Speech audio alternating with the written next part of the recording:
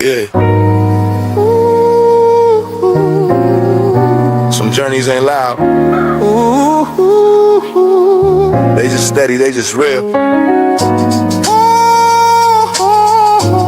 Nature's odyssey. Yeah.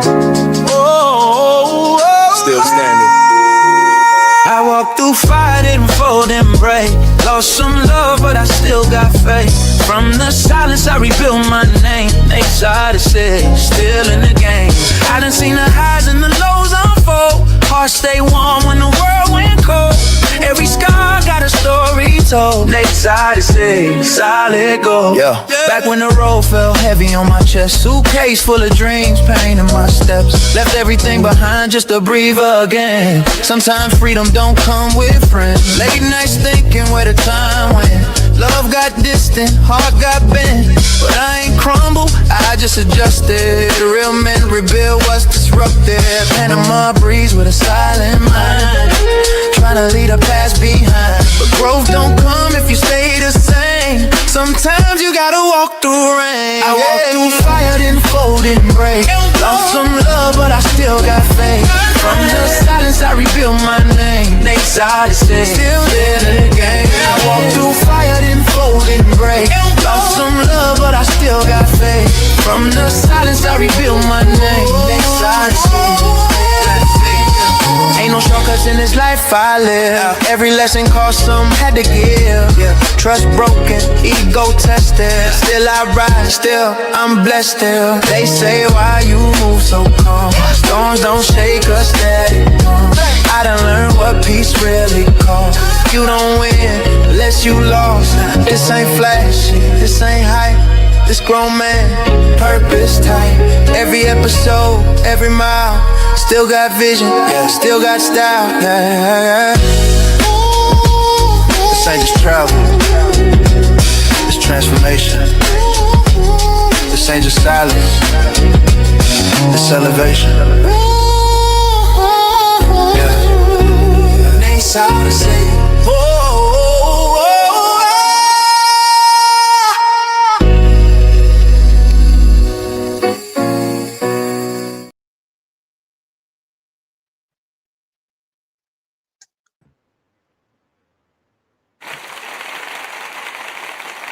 What's going on? What's going on? What's going on? How's everybody doing today? Welcome to another episode of Nate, the Black Cleaner Presents Nate's Odyssey. I'm your host, the Black Cleaner, along with my co-host. Introduce yourself, family. What's up, cuzzo?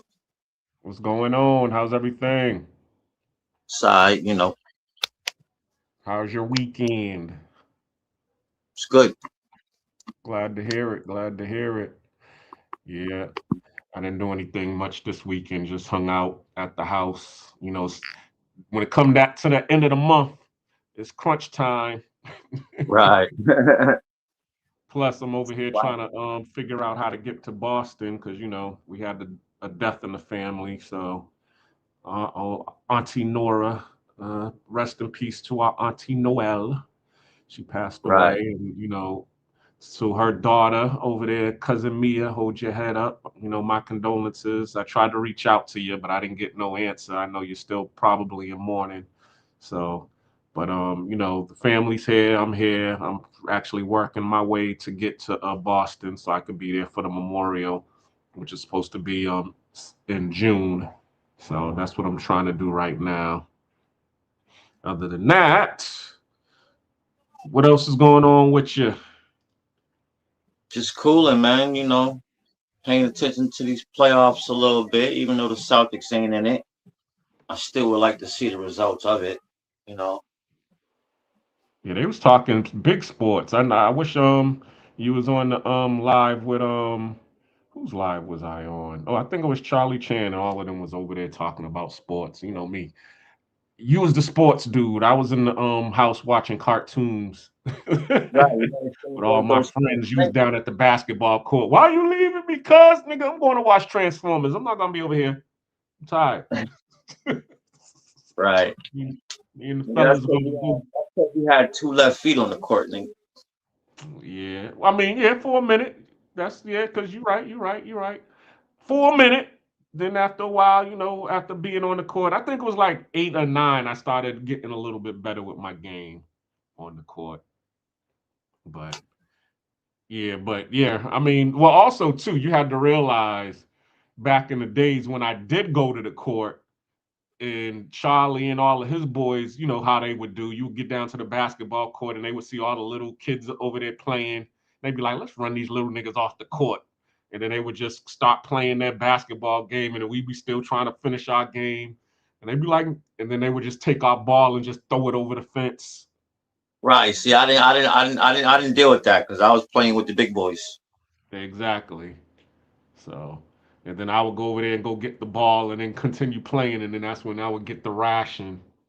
They would be like, oh, you think you're going to continue playing, huh? And they just start bullying a brother. So I was like, no, something, fuck this basketball shit. Fuck all these sports.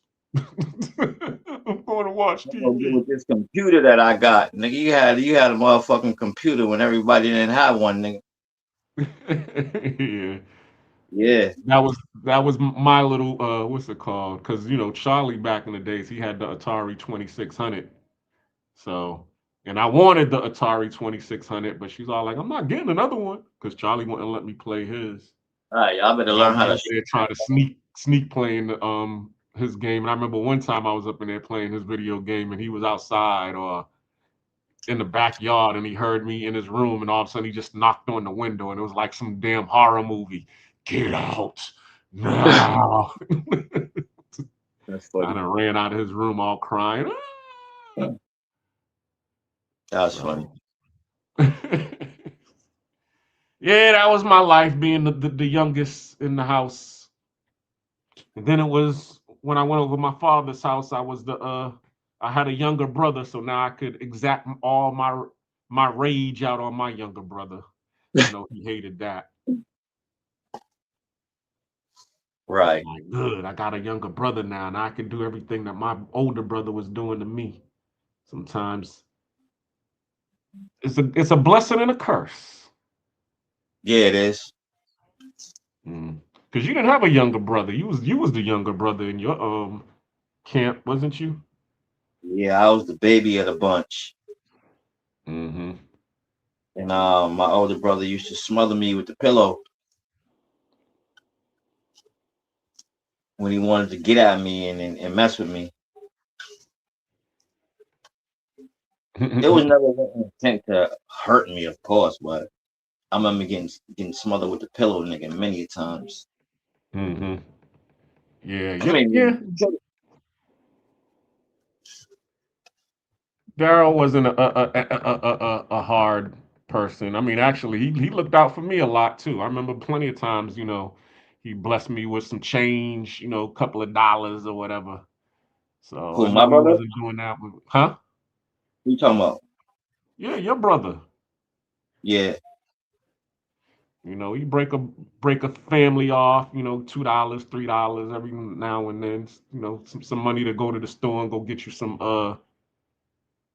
yeah, but he candy. was for a couple hours when he had a few thousand in his pocket. Hey, we was kids. Shoot, we was happy with what we got. True. We was we was happy with what he got. I remember when he was selling fireworks for a minute. Had the whole bag of fireworks walking around selling the bottle rockets and what was it the what the candlesticks what are those called, the Roman candles, that's what they called. Yeah, remember the Roman Right. candles. Yo, it came on my tongue as soon as you said it. Roman candles. Yeah. Yeah, them used to be the ish. So and the whistlers, we had the whistlers. Whistle rockets, right? Yeah. So that's was the fireworks in the hood. That's what everybody was bumping back in them days. Happy Memorial Day to everybody at the same time. Yeah, exactly. Yeah, It's man. Memorial Day. Memorial Day Monday. Did you ever do the cemetery tour with the family? I feel like I have. Every Memorial Day back in the days, I've only done it twice. You know, the grandparents would get together and take, you know, whatever kids, and then they would go to each of the cemeteries. The old Not to, Forest Hill real Cemetery quick. right there on Um, can you check Walk your Hill volume real Street. quick, cause Say it you again. you're kind of low on my end. Hold up. Let me see. Just maybe a couple taps Volume, up. volume. Can you hear me now? Yeah, you sound a lot better. Okay. Okay. But yeah, back in the days, our grandparents would go on the cemetery tour on Memorial Day, where they would go to the old cemetery on Walk Hill Street, which is right behind Forest Hill Cemetery. What I found out was that was the cemetery for us poor black folks back in the days. The rich white folks did the Forest Hill Cemetery. They would send us all over there to the one right there on Walk Hill Street. And then eventually, you know, they started letting us um, get the plots in Forest Hill Cemetery. So, but a lot of our family is buried within those two cemeteries over there. So what they would do is they would go and they would put flowers on all of their kids and grandkids' graves. And you know, we would learn the history of our family in Boston by doing the Memorial Day tour, pretty much. Right.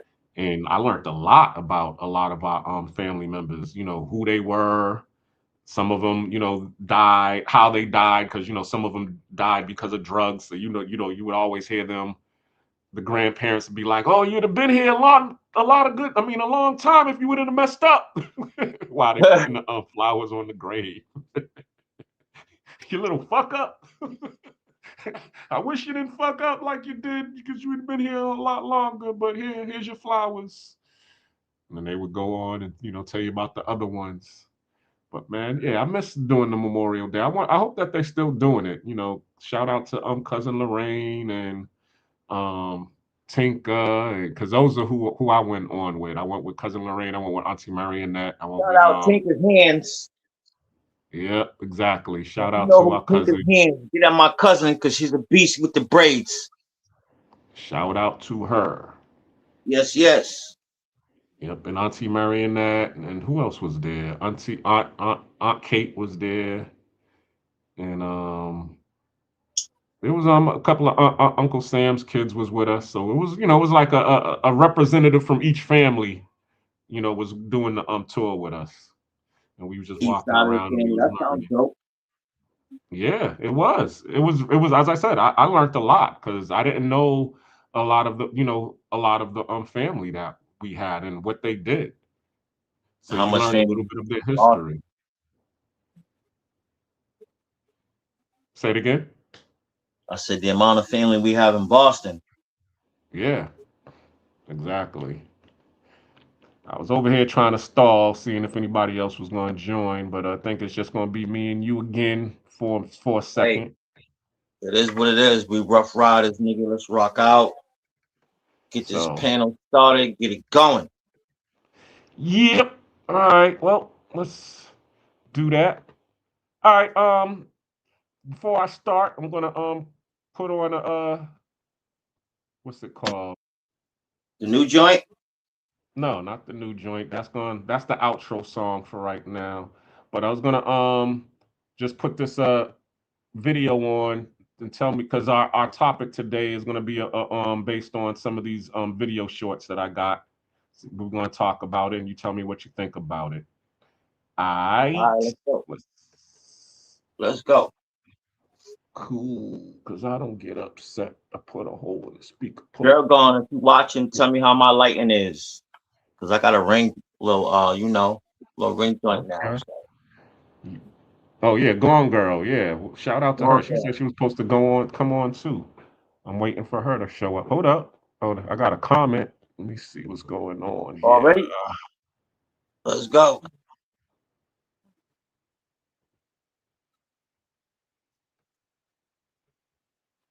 Mm, we'll get to the comments later.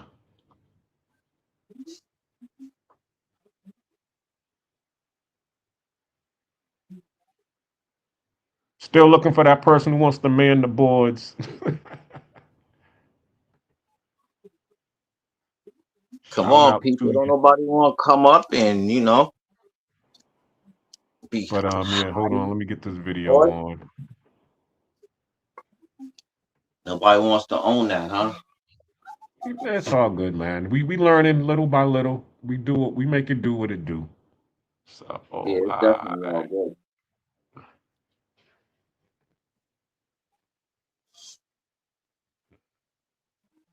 let me Got a know if few you can see. outside rocking out on this Memorial Day. Let me know if you can see this. Colorism. This phenomenon is so deeply rooted within communities of color that it's almost taboo to talk about. But if you're not a person of color, everything I just said might sound completely foreign, but it is very real. And its traumatic effect on the mental health of communities of color continues to be an issue. Dark skin versus light skin. Ever wonder why it's still a thing? It wasn't by accident. It was a strategy. In 1712, a slave owner named Willie Lynch allegedly gave a speech teaching white plantation owners how to keep black people divided and weak. His blueprint? Psychological warfare. Step 1, turn light-skinned and dark-skinned slaves against each other. Step 2, divide the young from the old. Step 3, make the house slaves feel superior to the field slaves. The result? A cycle of self-hate that lasted for centuries. And even though slavery ended, colorism didn't. We still see it today in media, in hiring discrimination, in beauty standards, everywhere. But here's the craziest part. There's no actual historical evidence that Willie Lynch ever existed. So why is his name everywhere? Whether he was real or not, the strategy worked. As I said before, this is a colonial issue of white worship, worship white people, colorism. This is what the true definition of colorism is. During colonialism, light skin was tied to privilege, education, and favor. Today, that legacy lives on through media and advertising. Skin lightening products are still marketed using white or Arab models, which is what I'm saying. You need to look like her. And this is not even just amongst black people. I've seen this whenever I was in Thailand. I couldn't even find regular lotion. I couldn't find regular white lotion because I kept getting this dry white stuff. Turns out it was all skin bleaching cream. And the goal isn't to look biracial. It's often to look damn near white. In Ivory Coast, billboards used to say, be white, be beautiful. That is so fucking crazy. I wouldn't be me if I did not speak my truth. I find that here in Panama, exactly what you're saying is people, they like the hairstyles, they like the way we dress, they like all this, but they really don't like to be black. And I see that a lot with black men in Panama. Black men in Panama do not like black women. Now, I'm not going to say all, but majority from my experience and what I've seen is that black men in Panama do not like black women, and black women have a tendency of liking white men. Why do you think that is? People are going to come for you. They always come for me. I'm used to being come for, okay? I'm used to it.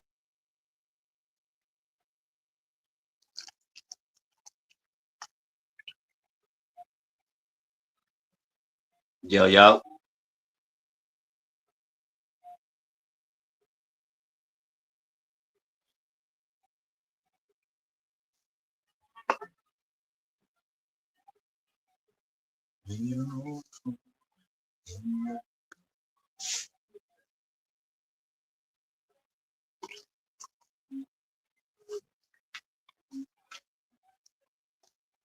No, you.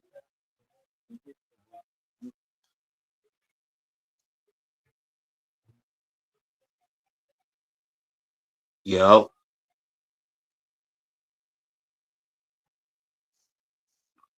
Cause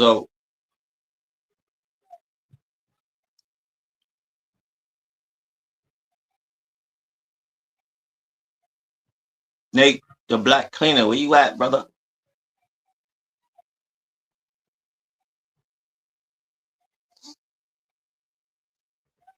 Yeah, I'm here. So anyway, can you let me remove this from the stage. Sorry, as I said. All right, so that's our topic for today is colorism. And we've been experiencing colorism all our lives. Mm-hmm. And it even follows us when we come abroad. But we're gonna talk about, the colorism and the effects of colorism in our neighborhood.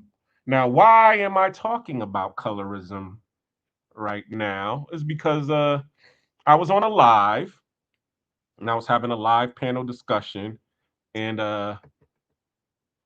it came up because a lot of the anytime a lot of times I would say to people that I do not date mestizos or blancas in when I'm abroad here in Panama or overseas.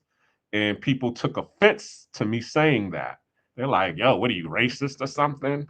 And it's not that I'm not racist against mestizos or blancas, because I mean, I don't dislike them. It's just that I have a preference for this loving the skin that I'm in. That's really what it boils down to. And also, too, what I've started to notice here in Panama and also coming abroad is that there are a lot of brothers here that I started to see when they come here. They were dating the mestizos and the blancas mostly when they would come. It was rare that I saw a brother, dating an Afro-Latino, excuse me, Afro-Latina, or or a Morena. And I was like, what the heck is going on here? Why is every dude I see, that's coming off this plane, they got some big butt, long hair, high yellow chick? Where is the diversity in it? It'd have been one thing if I was seeing, a lot of the brothers and they was dating, a mixture, but most of the time I would always see the brothers going after the mixed chicks.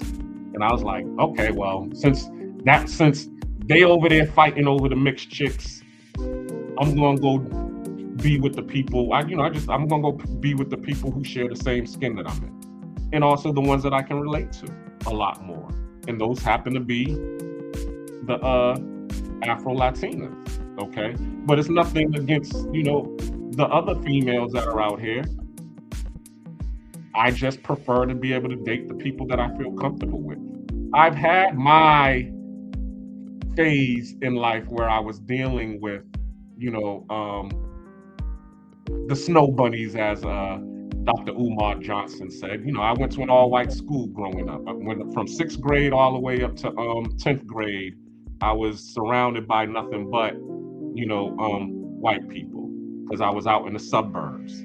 And also, too, even when we first moved into our neighborhood in 1979, our neighborhood in Mattapan was pretty much a predominantly white Irish neighborhood.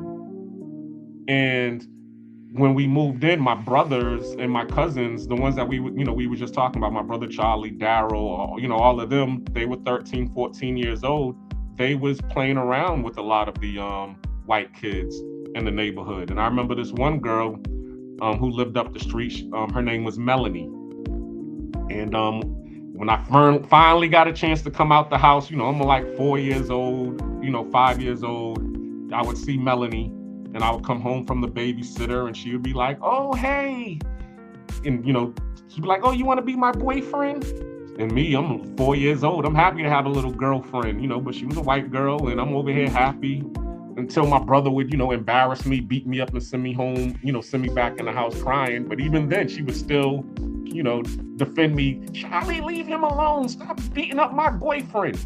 Oh, this your boyfriend? And, he'd be over there just going ham on me.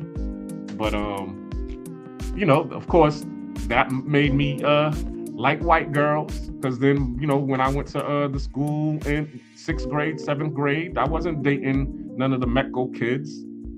I was dating most of the white girls that was at the school. Jody and the Jodys and the Shannons and the Robins and all of them.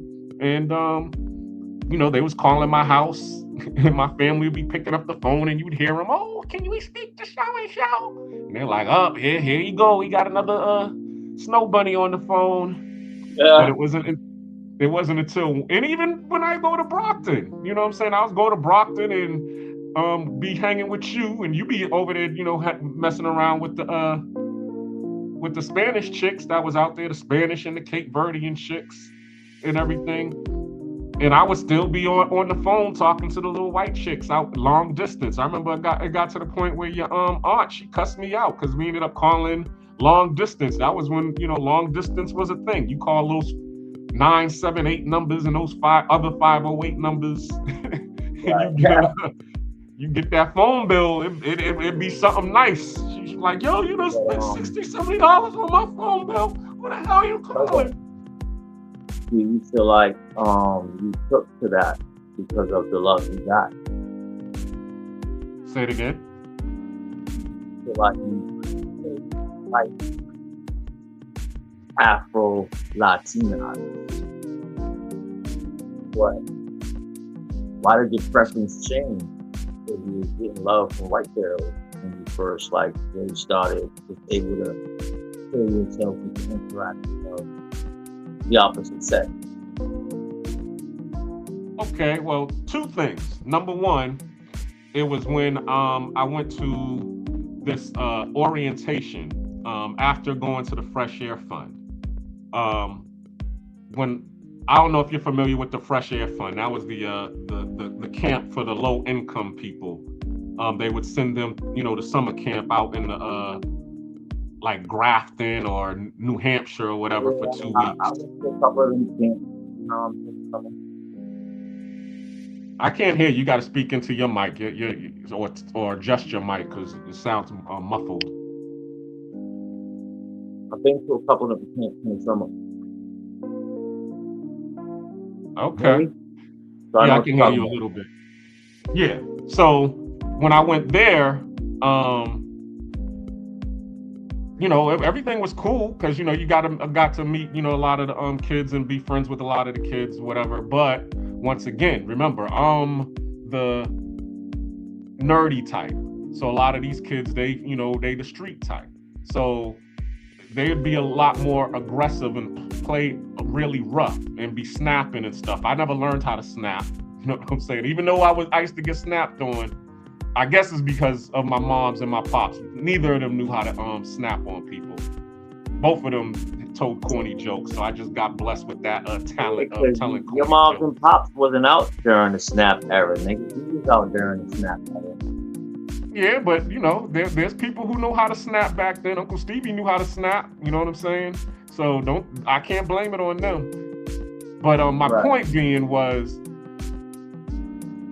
the white folks when I was in Fresh Air Fund, they were a lot more welcoming and more pleasant. So during the end or the last point, I started messing around with the white girls because the black girls, they was over there trying to, you know, diss a brother.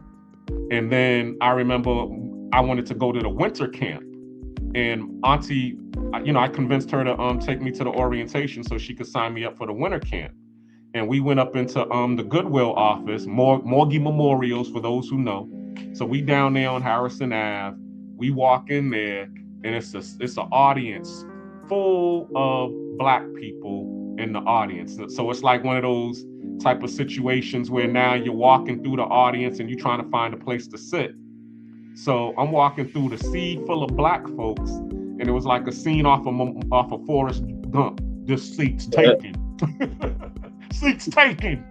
And then all of a sudden, the white girls who I was in summer camp went, they calling me to their section. Oh, come over here. Right. So of course I go all happy and go sit with them. So everything's all cool now. Until the orientation is over, and I get in the car with Auntie Linda, and she's all like, in a sea full of black folks, why is my nephew the only one sitting with the white folks?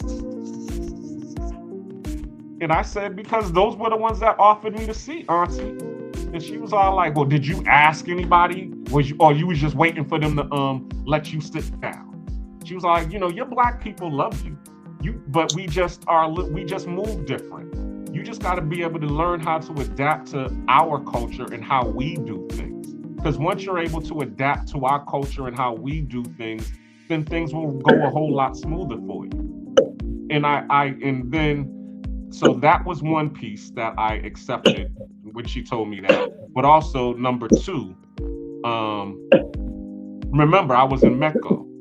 So when I was in Mecco, I was in these schools that were rich schools. Or, I went to Natick High, the same school that Doug Flutie went to. So anybody who don't know who Doug Flutie is, he was he played for the New England Patriots. He was one of the first times where the Patriots won the Super Bowl during his era. And then all of a sudden they just started losing again. And then Tom Brady came, and the rest is history. But my point being was, I was in this school, was all white folks, and what you start to see when you go into these all white schools, as Kanye West said, okay, you start to hate yourself and you start to love their wealth, because you're starting to see all of these programs that these majority white schools have. They're clean, they got football fields and racetracks, and they got after school programs where you can go and be a part of the glee club and the jazz and play chess and all of that stuff. And then when you go to an all black school, they don't have the funding for that. So you're like, darn, the only way I'm gonna be able to do something in life is if I align myself with white folks. But then during my junior year, because my aunt couldn't control me, she sent me down to North Carolina to be with my brother Charlie, because he moved down there to go to a historically black college. Shout out to Johnson C. Smith University. So he had his own apartment, and and of course he was the drill sergeant back then. So when my aunt was complaining that I was, in my rebellious teen age, I can't control him. He ain't listening to me. He's like, yo, send this black ass down to me. I'll control that little nigga. So it was like a scene out of Boys in the Hood where Trey had to go live with his daddy. So they sent me down to North Carolina in Charlotte, and I went to a primarily black school down in Charlotte, North Carolina. Shout out to West Mech. And now I'm actually seeing the difference between an all black high school, and an all white high school. And everybody before I even went down to North Carolina, I was telling everybody I was moving to North Carolina while I was in school. And all of the white people and all of the people who lived in the suburbs was all like, oh, Charlotte is 48 in the state in education. You're gonna get a low-level education down there. And I'm over there dreading it. But then when I get down to North Carolina, okay, they got the same facilities that they had at my suburban school. The education that I was getting was the same education that I was getting in my medical school that I was going to. And they had the same after school programs. They even had high school fraternities when I was down there. I'm like, whoa, because you know how it is when you go to an all black college, the fraternities is the dish. So to go to an actual school where to see actual high school fraternities and how they was getting down with the stepping, they did the all of the stepping. I used to love it. And then they had the teen nightclubs. We had the teen nightclubs up north in Boston, but we only was able to go to those nightclubs during spring break or winter break. We didn't have it to where it was like every Friday you could go to Club Outrageous or you could go to City Lights. Or these were the different clubs that they had in Charlotte, North Carolina during that time. The only time where we would be able to go was if we would go to the suburbs, because the suburbs, like, what was it? Because what was that club that was out there in Revere? Not Revere, Saugus. That was for the kids. Do you remember that one? You still there? Or am I talking to myself? No, you still there, but I don't hear you. Nah, I was on mute myself. Oh, okay. But I know there was a club. I can't think of it. I know what the Officers Club was for 21 and over, but right in front of the Officers Club, they had the other club, and the teenagers used to be able to go there on the weekends. But if you didn't have a car, you couldn't go. That was so long ago, I can't remember. But even Club Vincent's, I mean, we was doing Club Vincent's for a minute until, there was so many fights there that they decided to close it down for us. But yeah, we was doing the Club Vincent's. But when I moved down south, they wasn't closing the clubs down. We had that club bumping every Friday. We was going to that club. BB Jams, that was the first club that I went to. That was a teen nightclub. And then we ended up going to Club Outrageous. And it was funny because my brother Charlie, he ended up moving to the east side of Charlotte, North Carolina, and Club Outrageous was I could walk to Club Outrageous from my house. So needless to say, I was there every Friday. I used to hate walking home because everybody else had cars. So they'd be driving off, because you remember you could be 16 in Charlotte to get your driver's license. So everybody else was getting in the car and driving home, and my ass is walking home.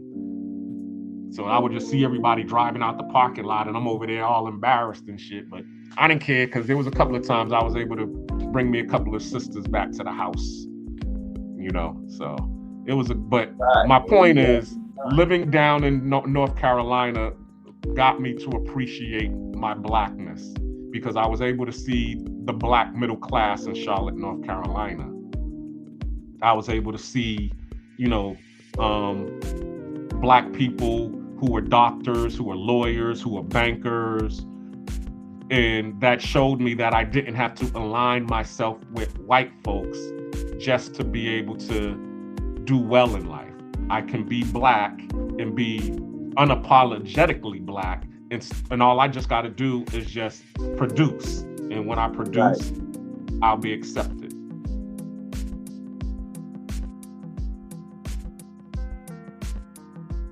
You get it? So, in block topic, what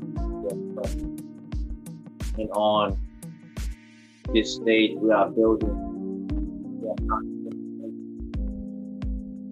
Bruh, I cannot hear you. You gotta speak into the mic clearly. Your mic is too far away or something.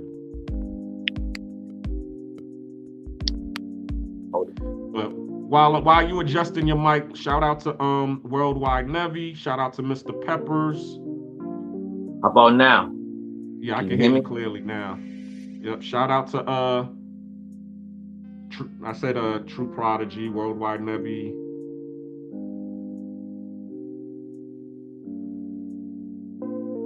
I guess he's melanated women, yeah. So that's what's going on here. Let me what was you about to say? I'm gonna let you talk. Hold up.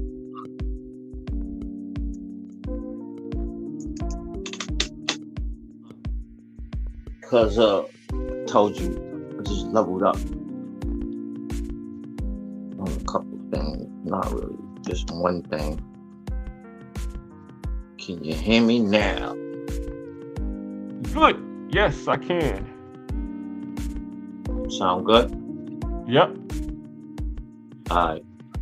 I was just spinning the block on the topic of conversation tonight. What is your preference? And here, we don't judge till we know the story. And even then when we know the story, we make our own decisions on things. But what is your preference? Do you like them lighter? Do you like them darker? That's the topic tonight. So, well, the topic is it programming or preference? And like you said, why do you like what you like? Do you think it's because... That was my first question to you. Okay, the reason that I like what I like, number one, the type of girl that I like is the crystal chicks. Shout out to the crystal chicks. The Erykah Badu, the Jill Scotts, the India Aries, the Tiana Taylors. Who else? My girl Ari Lennox. Those types of women. As you can see, those women, they're all, the diaspora is different, but the style of them is the same. They're all, I mean, they you know, they're not just light skin and dark skin. They're a mixture, but they're into that whole neo soul, natural wellness. That's the type of women that I like. Right. The ones that are into out to culture.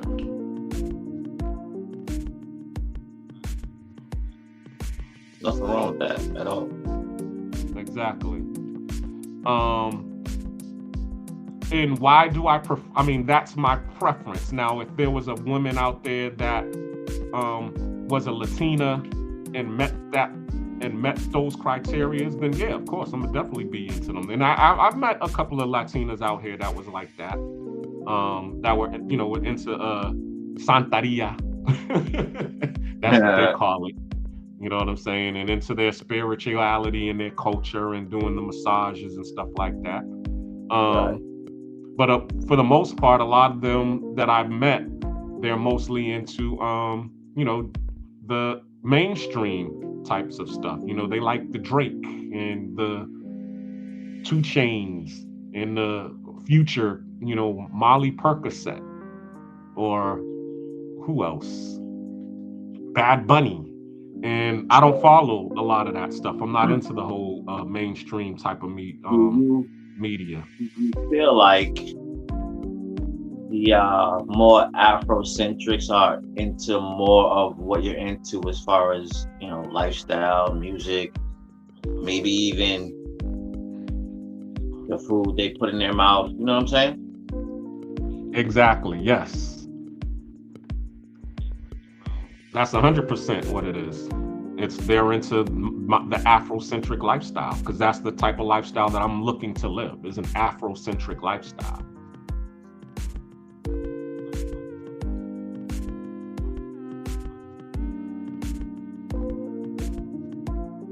Well,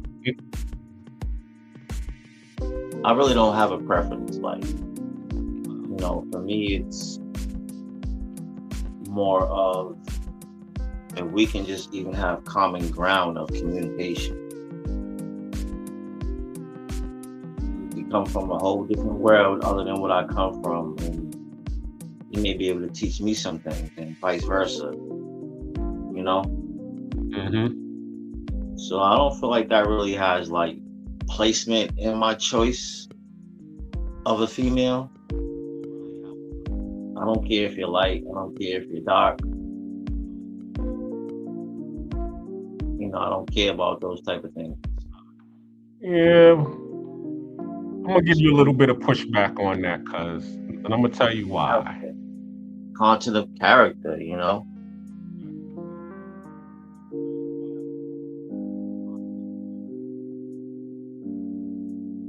Can you hear me? Yeah, I can hear you. Because I remember there's been a couple of times where I've experienced colorism dealing with you. Dealing with me? Yes. All right, tell me about me, bro. Let's go. Not you per se. Oh, all right. But just being with you. Because of course, as you can see, okay, what are you mixed with? I mean, you my cousin, so I already know you're black. I know your grandma high yellow. Right, my grandma high yellow, like, kind of look like she might even have a little bit of Indian in her. I don't know if you ever seen my dad's mother. Well, her little pretty self and the strain of hair she had on her head. I know my dad's last name is Tavares. His dad is from the Caribbean. You know, I don't even know exactly, bro. I might even have to do what you did and go do the heritage search. Mm-hmm. Well, I mean, or just ask your father. He probably would know. Right. So, but the point being, of course, so you have some Spanish mixed in you, or Cape Verdean, or whatever in you. You can say that. And of course, you're 1 year ahead of me. So when I would go hang out growing up, my aunt would allow me to go to Brockton to go hang with you. And I remember one time we went to go to this Spanish chick's house, or I think she might have been Cape Verdean or whatever, but I just remember you was like, all right, well, you can't go in that gear, so you gave me some of your clothes to put on. And then and also too, you had me put on one of your hats. I remember you was showing me how to style my hat. You were saying, and I always kept my hat styled the way that you would have me style it, which is to the back with a little bit of tilt. So I've always worn my hats like that.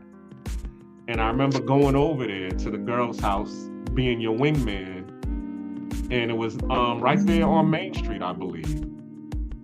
And she had like a whole bunch of brothers up in there. One of them was like a damn bodybuilder. And she had her cousin over there with her, and you left with the chick and disappeared. And I was stuck in the living room with the cousin and the grandma over there cock blocking. And the grandma couldn't speak English, so she's over there just dogging me to the cousin, like, oh yeah, I don't know why you talking to this one. He's dark and his hair's nappy. Oh shit, you stupid. And I'm sitting there like, damn. But of course, I'm a good wingman, so of course I'm gonna do my job and keep them entertained while you was doing whatever the hell you was doing. And we was there for a couple of hours, so I hope you did get a chance to get your smash in. But yeah, it was that. And then there was a couple other situations where you was dating a couple of chicks that was Spanish or Cape Verdean. Yeah. And they were giving me the time of day because of I was darker, and of course their family didn't believe in them dating, and they told me that. They was like, yo, no, our family doesn't believe in us dating dark guys.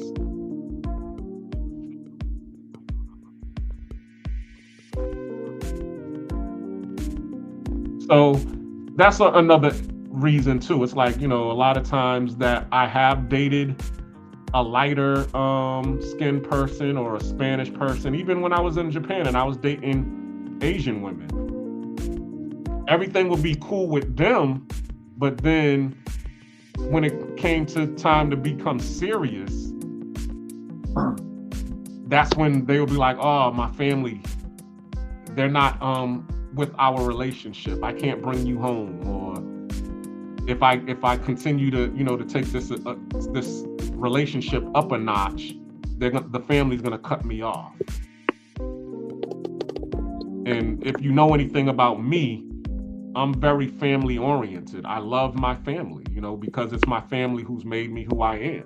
So right. When somebody says, oh yeah, I like you, but my family don't, and it's like, all right, well, we can't be together because I don't want you to be, cut off from your family or your family shunning you because of the relationship that we have. And I would, end the relationship. And now that I'm here in Panama, yeah, I don't tend to date the women who are mestizas or blancas because of that reason, because I already know the culture, and you're gonna deal with that situation here in Panama. Just like the video I showed you where the girl was talking about that colorism is big in Panama. You don't get it overtly where they just flat out say, I don't like you, but you're gonna get it overtly, similar to in Massachusetts. In Massachusetts, white folks will love you. They'll smile in your face and be like, oh, hey. Just like what happened with Bill Russell. They was loving Bill Russell playing for the Celtics until he was all like, "Oh, I'm loving Boston. I'm gonna move here," and his ass moved out to Reading.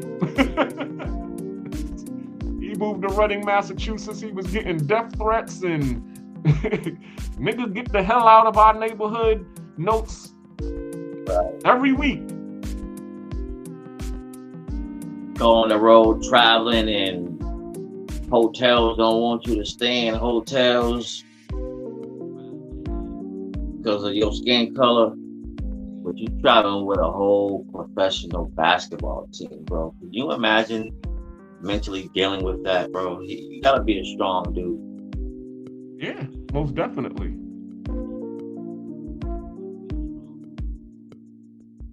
Definitely. Salute to him. And that's really what it is. It's about, just this whole, I'm not trying to be a follower.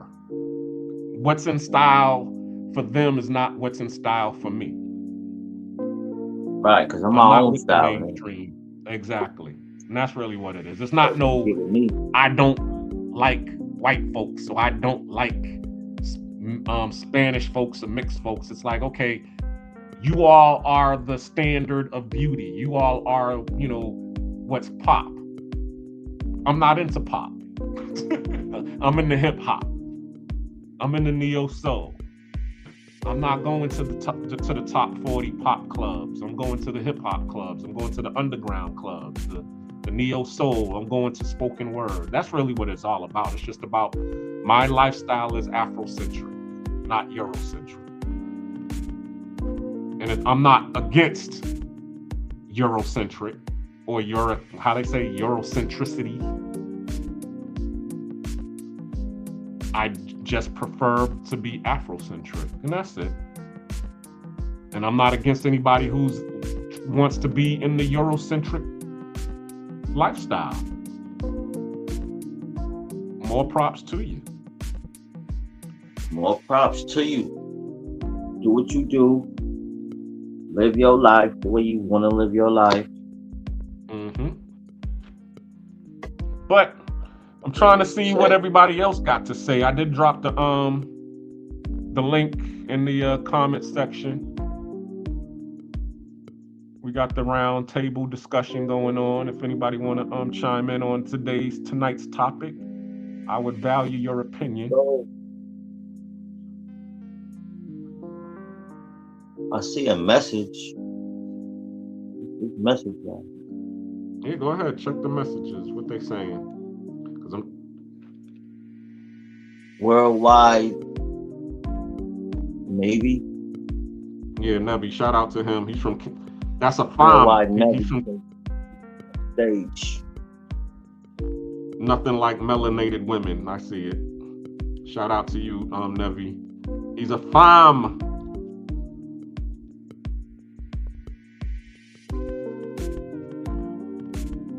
Canada, Toronto, Caribbean.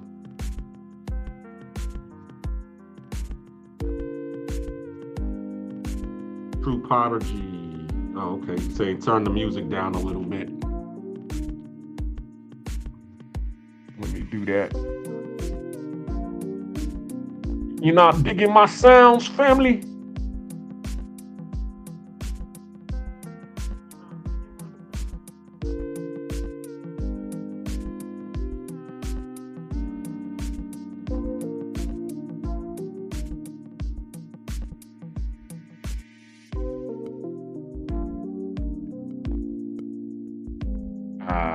How's that? Is that low enough for you?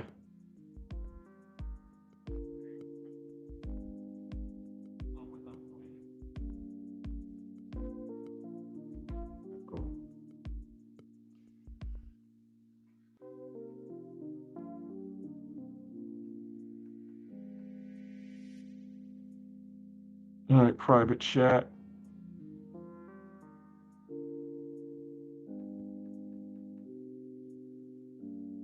Okay. Yeah, well, as I said, the link is there. Also,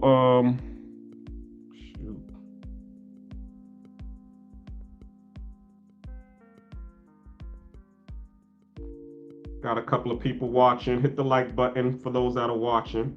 Shout out to you.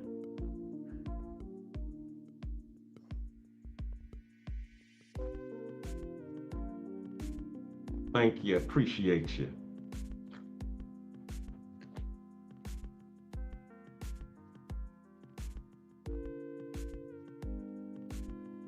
So King Man, let me see. I got a couple of other videos on here. Tell me what you think about these. Why? Your opinion. The stage.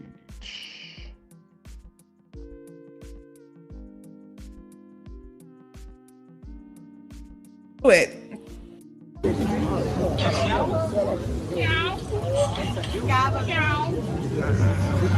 Friendly and beautiful.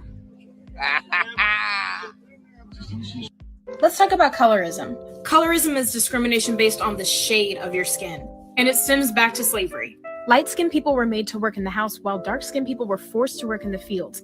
This created a division. And because of this, it added on to the connotation that having darker skin is bad. After slavery, light-skinned people were seen as more attractive than darker-skinned people because they looked more white. Which is dumb. This causes light skin to have a privilege over dark skin. Don't think colorism is rare in our society. Take this example, this book, The Hate You Give, you can see that the main character is clearly dark skinned. But in the movie adaptation, they used a light-skinned actress. Now that doesn't mean the movie was bad. It just goes to show that even light-skinned actresses have an advantage over dark-skinned actresses, even if they don't fit the book's description. Even me, y'all, I assure you, if I was dark-skinned, some of y'all wouldn't be here right now. If you guys take away anything, take away this.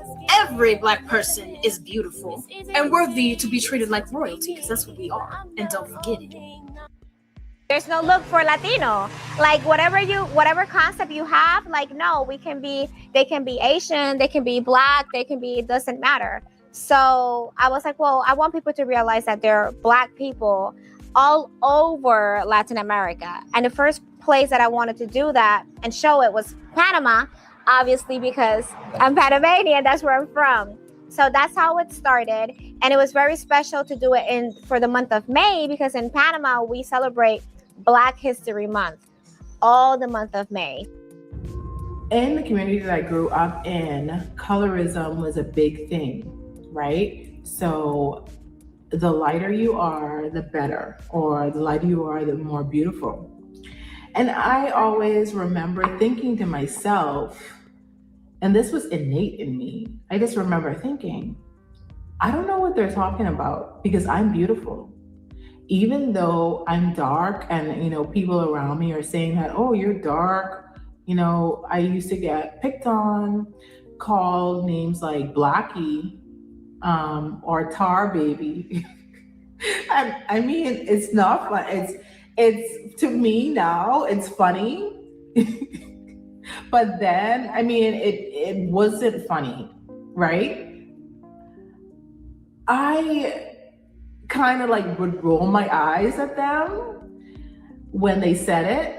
I should have been more to the passport bros, they're getting women from the DR, Colombia, yes. The Philippines. You were tearing down these men that other people wanted, and we wanted them and we got them. And now you just sound like you're insecure and you're jealous and you're bitter because they were probably treating you great in relationships, but you chose to do the opposite of treat them great back. And it's really showing. I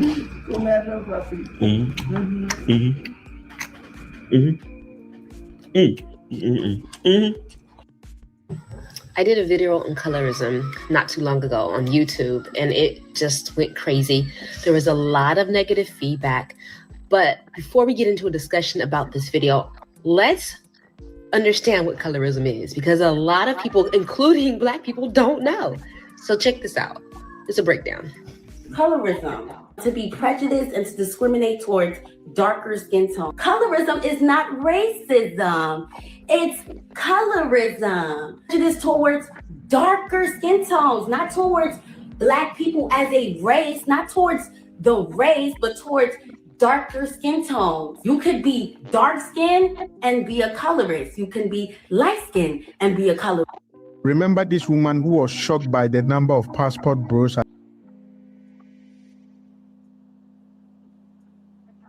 Going on. Hold on 1 second. Let me take this off.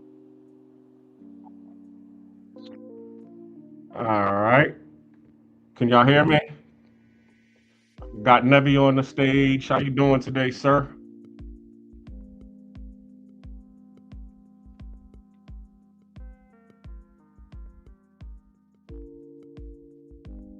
Where am I at?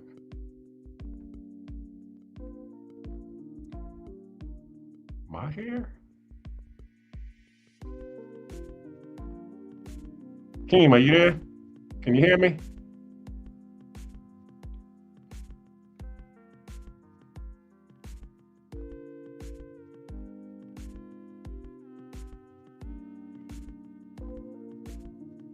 Keem.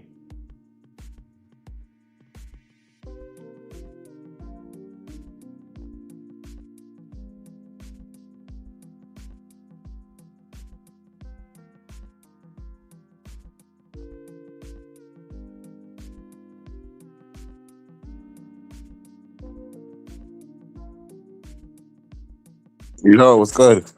What's going on, Nev? Can you hear me? I'm chilling, man. How you doing, man? Doing all right, man.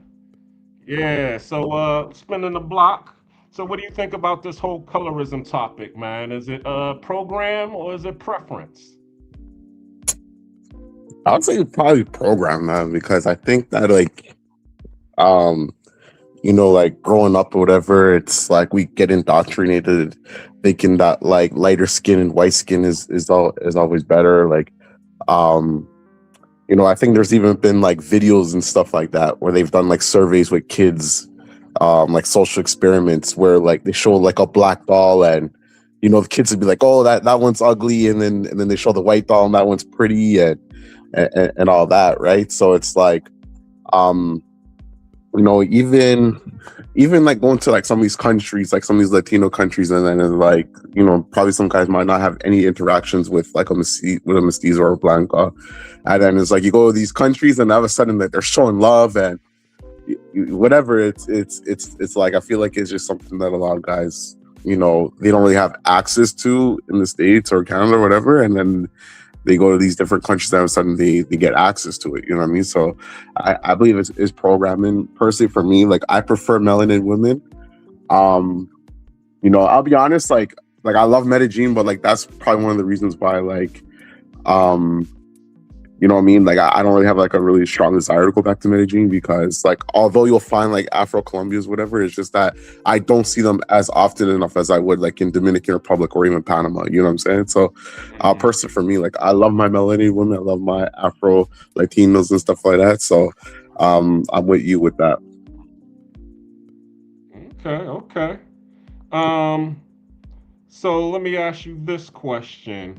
Yeah. When you do go to these countries, who do you feel more comfortable with? 100% Afro-Colombians. Like I definitely feel way more comfortable with Afro-Colombians. It's actually funny though, because like when I actually think of it, I think that it's about like 50-50 in terms of like who I actually been when I've been in these countries. It's been 50-50.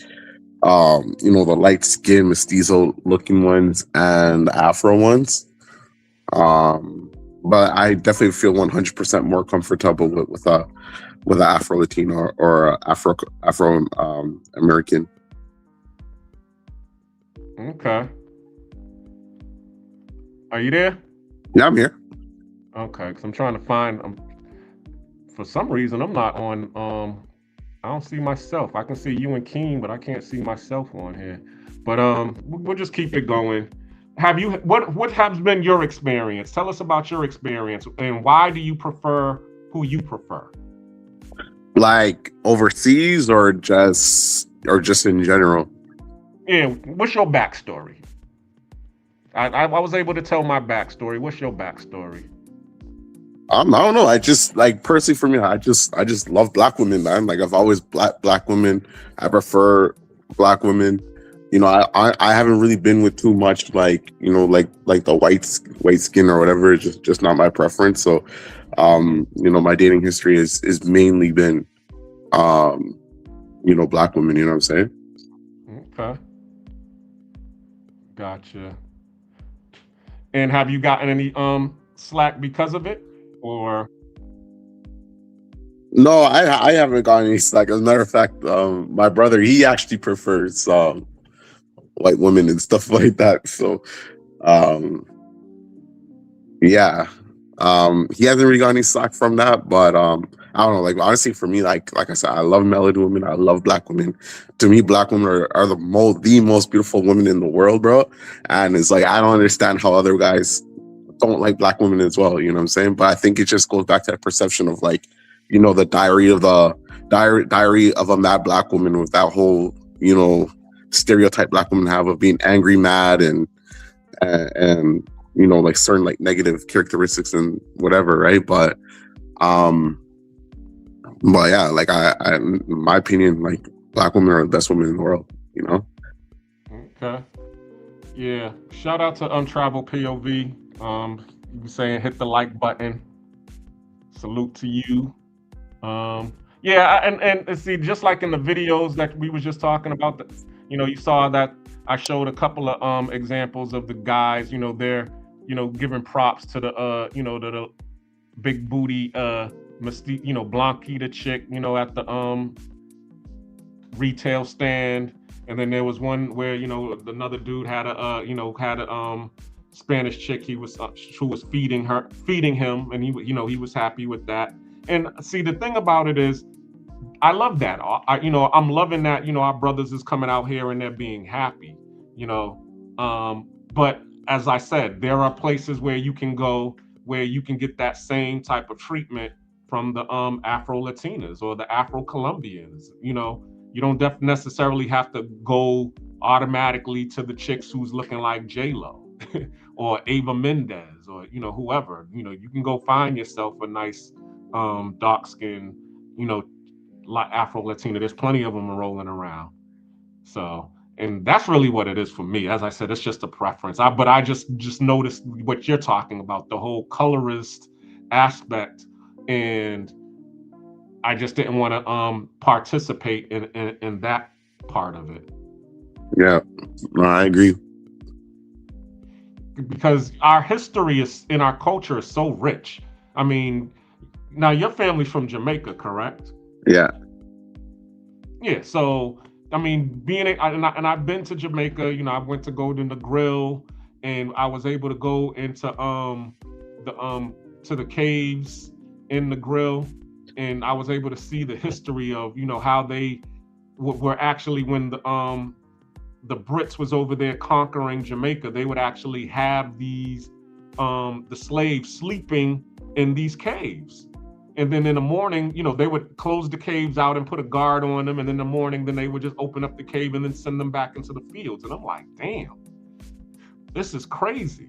And then, you hear the story about the Maroons and Nani, and, how they was able to overthrow, the British and set up their own colony in Jamaica. So that's the stuff that I, feel proud of when I hear. And the same thing when I came to Colombia. When I went to Colombia, I didn't go there like some people would say, they just going there just to go manga with the chicas. No, when I went there, I was like, all right, there's a lot of Afro Colombians here. What's their story? I want to know about them. And I actually brought, two Afro Colombians with me, and we went to the city of Palenque, which is the oldest Black-owned, Black-operated cities in the Americas, North America and South America. They have been established ever since the 1600s because their leader, he ran away from the slave ships and ran into the mountainous area to get away from the slave masters. And then they tried, and he ran with 45 other slaves. And they tried to come and retrieve them because, of course, they was like, hey, our property ran off. We need to go retrieve them. And he fought back to the point where he was massacring, those people who was coming to retrieve them. And they was like, oh, okay, we just going to leave them up here. They up in the mountains anyway. They just leave them to die anyway, and he was able to establish his own city out there, and it's been there ever since the 1600s. So these are the types of stories that I'm like, okay, why am I over here trying to align myself with people who really don't care about me? The only reason that they want to be around me is to exploit me.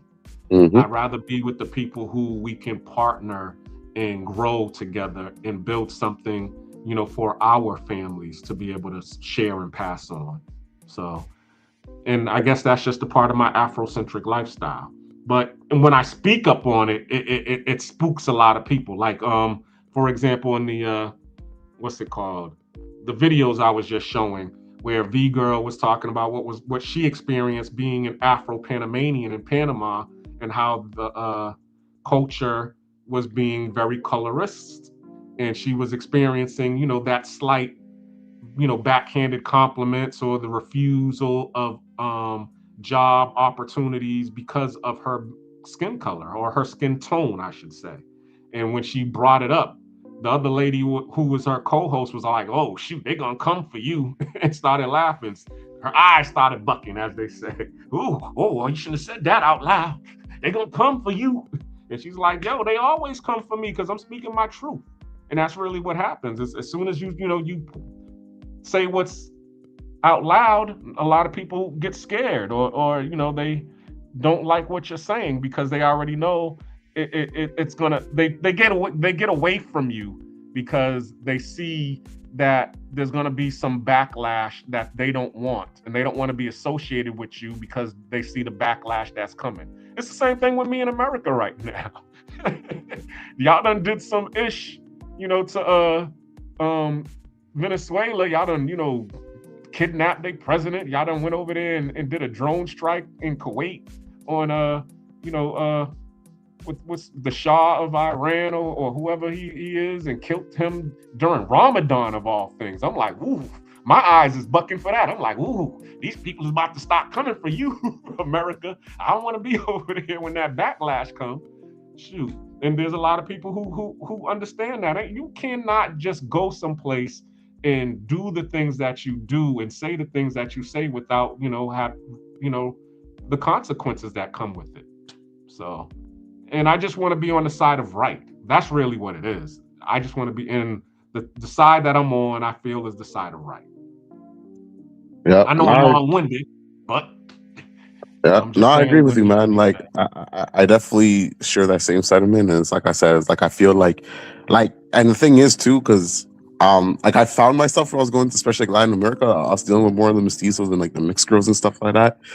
And I ain't gonna lie, like I love that exotic look, whatever. But it's like, even like Colombia, you know, that reintroduced my love for Black women, because especially Colombia, like they just have like that natural Afro look, and like they take so much pride into it. Whereas like you have women out there who have that nice brown dark skin, and they have the nice, you know, kinky curly afros or whatever. They just have so much like pride of being Afro. You know what I'm saying? So, and another thing too with that is like.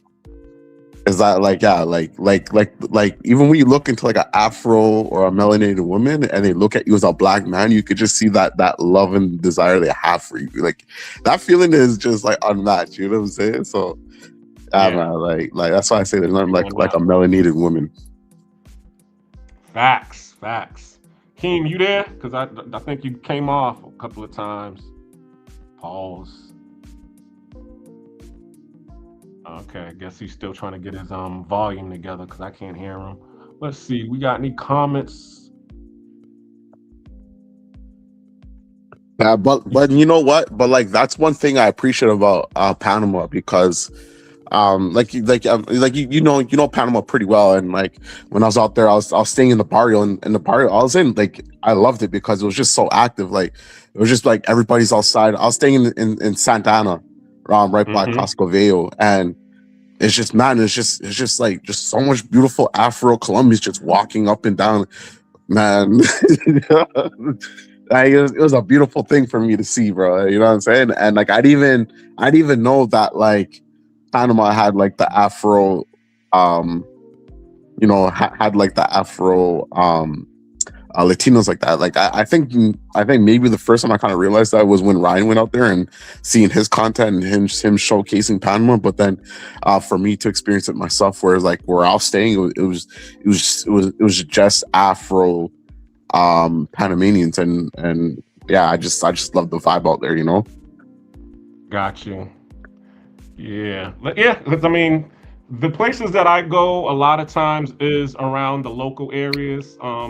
Prime example, when I first moved here, I was in San Francisco because my aunt was my guide, and so she stayed in San Francisco area, and then she moved to what they call Avenida Balboa. So most of the time when all of the retirees they come, they usually are going to stay in those areas: San Francisco, Avenida Balboa, El Cangrejo area. I call that the expat bubble because number one, that's closest to that's in the city, and then number two, it's also near the ocean. So a lot of them, you know, because they are coming from these different cities where they weren't able to get that luxurious lifestyle that they were dreaming of in America. Now they can afford to be able to get it here in Panama. So now that's what they do. They'll get the luxury oceanfront apartment, you know, or they'll get the luxury apartment in the city, and they just stay in these areas and they just enjoy life that way. And for me personally, I was like, okay, number one, how much are these apartments? And you know, they was starting around $1,300 a month, and I'm like, I'm not coming all the way to Panama to spend $1,300 a month. That's market rent for me. I'm trying to be below market rent. So the furthest away that you would get from the expat bubble, the cheaper the properties were. But the furthest away that you would get from the expat bubble, the more into the black neighborhood you would be. So, so my first apartment by myself was a nice 3-bedroom apartment. It was in a place called Hato Pintado, which is right next to San Miguelito. San Miguelito is the hood. Yeah. Okay. But so it was like the last of the Mohicans of the city life before. It was right on the line, on the border. You can go left and be in the city. I mean, or you can go right and be in the hood. So that's where I live. Sorry to cut you off there. And that's one thing that I found interesting about Panama is that like there's literally such like a fine line between being in the upscale neighborhood and the bar. Like literally you could cross over one street, like literally one street, and you'll either be in the hood or you'll be in the tourist area, which is great because if you want to experience both, you can get both experience. You can experience local life and you're still safe because you're still close enough to the tourist area where there's a lot of police presence and stuff like that. Or you could go into the tourist area and you know experience that, like, which is where like all the clubs and the nightlife stuff is. You know what I mean? So yeah, it's pretty crazy out there. And then also too, I mean, if you befriend a lot of these people that are, you know, because a lot of the people that you're gonna meet outside at the clubs are going to be Afro, you know, Colombians or Afro Panamanians or what have you. So if you befriend them, you know, they'll, you know, be your guide into those neighborhoods so that you can experience them. You know, I have a lot of friends, you know, my ex-girlfriend, the one that I first met when I came to Panama, she was from Corundu. And even one of the friends that I still deal with now, you know, she says her grandmother lives in Corundu, which is the black city in Panama. And you ask about Corundu, that's like going into the high rises in the wire. Everybody's going to tell you you don't want to be there. And also the police don't go into those areas unless they're, you know, in droves because it's a gang controlled city. San Miguelito, it's a little, you know, you have the province of San Miguelito, which I actually live in now. And then you have the city of San Miguelito. Now that is in the process of being gentrified, but right now, you know, it's still the hood. So a lot of times you can go to San Miguelito during the day because they do have a nice shopping center that everybody goes to when you leave the San Miguelito station. But at night, you try to get an Uber, no Ubers is going in San Miguelito after like 9 p.m. Is that the what's it called? Mega Metro Mall, and there's a plaza there too, right? Okay. In San Miguelito, they have a little plaza. It's called El Fuerte. Oh, okay. So right there, that's where and they have a whole bunch of different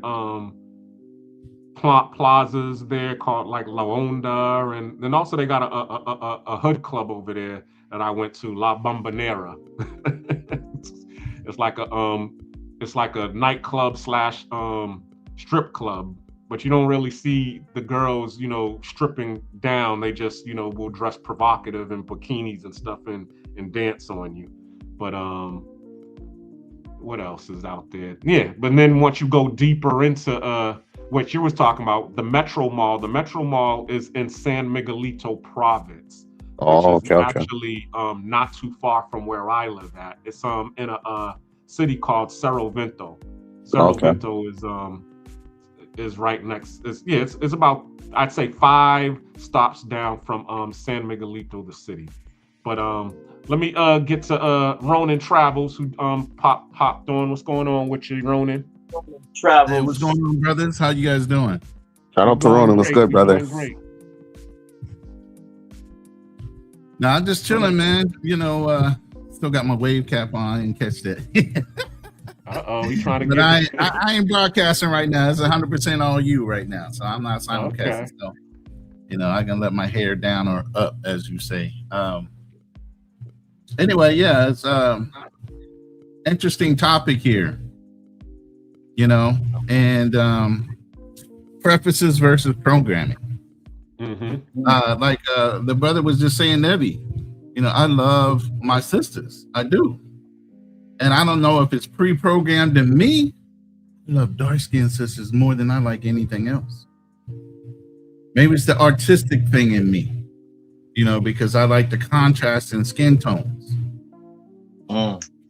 You know what I'm saying? So, it's nothing that I don't know if it was indirectly kind of put in maybe mulattoes or light-skinned guys or women to prove their blackness by getting with somebody darker versus somebody darker, not caring, and getting with somebody lighter. You get what I'm saying? It's some kind of cross thing that goes on, but if you notice it in the community, it happens a lot. Yeah. As far as see a lot of light-skinned guys, dating darker-skinned women. I mean, even in a lot of, sometimes in white society, you might see a couple of the brothers dating the white guys dating sisters. But with them, it's more fetishized than anything, But yeah, with the light-skinned brothers in the neighborhood, yeah, you do see them with darker women, because of course, once again, they probably are like, okay, well, I can have any girl that I want. I just want to be able to be with something that makes. Why do you do that? Why did you catch that, King? Why did they throw that like, oh, we have our preferences versus like we could have anything we want? King, go ahead, answer that. You light-skinned brother, go ahead. Let's get with the beige rage. What was it? The exact question, Ronan? No, it wasn't really a question. It was kind of slight the way he said, well, light-skinned brothers, they can have anything they want, but they just decide to go with the dark-skinned ones. You know what I'm saying? So let me tell you something about Black Kalina. This guy is the best. He's like Jay-Z with the subliminals, bro. Right. If you don't catch it, you missed it. Oh, I caught it. Yeah. This guy right here is like Jay-Z with the subliminals, like, I swear. But I can't say that I ever had problems with when I pursued. Right. And it ain't due to my skin color. That's because my mom and daddy made me handsome. Facts. So praise to them. Say that again with your chest like you said. I'm telling you. My mom and daddy made me handsome. Facts. That ain't my fault at all. That's all confident. It is something that I have embraced. Yes. Being handsome and having a little gift of gab with me, and and being able to talk. But anybody can have that. It ain't even like, you know, because you handsome. Like, you know, it's if it's in you, it's in you. Right. And if you know how to present yourself, you're gonna always be able to, you know, get what you want. Not all the time, but when you do pursue. I 100% agree. It's a level of confidence that comes with knowing what you have, knowing how to work what you got. You know, there's a lot of brothers that know they might not be the greatest looking guy, but they accentuate their positives. Maybe they're buffed out. Maybe they're fucking funny as hell. But they know how to work that to their advantage. But it's only recently that you hear a lot of people. No matter the characteristics, no matter the characteristics within anybody, you still have to know how to present yourself. Facts. You know? Okay, let me get to the comments real quick. Shout out to Prime. He said Afro-Latinas are the best, especially the golden skin, that butter pecan Puerto Rican. Also, salute to Ronan. Mr. Chalupe, he was talking about the ocean front, but you don't go into the water in Panama City. That's not true, Chalupe. This just because it's a Malecone, so you can't go into the water. There's no beach in Panama City. In order for you to go into the water, you gotta go down to Amador and catch the ferry to Toboga Island to be able to go to the beach and swim. You can't. So that beach over there by the casino, right there on that little arch area, nobody really swims there. No, it's a waterfront. It's just a boardwalk. Yeah, the one time I went over there, I never really went all the way over to where that boardwalk was. I stayed at the casino area and hung around that area, but I never really went over there. But I thought, oh, that's beachfront right there. People are probably hanging out there during the day. No? Okay. Yeah, they hang out there, but you can't just, you know, it's all rocky. So you can't, it's not, they haven't converted it into a place where you can actually jump and go swimming. Oh, okay. They said there used to be a beach there, but then they converted it into a place for the, because of the Panama Canal, because all of the ships are there. So that's really what it is. So you would just have to go down to the Amador, hop on the ferry, and then go over to the island to be able to experience the beach life, which is only a 30-minute ferry ride. You know what I'm saying? So it ain't a problem if you really want to stayed on the go shrimp. Go beach, go swimming. I stayed on the canal side where all the little islands were on that backside over there, and then we would catch a taxi or whatever to the casino on the other side. So I was looking from my hotel at a whole bunch of islands in the back, you know, more so than right there in the casino in that main avenue way, right there. Okay. Yeah. Once again, Prime Time says, I like my bees yellow. I mean, I take them all flavors, but I had a preference. Yeah. You know, and as I got older, I mean, the preference is there, but I've dated all types, so it never stopped me. But it wasn't something like, oh, I had the, you know, let's put it this way. Like Keem said, I've always been very confident about who I was as an individual. I grew up in if you know anything about Louisiana and Baltimore, Maryland, there's a whole bunch of people my skin tone and straight beautiful. Oh shit! Hold up, Ronan. Somebody said, hold up. Somebody in the comments said, that's because y'all pretty Rickies. Hey, you know what? I'm gonna take that. I'm gonna take that. If that's what they wanted to call me back in the day, then I've heard it. Especially being light skinned in the 80s, that was the term they used for us. But I mean, you still have Morris Chestnut and everybody else competing. So I mean, you can use that as an excuse. But at the end of the day, we still had to have that level of confidence that the woman wanted to F with us. Now, I did have the occasional, and I'm sure, King, you might have had that occasional, I want a baby with good hair type of shit going on. And that's where you know you're being fetishized more than, anything else. True. I can't speak on that now because I ain't got no damn hair no more. But yeah, when I did have a full head of hair, yeah, I do come from a good line of good hair. Yeah, I do. Yeah, I'm holding on to. Matter of fact, this last Friday, was it Saturday? Fearless and I did a live, and I did my head a couple times. She said, "Brother, just let it go." He said, "Let it go. Your hair is about gone." And my lady's like, "Nah, he just jealous. I like your hair the way it is." I'm like, "Okay, I'm gonna leave it alone.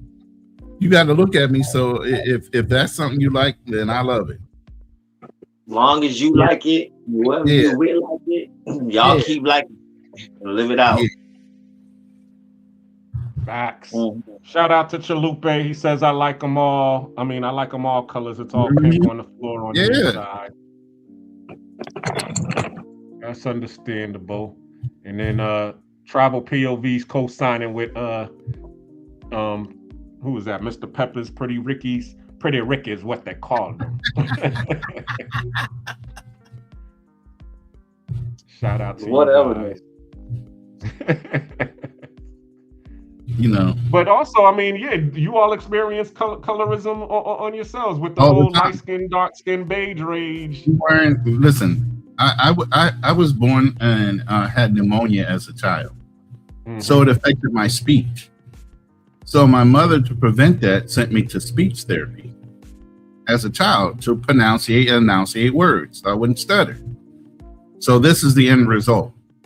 So then you get into a community that doesn't understand things like that, and all of a sudden I'm talking too well, I'm talking too proper. How come I'm not speaking enough slang? And in Maryland, they got a distinct accent. If you're born in Baltimore, they have that little twang to everything they say.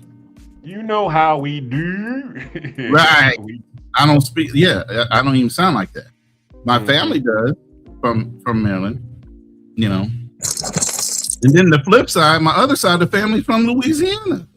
And they coming out speaking French right off the bat. I didn't get exposed to that either.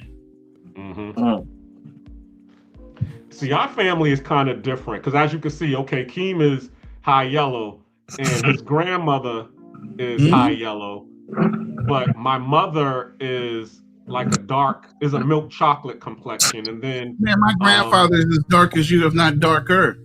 Yo, Cuzzo. And that's why I say I'm the darkest light-skinned dude you will ever meet. Well, Redbone. Yeah. Ronan is light. He's like Chris Brown light skinned nigga. I'm not Chris Brown light skinned, so don't you ever call me light skinned. Now there's shades to it. Well, see, the thing is, niggas just camera down on us. Yo, did he just camera down? Yo, Ronan, where you go, bro? No, somebody said my camera is locking up, and that happened. So I'm gonna reboot my camera real quick. I thought you did that because I said you like Chris Brown. No, I know I'm super light. Like I said, I was on Andre's show the other day, and I was like, man, and I had the family picture of me standing next to my lady and her mom and dad. I'm lighter than all of them, and they're Filipino. They're thinking I'm dyeing my skin, and I'm like, no, I'm like a reddish brown. I'm like a reddish color. That red. You might be between Chris Brown and Drake. Yeah, more than Drake, because Drake's Canadian, and my family comes from French Canadians that came down to Louisiana. So, yeah, I can see the Drake thing more so. That light. Yeah, and I'm not talking shit at all. No. I don't even take it like that. It's always all good. Skin, bright skin, red, yellow bone. Yeah, all of them. All of the above. Yeah. And then I don't get a lot of sun on my legs, and my legs are damn white. So it's bad, bro. I'm like 3 tones of skin tones, depending on what level and what I'm exposing to the sun that week. Right. Let's see. So Do you in the Philippines? Do you see a lot of colorism that goes on in the Oh, Philippines? absolutely, it's a big time. My lady got bullied. She's a Morena, and they use that term because the Spanish colonized them as well as they colonized down in South America and everything else. So they still have those same colorism and better the race type of mentalities that they have in Latin America. When you talk about, wanting to be lighter, and lighter is more accepted. If you're darker skin, you're either out in the field or up in the mountains. They have the Eta people. The Eta people are some of the older Aboriginal genetics in the world, even older than Australian Aboriginals. And they have dark skin with curly hair. Mm-hmm. You would think they were just black up in the mountains. So it's a diverse culture here. And so when she was growing up, she was darker skin and she had curly hair. She has curly hair, long curly hair. So yeah, she was bullied a lot. And that still goes on. Her sister even uses a pill to lighten her skin to this day. That's why they thought I was dyeing my skin when I came off the plane. She was like, damn, he's lighter than us. But what's he using for a cream or whatever? That's the first thought she had in her head, that I was lighting my skin. Because that's what they're predetermined or programmed to do. Yeah, it's crazy. Nevi, are you still there? Let me see. Thought I had him. Probably might have. I guess not. I'm trying to see. Say it again.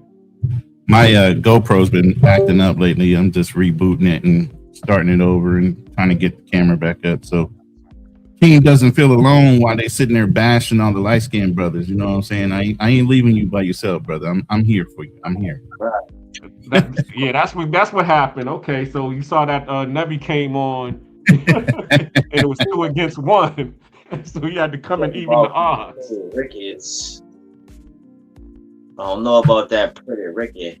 But I know, like, I'm a little too rough and rugged to be a pretty Ricky. You're gonna have to call me something else, though. Oh yeah, I was a babyface assassin, believe me. I've been fighting on my, as far as martial arts, boxing, all that stuff, even before I got in the Marine Corps, I was a fighter. So it wasn't like you were gonna slide by and say something slick to me, because you would have got handled. So I usually say most light-skinned brothers or sisters that wind up growing up without their nose broke and some kind of scar, meaning they got cut because of some jealous individual when they were growing up, but it was just jealous of them. You know them motherfuckers know how to fight. Don't take them lightly. Because they went through some shit to even get there. So if they ain't scarred up, marked up, or broken up, believe me, they were tried and tested and they passed. Hold up.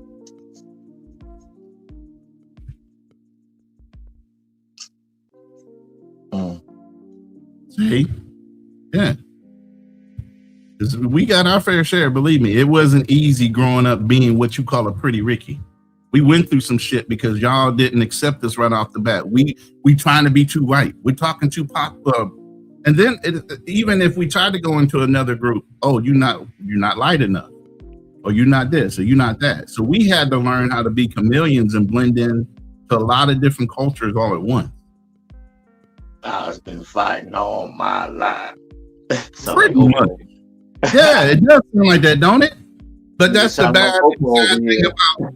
That's a bad and sad thing about colonization and the mixtures that come up with that. Is somebody's always envious, or somebody's always mistrusting because of your skin tone. Not that you're part of the community or not part of the community. They know who your mama is. They know exactly what you came from.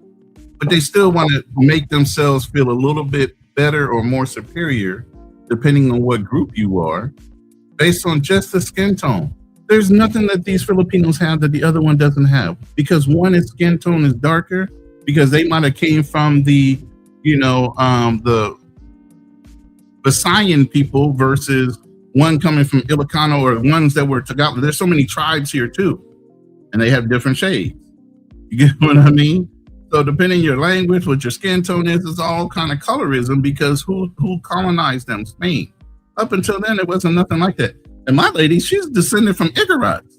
Igorots were fucking headhunters. Okay. So what is it? Hold on, I was just gonna do the comments real quick. Shout out to go. Damon. He was saying that light skin, bright skin, red, yellow bone. And most of the world, it seems, are Asia and most of the world, it seems, are working through those issues. Yeah. And he says they are bleaching their skin, it seems. Still, yeah, absolutely. Still going through it. Still thinking there's a reason why they need to have self-hatred. It's always something about just feeling like you're a little bit better, a little more superior than the next man. Even in your situation of all y'all being poor at the same time, somebody still got to be better. Is it necessarily better? In some people's eyes, but in others, we already know it's not. But in some people's eyes, they think they are better or more superior or less than because of it, or somebody's got their nose turned up because they don't look exactly like everybody else. Shout out to Two Tone. What up, Cleaner? Who else? Oh, okay. Simply Lime. What's going on? Everybody hit the like button. Who else? Like and subscribe. Let's go. Please like and subscribe. Yes, sir. Diamonds all said they've been there. They said, as someone without 4B hair, which is good hair, has always rubbed me wrong. Good hell no. Why? Yeah, why? The good hair commenter has always rubbed him wrong. The whole, okay, what do y'all think about that? The whole Becky with the good hair. I remember Chris Rock even, doing a whole documentary about good hair. I think that's female. What aspect we talking about right now? Is that programming or preference? Yes, that's programming. That's called self-hatred. You hate your greater hair. You want the other greater hair. I used to get off on telling women, no, hell no. You know what the hell's wrong with the greater hair that your kid is going to have, regardless if you have a kid with me or not? Oh, I told you, I was the darkest skinned, light skinned brother you ever see. I love my grandfather. My grandfather was dark as hell. You ain't gonna get me to fall in that trap of saying, oh, because you light, you better. No, I know where I came from. I know what my family looked like. Yeah, and they were extremes. From as dark to light as light. Gray hair.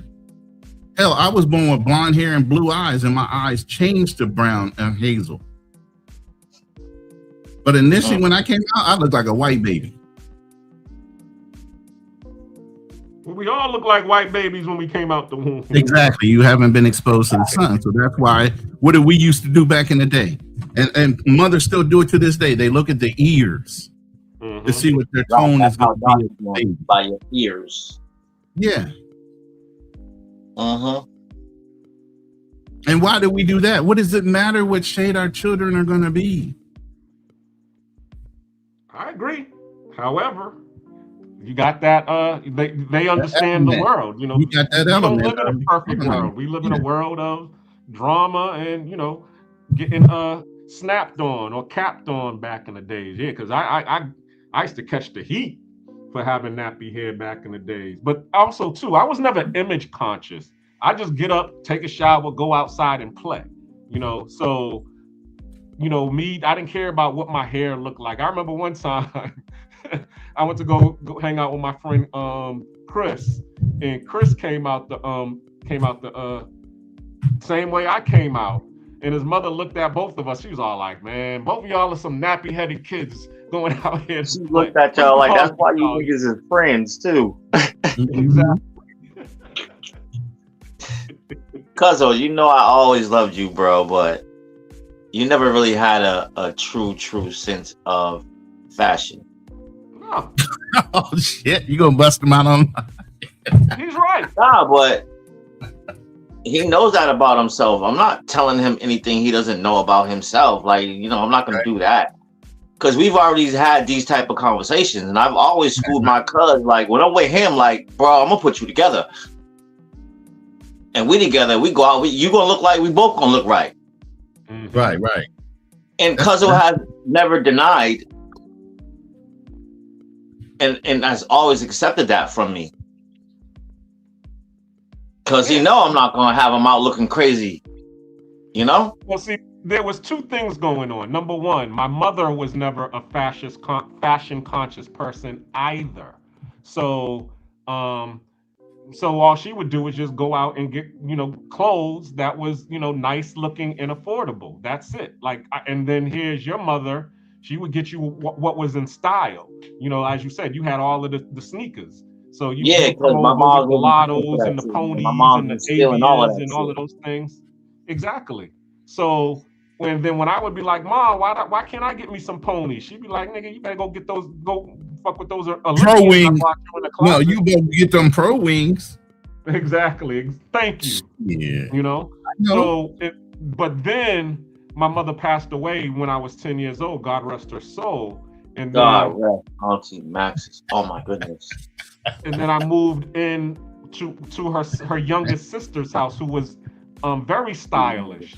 So she had me, but she had me looking like Carlton Banks out here, because she didn't want me to be out in the streets with everybody else. So instead of getting me all of the clothes that were stylish for streetwear, you know, because during that time it was Adidas, of course, and Timberlands, High Techs. And then, you know, in the wintertime, they would wear the Carhartt jackets.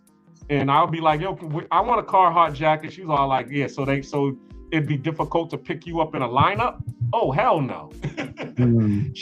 You gonna wear this over here. And, you know, she had me wearing like a red polo goose, or a multicolored, cross-colored, you know, goose down jacket, or a polo, or, you know, whatever was name brand, and then some penny loafers, or some suede bucks, the suede bass shoes, the suede shoes.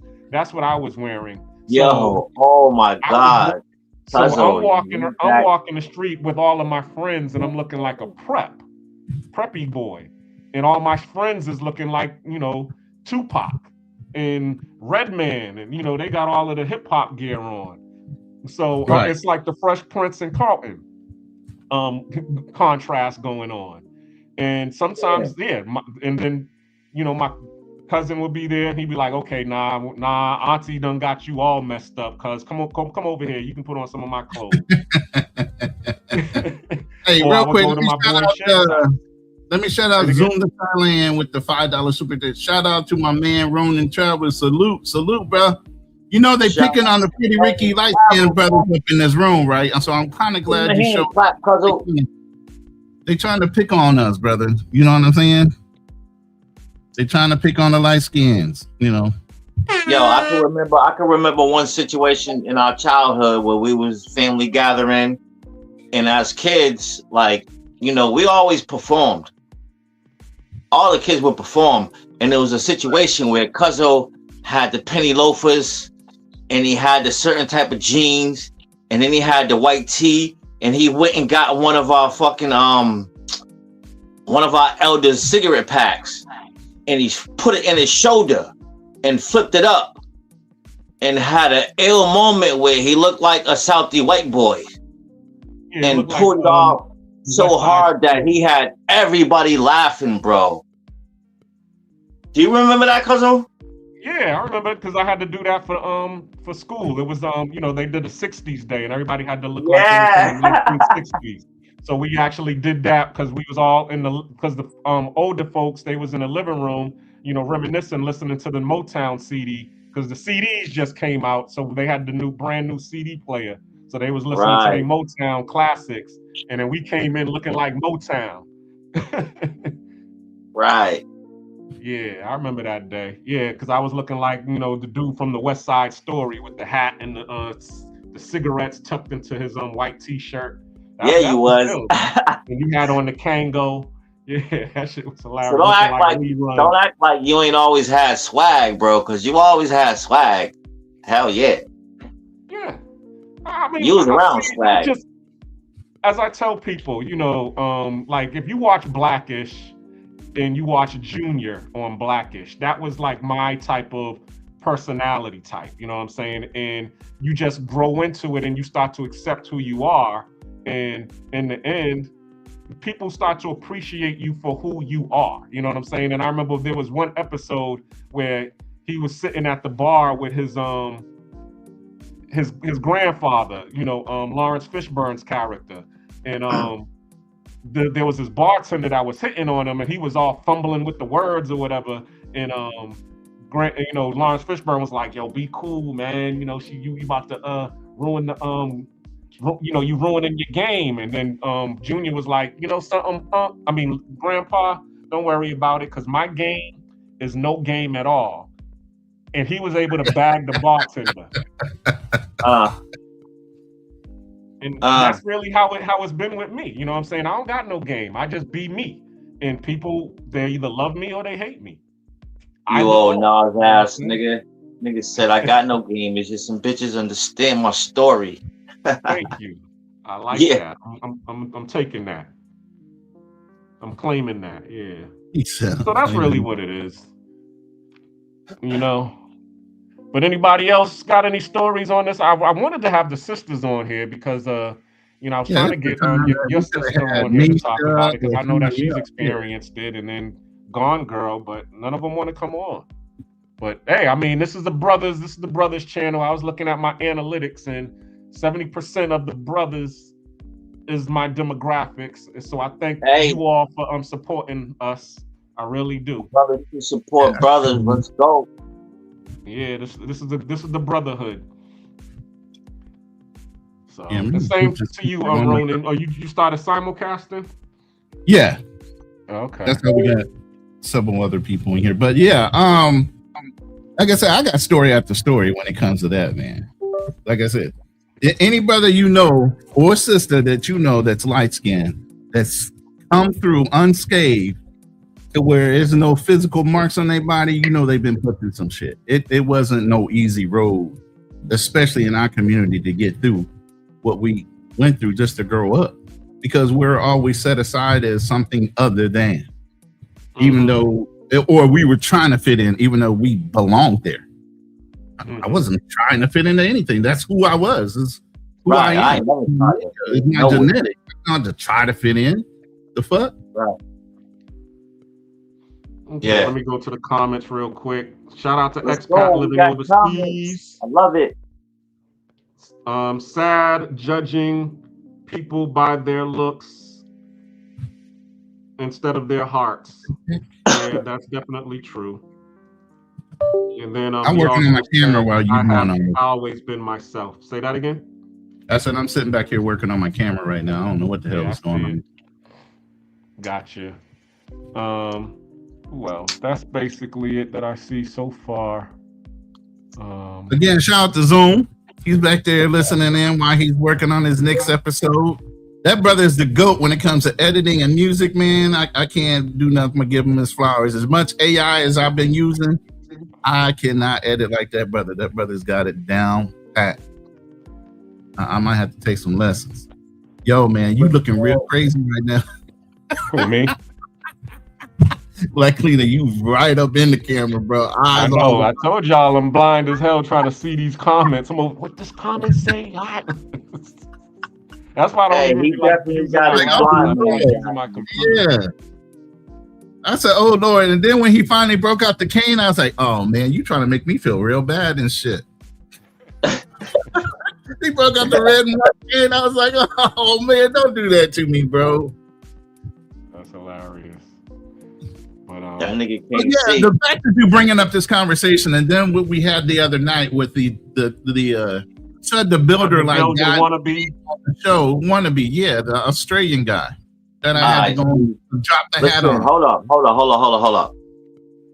I'm about to feel a little violated because I need some advice to all these other topics and all these other places y'all be chiming in. Like, let's go. That was on y'all's show. I jumped on. He came in the room. Yeah. Oh, he was gone. Remember the show ended early. It was after Charlie Chan came on, and I ended up the live ended up early, but you never came back on when I restarted it. So, but Right, that because live I actually had a went to rough like night, 5 in the bro. morning. Huh? I had a rough night, and I felt I know. once I was already like 3 hours in, and I saw who came up on the panel, come on the panel, I was like, oh shit, this is about to be another more 3 hours. Once Ronan came on, I was like, oh no. Why is it gotta be me? I'm trying to help out. I'm trying to give exposure. And I love it. I'm not mad at that, but I just know. I know the other person could be a panel killer though. So you can say the name. Yeah, everybody knows. Okay, we don't want to talk about panel killers, and if they ain't here to defend themselves, if you ever want to approach that and address that, no, he's actually said it on the live that same day or the next day. Well, let's talk about it. I want to everything. Let's address everything, so we can, talk about we usually talk about it to him when he's on the live. Like I said, I don't like saying people's names when they're not around to defend themselves like you. But yeah, we've had offline conversations. We have online conversations. Some people take a little bit of time to turn around, man.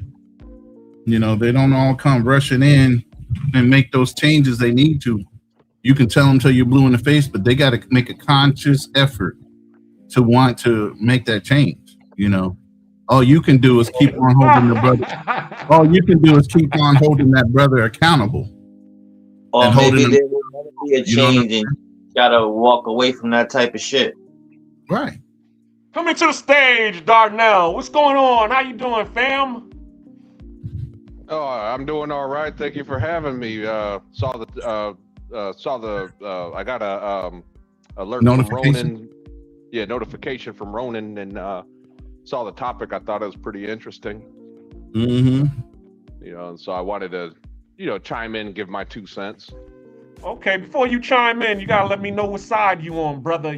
Are you on the Hold up, cuz spin the block. You on the chocolate side? Who you at? Spin the block, cuz re-enlighten them on what we're talking about. Without camming up and letting us know which side you on. What do you mean? What side I'm on? You're asking if I'm black? Is that what you're asking me? I'm asking. It's about colorism, brother. Is you of the butter pecan persuasion? Is you on the chocolate persuasion? Is you Michael Jackson in the 70s, or is you Michael Jackson in the 90s? Which one is you? Oh shit! I mean, well, that was hard. Black. I mean, I am black. I mean, if it's I may not, maybe it's the way I sound, maybe, because I have been, people do say, yeah, you don't sound black. So, I don't know.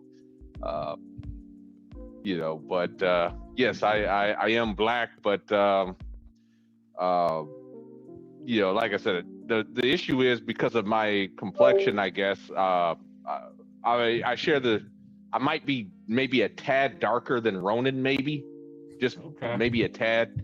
And one of the issues that I run into is that I'm too black to be white, and I'm too white to be black. Yeah, I don't. You know what I'm saying? Like I get it from both sides. And I'm pretty sure Ronan can relate to that. All right, but what we need to understand is that has nothing to do with skin tone at all. What do you mean? What do you mean? Because we actually don't know what your skin tone is, and my cousin, that's his lane. He can tell you, I've never been too street to fuck with the street, but I've never been corporate enough to fuck with the corporate. Yep, I've been there. That has nothing to do with skin tone, brother. And I'm Michael Jackson in the 70s, and I'm the same way that you are. That they was calling me Carlton Banks or Steve Urkel or Malcolm Farrakhan. I was all of those things. Yeah, so that it really goes to who are you associating with, or your style. you know, I've been called Carlton Banks. I've been called that. Or no, I'm sorry, not Carlton Banks. I've been called Urkel. I have been called Urkel. But yeah. All right, so hold up. Pause. Can you what's your name again, brother? Darnell. Darnell with that nigga name. No, sir. No disrespect. Right? Yeah, I mean, He doesn't name Darnell. We call him Donnie. Shout out Darnell. I never heard of a Hold white up. man named Darnell. No, never. Darnell, can we get a little description of your upbringing and your childhood? Because around here, we don't decide unless we know the story. We never judge unless we know the story. You understand what I'm saying? Yeah. So give us a little description of your upbringing and your childhood, brother. I was born in Dallas, Texas, 86. My father was in the Navy. You know, my mom, he was married, you know, to my mom. My dad got orders to California, you know, when I was an infant. Moved to the San Francisco Bay Area. Treasure Island was a Navy base back then. It's closed down now. So you're a military brat. Yes. Yes, sir. And was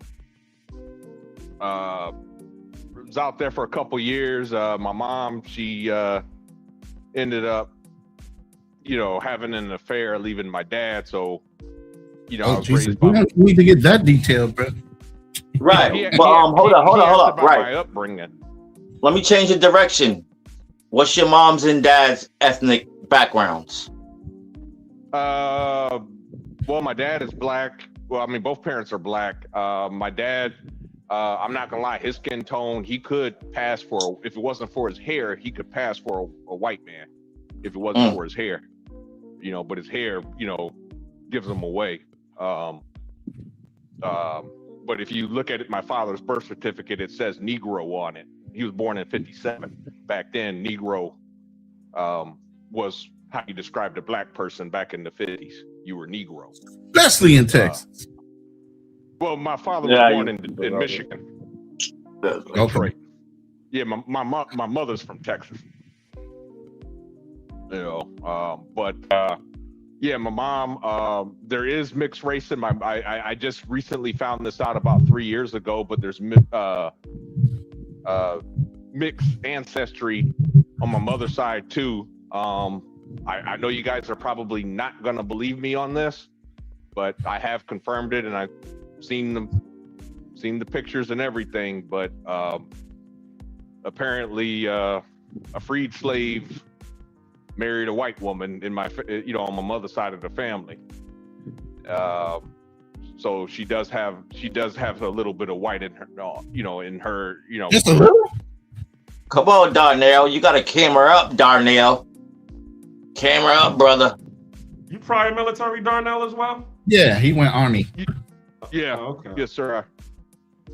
Well, I mean, you wouldn't want me to cam up. I'm so ugly that you know, everybody they're gonna lead a show. You know what I'm saying? This is the young man that I told you we hold accountable on certain standards, is grooming and taking care of himself. So, you know, he's not well groomed right now, unless you went against your grain and cut your hair and shaved your beard.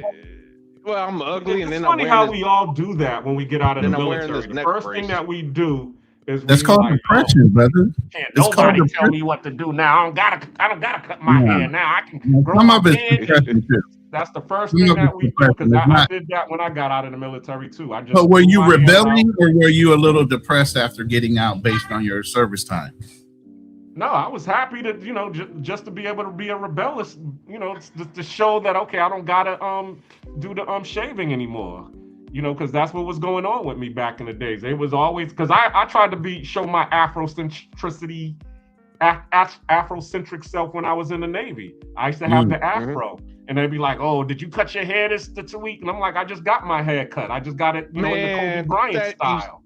Yes, that used to get on my damn nerves. Especially, it was always the back of the neck, wasn't it? That always got you, wasn't it? You know what I'm saying? You had just got a haircut, And they talking about, no, well, the hair on your back of the neck, you know what I'm saying? It's out of regulation. I used to fucking hate that shit. I started going bald because of that, man. I was shaving my head off just because of that. My camera is still freezing. I don't know what the hell is going on. We can still hear you, brother. Yeah, I know. Yeah, we can hear you loud and clear, Ronan. But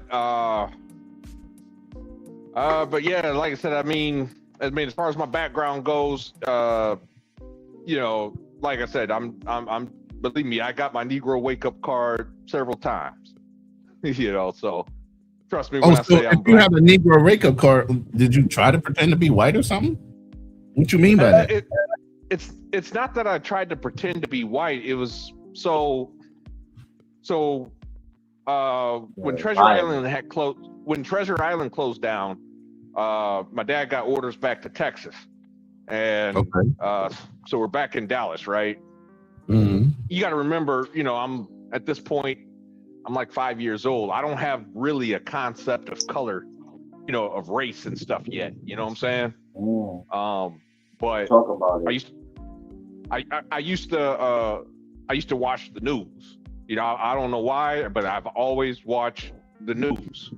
And Dallas at the time, I ain't gonna lie to you. I mean, the Dallas news system was real racist back then. Like every time there was a home invasion or something like that, they always showed a black man and his face was always like subdued. Like it was just exaggerated features. Like it was just weird. Like when they would show the sketch and stuff like that, it just was this scary gremlin looking dude, you know.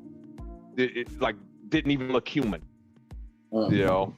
Or their mugshot was like so exaggerated. It was, it's hard to describe, but like, I mean, these were scary looking dudes, you know. So I did have at that time, I did kind of have a fear, you know what I'm saying, you know, of my own people at the time. You know, based on, yeah, I mean, shit. I mean, you see people you hear gun violence and, you know, you're a little kid, you hear gun violence, black people and all this other shit. And, you know, you see these crazy looking features, but you don't look like them. You know, you don't look like that. You don't look like that person, you know? And I would say, you know, another thing too was like, you know, being, you know, as I was getting a little bit older, you know, like, I don't know if you guys can relate to me on this, but I was always the last kid to get picked for basketball. You know, assuming I was even picked at all. Oh, I'm 6'1". So you weren't even short, and you were still last pick. No, but back then, back then? No, as a child, I was short. 6'1". I'm 6'1" too. I stand 6 feet 1 inches. So, and I was never picked last. Yeah, I was always picked last, assuming I even got picked. You know what I'm saying? I was always, assuming I even got picked. You know what I'm saying? Oh, damn. So you might need to show up for a whole nother topic of discussion, brother, because we're talking about. Cuzzo, let's spin the block. Re-enlighten on the topic of conversation tonight, bro. Hey, while you're doing that, I'm gonna reboot my laptop and my desktop, and hopefully my camera will be back up. All right, I'll be right back, and I'll be listening in on my phone. Yes, sir. Do what you gotta do, Ronan. All right. Yeah, brother. That sounds like a whole another issue you need to chime into. We know, not to say that we can't sway a little bit. Well, I mean, okay. Well, the thing that I was going to say about that was, like I said, it was kind of like I was kind of rejected by, at the same time rejected by blacks. It wasn't until, my dad had got orders back to California. This time he went to Point Magoo, and that's when I didn't realize it at the time, but that's when I first got my Negro wake up call. out there. You know what I'm saying? What do you mean by that when you say Negro wake up call?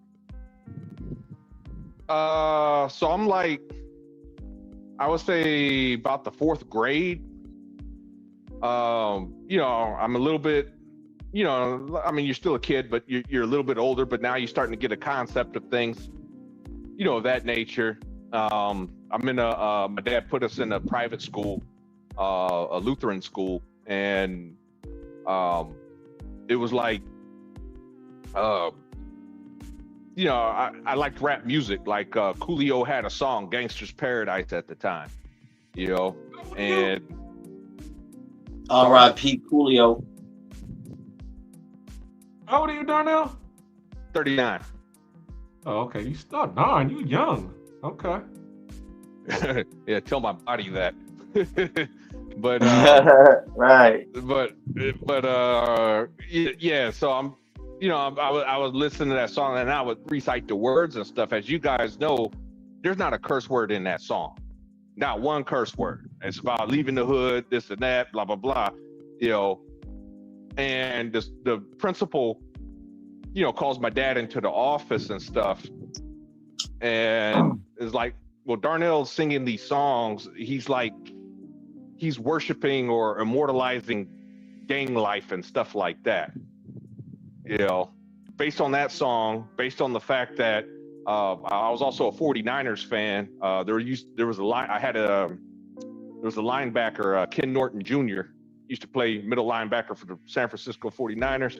I had his jersey, you know, and she would say, well, jerseys wear gangs, so that's why, you know, we want to ban the jerseys in the schools, you know. And none of this shit was making any sense, you know.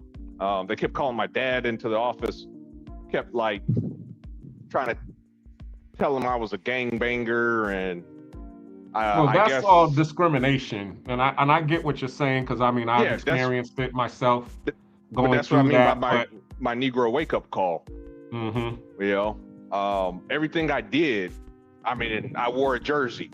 I'm a gangbanger. I'm singing the song from Coolio, even though there ain't a fucking word, a cuss word in the damn song. I'm a gangbanger. I even went through a phase. My dad had bought me and my brother like these little, you know, he bought us like the smallest military BDUs you could find, right? You know, because I went through the phase where, you know, I was wearing you know, the military uniform, you know, in elementary school, and they try to say, well, you know, gangs wear camouflage. It got to a point, it got so bad, man, my dad got mad, like, gangs wear camouflage. Fuck that, I swear to God, that's what she said, man. You know, and that's why I said, you know, that's when I first got my Negro wake up call. So now I understand what you mean by when you say your first Negro wake up call. It was because whatever environment you were in, motherfuckers started paying attention to your blackness. Exactly. You know, like, you know, I mean, back then, I mean, this was the 90s, so it's, you know, back then when you're in elementary school, I mean, you know, kids that young aren't gang banging, they're not selling dope. I mean, it's not like it is today, you know what I mean, where you know, you're in elementary school and, you know, you got people acting like they, you know, grown ass men, you know, selling dope and stuff. You know, this was way different. It was just weird, man. It was just real weird, and it, you know, I didn't understand it at the time until I started getting older. But yeah, that was my first Negro wake up call, and it started getting worse and worse after that. You know, but you know, as far as the you know, the topic go, I think a little bit of both. You know, I think it's a little bit of both. I think it's both you know, programming, and I think it is a little bit of conditioning. And you know, when it comes to the black community, hold up, I gotta cut you off because I don't necessarily feel like that's programming. You know, that's growing up in life and experiencing certain things, and you figuring out what you like and what you don't like. Yeah. There's nothing wrong with that at all. Well, that was just me. You had asked about my background, and I was just giving you my background. I would just say you're using the wrong term. Negro wake up call is usually somebody that's in denial that they're black. No, You've never he has it kind of correct. It's because he was being discriminated against for he's just being a kid. They're letting him know, well, you're a black kid. That's basically what happened. But my question to you is this: where's your family in this? Because that's what I noticed as well. A lot of times with people like Darnell, or people who live in these they live in these families. The family is usually non-existent. I mean, I had a lot of family in Boston. I had my cousin. He got a brother and a sister. I had 4 brothers, 2 sisters. I had a lot of cousins. So I had an ecosystem of people to be around, to where they've accepted me no matter what I was or who I wanted. So the question is, Darnell, where was your family at, and what side did they lean on as well? Well, at the time I wasn't on like I said, my mom, she was gone by this time. She was married to another guy. She wasn't in the picture. As far as my dad, I live with my dad, and my dad raised us. And us. You had brothers, you had siblings? Yes. My father, he had my brother was alive too around the time, or my brother was around when they were still married. So my brother, yes. And then he had a daughter after, with another woman after the divorce. And my mother, she had 2 children in her new marriage. Okay. So you had a brother and a sister that lived with you. You said your daddy raised us. He raised my brother and me, yes. Okay. And that was the only family? I mean, you all didn't go around. Did he have any siblings? Did you have any cousins that you hung around with? Yeah, I hung around with my cousins. One of them, I'm not gonna lie, he was one of my family. He was kind of on the uppity side. He lived in Santa Clarita, California. Nice big old house on the hill and with a pool. Used to hang out with him quite a bit. Certain family members didn't hang out with. My dad's other brother, I don't acknowledge him as my uncle, but he's, he was a family drunk / con artist. I mean, hey man, when the man steals from his own grandmother, I mean, dude, he, I tell you guys, I know it's off topic a little bit, but so I'll keep it short. But just to tell you how bad this dude was, this motherfucker was in the Detroit riots in '67 at 8 years old, stealing alcohol and cigars. At 8 years old. At 8 years old. That shit ain't funny. That little nigga didn't have no fucking guidance at all in life. No, he had. Where was your brother at? If he was, because evidently your brother had to be in that Detroit riot as well, right? No. I said the man that was my uncle that I don't. Yeah, I said. And where was your father at during that riot? Because that was his brother, so he had to be in that riot as well, right?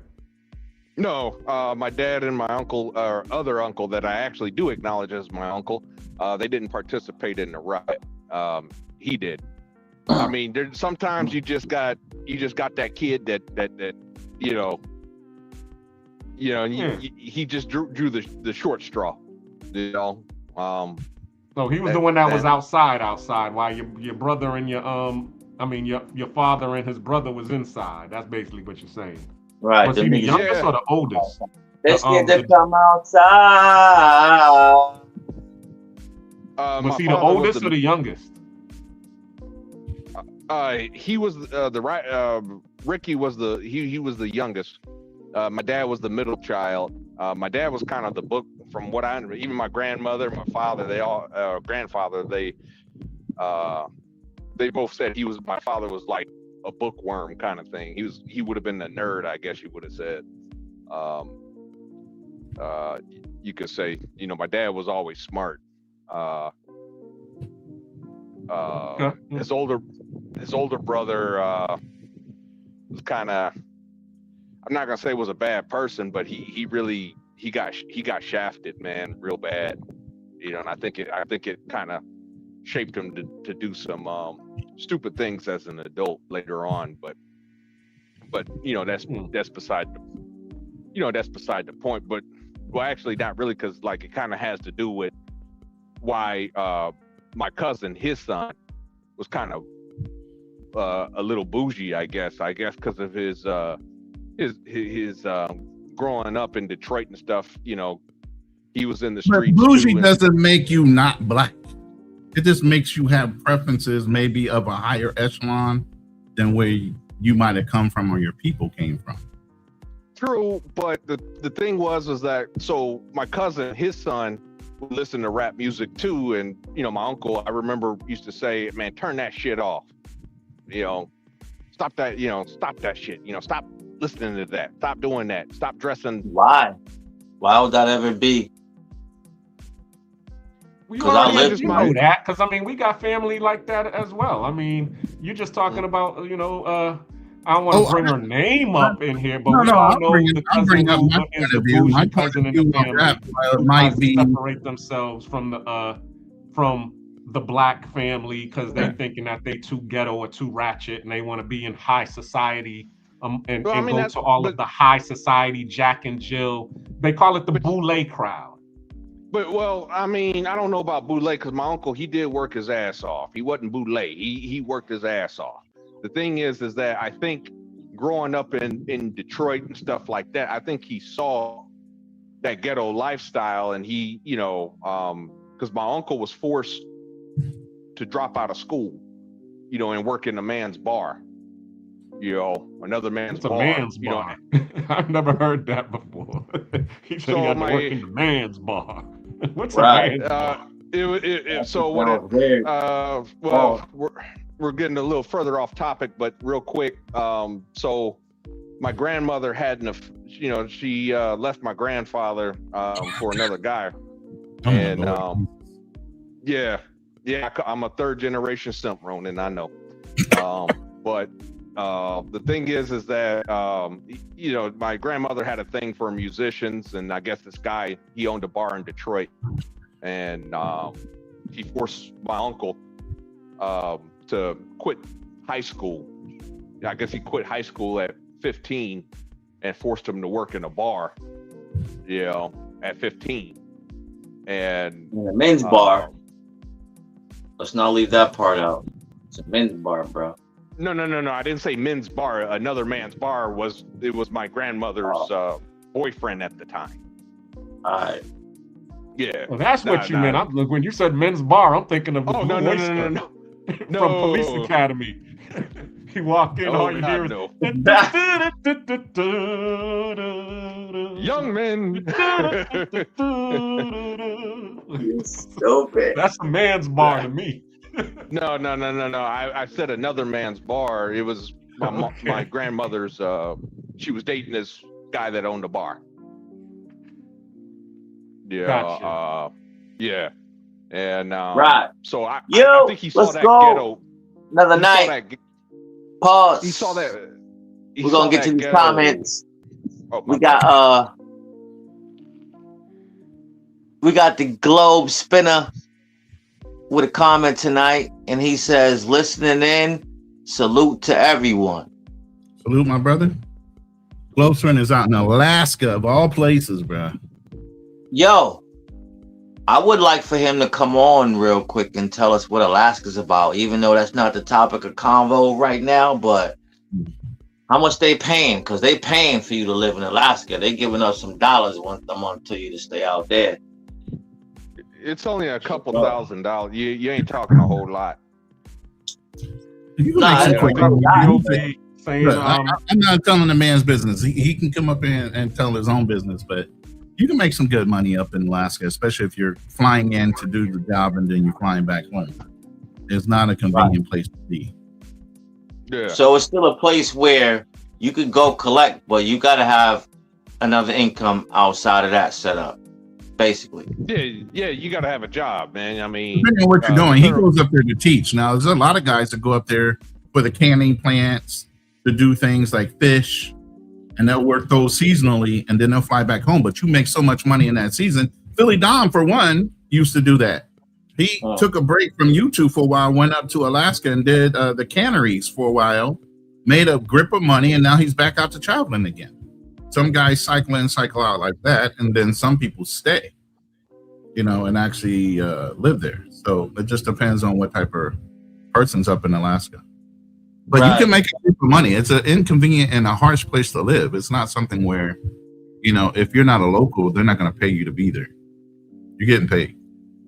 No, the federal government does give you, they have a incentive for residents that live there. Mm-hmm. Come stay in the cold. They give you a few thousand a month, like you spoke. No, it's not a month. It's in a year. It's like you're looking like $2 or $3 grand in a year. Broke staying there. Oh hell no, we ain't doing that. But anyway, hey, JM's a troll for real. But it was funny that you brought up Ken Norton.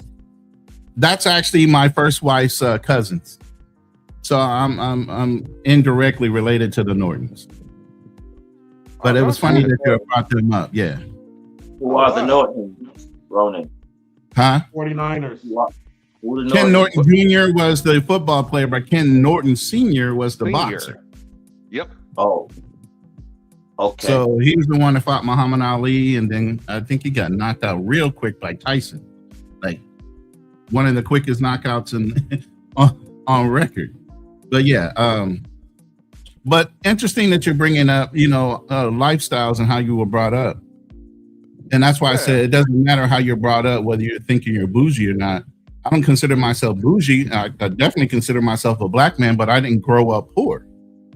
My mom and my mom's family and my brother's father's family was integrated into the system when it comes to running the numbers. I came from a gangster family. In Baltimore, Maryland, you either had people pulling money off the docks as collectors that owed the fucking gangsters. My mom kept the books for the mob. And they were number runners. So they played the numbers. They did the what do you call it? When people run a number every week. What is that called? I forgot the name of it real quick. It was just called a numbers racket. Right. It was the numbers racket. Right. Yeah. But so I didn't come from the environment where I was always in a ghetto. I grew up around my family. My family was in all different types of things, whether they were ex-military or serving in the military or working the docks at the ports in Maryland, or whether they were running numbers. And my mom not only ran the numbers or kept the books, she worked in the Playboy Bunny clubs. Yeah, doing what? Privilege, huh? My mom taught all the girls how to do the bunny dip, bruh. So I didn't grow up around ugly people. My family good. You gotta show us the bunny dip, nigga. I don't know how to do no damn bunny dip. What the hell? You think I'm you gotta stand up and show us the bunny dip. Nah, I ain't doing none of that, King. Come on now. That's my mother's thing. I ain't my mother. You get what I'm saying? I just grew up around that environment. And then my brother's grandmother, she had a speakeasy back in the day where they had a club and a big ass house. And after parties and everything else would be done in that house. Yeah, they used to do that in Detroit too.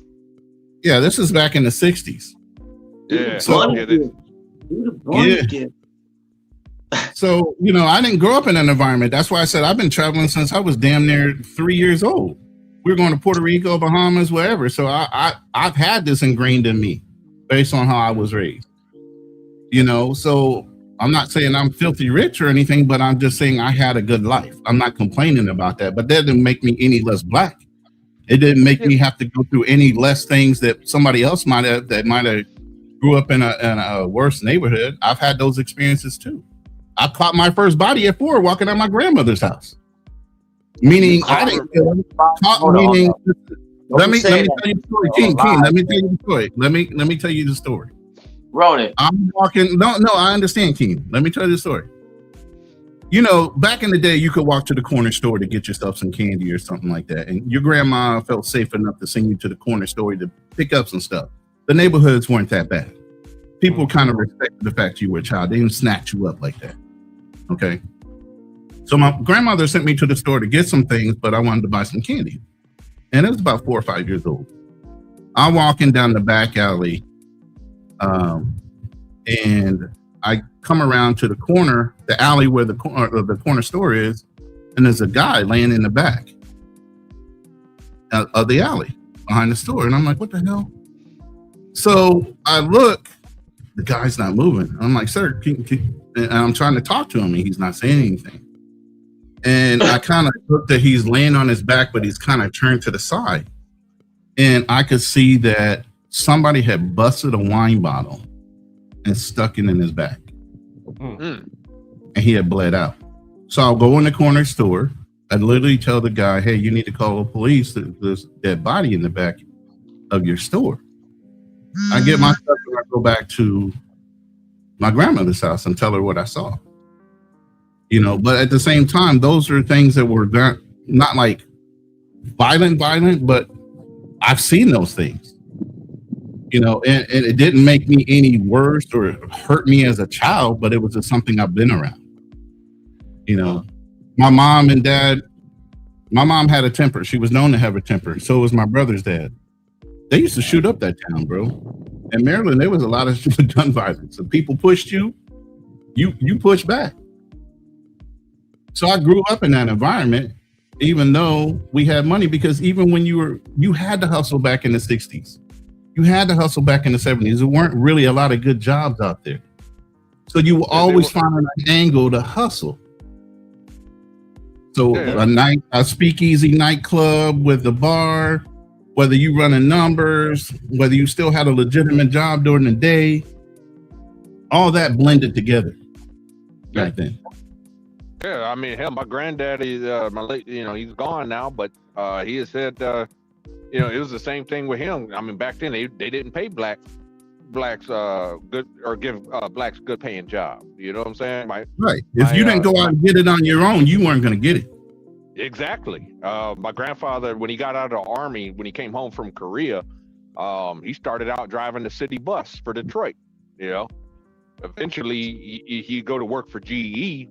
And I'll never forget my grandfather. He used to call himself the first colored refrigeration man. You know, everybody when he was going to school for refrigeration, his own friends and everybody that knew him, like, I ain't never heard of a colored refrigeration man. Said, well, goddamn it, he's looking at the first one, and he ended up he ended up finishing his class and got hired on with GE, stayed there, retired, and rest is history. But in the meantime, before he took that job with GE, his side hustle was my grandfather was always good with his hands. He was good with carpentry, so he used to buy houses in Detroit, fix them up, and he was doing fix and flip. That was his hustle. And then between him and he had a friend at the time, Jimmy Gout, that I guess they were drinking beer one day and said, hey, I got sons, you got sons. Instead of us hiring people, why don't we just use our, put our kids to work? Hey, Time just said something that reminds me exactly what my hustle was growing up as a kid. I owned blocks, but I didn't own blocks and drugs. I owned blocks the way he said it. I cut grass when it's grass cutting time. I rake leaves during the fall, and I shovel shovel snow driveways during the winter. That was my hustle, and I had blocks. People try to walk up on my blocks. No, I already got a young man that does that stuff. I made money. My mom messed up one time. Is like, I wanted my hair. My mom used to cut my hair. So I used to say, yo, she give you that bold, fucked up cut, right? She goes, when you can make your own money, you can cut your own hair. I said, bet. Since I was 8, I was getting my hair cut, getting my hairstyle, whatever was going on. She couldn't say shit because I went out and hustled for my own money. That's what kids don't do nowadays. Kids nowadays are entitled. And we set them up, obviously, because we didn't want our kids to do or be better than us, but we also spoil our kids a little bit, to where you allowed them to feel like they were entitled. But I never did that to my kids. I told them, you have to go out and get a job. I might spoil them with a toy or two or something like that, but nah, I wasn't going to do that. But Ronan, doesn't that sound a little bit like the topic about conditioning, though, to you a little bit? Conditioning. Kids are being conditioned, not to grow up like you grew up. You know what I'm saying? Out there working hustles, cutting grass, shoveling snow. The whole thing is strong men make weak sons, and the stronger and the time comes through where it becomes so entitled. Matter of fact, there's a whole meme of a brother saying about a coach teaching him this, how his grandfather had to walk to work while his father got to ride a bike or drive to work, and now he's driving a Mercedes-Benz. His grandson or his son might drive a Ferrari, but then at the end of that is a cycle rolls back to somebody having to walk because there's no appreciation or no fire to go out and get it because you feel self-entitled that the money's coming no matter what because of who you came from. But doesn't that sound a little bit like conditioning?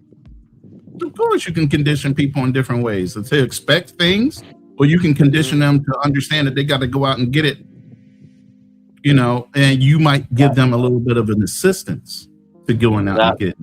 Especially when it comes to all of this in together. Hold on 1 second. Let me know what you all. I'm gonna spin the block again, and I'm gonna play these videos because it actually goes in line with everything that you all are saying in terms of conditioning and what the topic is in terms of colorism. Let me know what y'all think. All right, hold on. Colorism. This phenomenon is so deeply rooted within communities of color that it's almost taboo to talk about.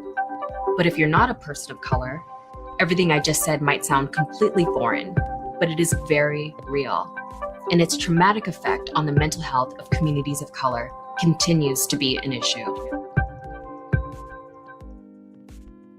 Dark skin versus light skin. Ever wonder why it's still a thing? It wasn't by accident. It was a strategy. In 1712, a slave owner named Willie Lynch allegedly gave a speech teaching white plantation owners how to keep black people divided and weak. His blueprint? Psychological warfare. Step 1, turn light-skinned and dark-skinned slaves against each other. Step 2, divide the young from the old. Step 3, make the house slaves feel superior to the field slaves. Result? A cycle of self-hate that lasted for centuries. And even though slavery ended, colorism didn't. We still see it today in media, in hiring discrimination, in beauty standards, everywhere. And here's the craziest part. There's no actual historical evidence that Willie Lynch ever existed. So why is his name everywhere? Whether he was real or not, the strategy worked. As I said before, this is a colonial. Skip that one, go to this one. Attention to the passport bros, like they're getting women. There's no look for Latino. Like whatever concept you have. As I said before, this is a colonial issue of white worship white people. Colorism. This is what the true definition of colorism is. During colonialism, light skin was tied to privilege, education, and favor. Today, that legacy lives on through media and advertising. Skin lightening products are still marketed using white or Arab models, which is what I'm saying. You need to look like her. And this is not even just amongst black people. I've seen this whenever I was in Thailand. I couldn't even find regular lotion. I couldn't find regular white lotion because I kept getting this dry white stuff. Turns out it was all skin bleaching cream. And the goal isn't to look biracial. It's often to look damn near white. In Ivory Coast, billboards used to say, be white, be beautiful. That is so fucking crazy. I wouldn't be me. Just this one. As I said before. All right, I can't find it. Oh, here it is. Attention to the passport bros, like they're getting women.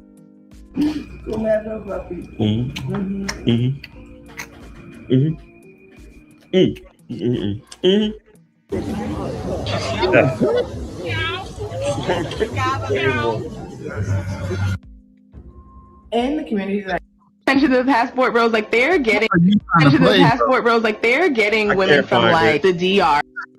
Anyway, let me go back to basically my question was based on colorism. There was one there where they was talking about how they had the house slaves and the field Negroes. Right.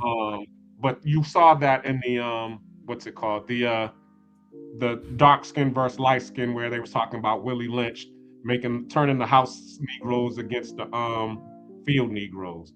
And when I was listening to you all stories, and I was listening to how Ronan's mother was, pretty much doing the numbers for the mob, and then also working in the ranch, and then Darnell was talking about how his father was, in the military, and his uncle was working for the refrigeration company, and how you all developed. Yeah, your grandfather. All I was thinking about was the privileges that they were exposed to, only based on solely the color of their skin. Because if you started to look at some of the people who were in that era during that time, they probably wouldn't have gotten that exposure, because those people wouldn't want to associate with them or give them those types of jobs. So do you think that colorism does affect the exposure to the amount of opportunities that you have in the workplace? I think colonialism is the factor that is not being discussed here. Mm-hmm. The fact that when you're colonized, you're thought that your betters, which were your conquerors, were the way to go. And the closer you were to your conquerors, the more you would be accepted in that society the conquerors invented for you. Mm-hmm. So in that respect, that's why they try to breed out their melanation, is because their conquerors were lighter. Yet and still, the land that belonged to them, they were all melanated people. So you're denying who you are genetically and your melanation to be like the ones that conquered you, because they beat you. So the winners go the spoils, and I guess the admiration of the people that they conquered.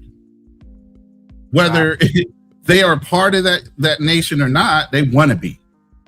They have a desire to be a winner, rather than the desire to be who they were as a people. Mm-hmm. And so they start having self-hatred towards themselves and their melanation, and not looking like they're betters, quote unquote.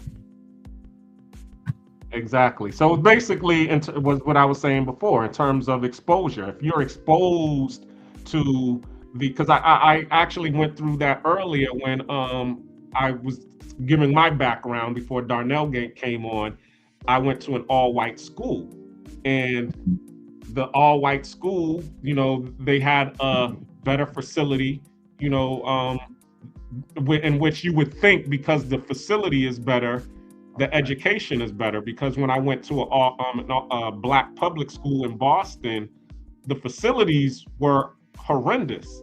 So really, you didn't even want to focus on studying during that, because the room was cold. They still had the old radiator system in the room. So if somebody just opened up a window with the draft, it got real cold in there, and you couldn't concentrate. The lunch was terrible, because they would have those packet lunches, the ones that came on the styrofoam with the plastic over it, and then you got the milk, and sometimes the milk was spoiled. So you didn't. So you would always want to be in the better school that had the better facilities, because even in my all-white school that I went to, they had a lunchroom where they actually cooked right there in the lunchroom, and they had choices. You could have hot dogs and pizza or spaghetti or whatever the lunch of the day is. You didn't have that when we was going to the Boston Public School. But then when I went down south and I was in West Mecklenburg High School, they had the lunch that was similar to the white school that I went to out in the suburbs of Boston. When I went to West Charlotte, they had the same facilities, the football field, the track and field, they had, all of the gymnastic after school extracurricular activities that my Boston public school didn't have. So it made me appreciate, and that was an all black school. So it made me appreciate being black when I was with them versus, when I was in the beginning going to the all white school in junior high and middle school. In the beginning of my high school career, I was hating my blackness because I was being exposed to better conditions when I was around the white people. When you were or were not around the white people? When I was in Boston during my middle school career, middle school age and in the beginning of my high school age, the black areas didn't have any good exposure or any good facility. So basically, you're a product of redlining. Exactly, I was a product of redlining. Exactly, yeah. And then but then they had us going to what they call busing. It was the MECO program where they, selected a few chosen good students to go out to the suburbs and go, so that the suburbs could be diverse. They would have us go out there and go to school with them. So now you're going to school with the white kids, and now you're being exposed to what they're being exposed to, and now you're starting to like what you're being exposed to out in the suburbs. Being able to, they had the nice malls, they had the nice houses, they had the schools were, better schools. And then I ended up getting kicked out in 9th grade, and then I had to go to, in 10th grade, and then I had to go to a Boston public school. So now I'm seeing what my all of the people who I lived in a neighborhood with had to experience. The terrible school lunches, no after school programs, no what's it called? The books, your books were terrible. Was this around the time they started putting metal detectors in the Yep. I even got I got suspended for school because that's a separate story, but I ended up getting suspended from school for having a knife on me and ended up going through the metal detector, and they caught the knife on me. But then I ended up going down south and going to an all black school in the South, because of course, the Southern schools, right? The neighborhoods are segregated, so the public schools would be mostly black, or if I went to once again in the rural area, it would probably be a majority white. But I was in the city area, so it was black. But those schools were great because the facilities were great. And because so now the taxation and redlining didn't apply, you were in an area with affluent black people. The taxes were going where they needed to go. They funded the schools and the programs that needed to be funded properly for those black students because it was a black community. Exactly. So that product of redlining up north versus you being able to actually apply your tax dollars to your community and the schools that you're in down south. Mm-hmm. Now, don't get me wrong, because the neighborhood that I lived in Boston was a working class to middle class neighborhood. I lived in Mattapan. So Mattapan was once an all white neighborhood. And then the black people who were able to get money and buy houses and stuff, they started to move in. And then as soon as we started moving in, white flight happened. The white folks was like, oh, shoot, all these black folks. Yeah. And I told the story about me having a little white girlfriend when I was 4 years old, which was my brother's friend. And she would pick me up and, walk me around, carry me around the neighborhood as her little boyfriend. And then on the weekends, I would go over to her house looking for her. And, the white mama would look down at me like, oh, Melanie's not here. Knowing Melanie's in the house, but she don't want her white daughter messing around with this little black niglet. So eventually, once they got the chance to be able to move out of the neighborhood. Hey, real quick, Black Cleaner, I just wanted to show you, as light as she is, she was bullied for being darker than most Filipinos. Okay. Who's that? Your daughter? But his natural curly hair. His wife or his girlfriend. His wife? Yeah. Okay. Thank you.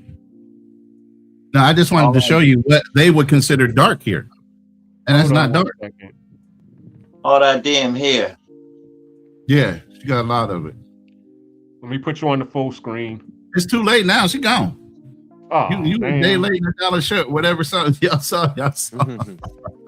Anyway. Yeah, I was trying But to. yes, he went through a whole situation of being bullied because of colorism. So, and that was another thing too, because I do have family in all walks of life. You got bullied because if she had all that hair her whole life, bitches was jealous because they didn't have that goddamn hair texture. Again, that's also one of them, and they're all the same. They all came from the same neighborhood. Their parents were making most of the same money, but it's always like he was saying with the Willie Lynch situation. You're always pitting one situation against another. If you're darker skin here, you're out in the fields. If you're lighter skin, then that means you had an office job or you were closer to being Spanish. There's always some way of pitting society against each other so you can distract them. And when you got them distracted, what can you do? You can take advantage. Yeah. I mean, but there was always this whole proximity to whiteness thing was, the standard. I mean, even in the black community, like talking. Okay, brother, you still there? Well, like I was just saying, for example, like during the doo-wop era, the doo-wop groups of the 50s and the early 60s, what did black men do? They used to get the straighteners and relaxers to put in their hair, to straighten their hair out, to make it, I think they called it the Johnny Mathis. I think they called it Johnny Mathis hairstyle. No, but they did not. They called it concholine. Yep. Is that what it was? Okay. I'm sorry. I'm hair. Mm-hmm. I'm sorry. Yeah, we know where you came from, Dallas. He was around the JRs. I apologize. I'm wrong. But the thing was, you do know I'm right in the standpoint of the straightening of the hair thing, and you had black men trying to pass themselves off as white. I mean, even the Temptations, for example, their whole thing, Berry Gordy, when he owned Motown up in Detroit, he was trying to cross over, into white audience, even though he already had a lock on the black audience, black community. He was trying to cross over into white, get off the chitlin circuit. I gotta contest that real quick, bro, because I don't feel like it was necessarily a crossover. Them niggas just wanted to look like they had good hair. That's it. Yeah, but the only problem is that good hair didn't last long, man. Shit falls out. Hey, when you making money, you go get it redone, and you get it redone, and you get it redone, and you get it redone. Yep. That's it. That's all facts. Well, we'll get it done again. I mean, until you can't, eventually it would kill the hair follicle, and you wouldn't have hair anymore. Well, that process of losing it would take years, brother. Not just the immediate gratification was all it was. Shout out to Charlie Chan TV. Thank you, Ronan. I mean, just look at immediate gratification was what it was about. Just like Ronan just said, the immediate gratification. Yeah, but it was still white. I mean, when we watched the Malcolm X, in the first scene of Malcolm X, he's up in there getting his hair conked, and the first thing that he said was, "Oh, how's it look? Like white, right? Nice and smooth." And then he goes out with the zoot suit, him and Spike Lee, with his hair all conked back, and then they go to the club. So yeah, I mean that's basically what it was. It was aligning yourself with whiteness. Yeah. No, that wasn't. I feel like yes, it was. I feel like a lot of people take that the wrong way, bro. I'm not aligning myself with white folks. Yeah, versus whiteness. Like I got good hair, bro. Right. That's not good hair. You were killing your hair. You were turning it in. You had but and then you turned it to bad hair. That was listen, it's a style. Let's just leave it in the fashion world. Don't make it racist. This is make it fashion. Because you got kids dressing up in hood gear because that was fashion. It had nothing to do with them wanting to be black. It had everything to do with what that was a style. Yeah. The style back then were zoot suits and conked hair. Yeah, but if you're talking about Malcolm X era, it wasn't about trying to be another race. There's never black people ain't never trying to be another race. I disagree. We too goddamn cool, bro. Like, come on. I disagree. It wasn't until the 70s when that's when it changed. it was cool to be James black. Brown came out with "Say It Loud, I'm Black and I'm Proud." I'm Exactly. proud.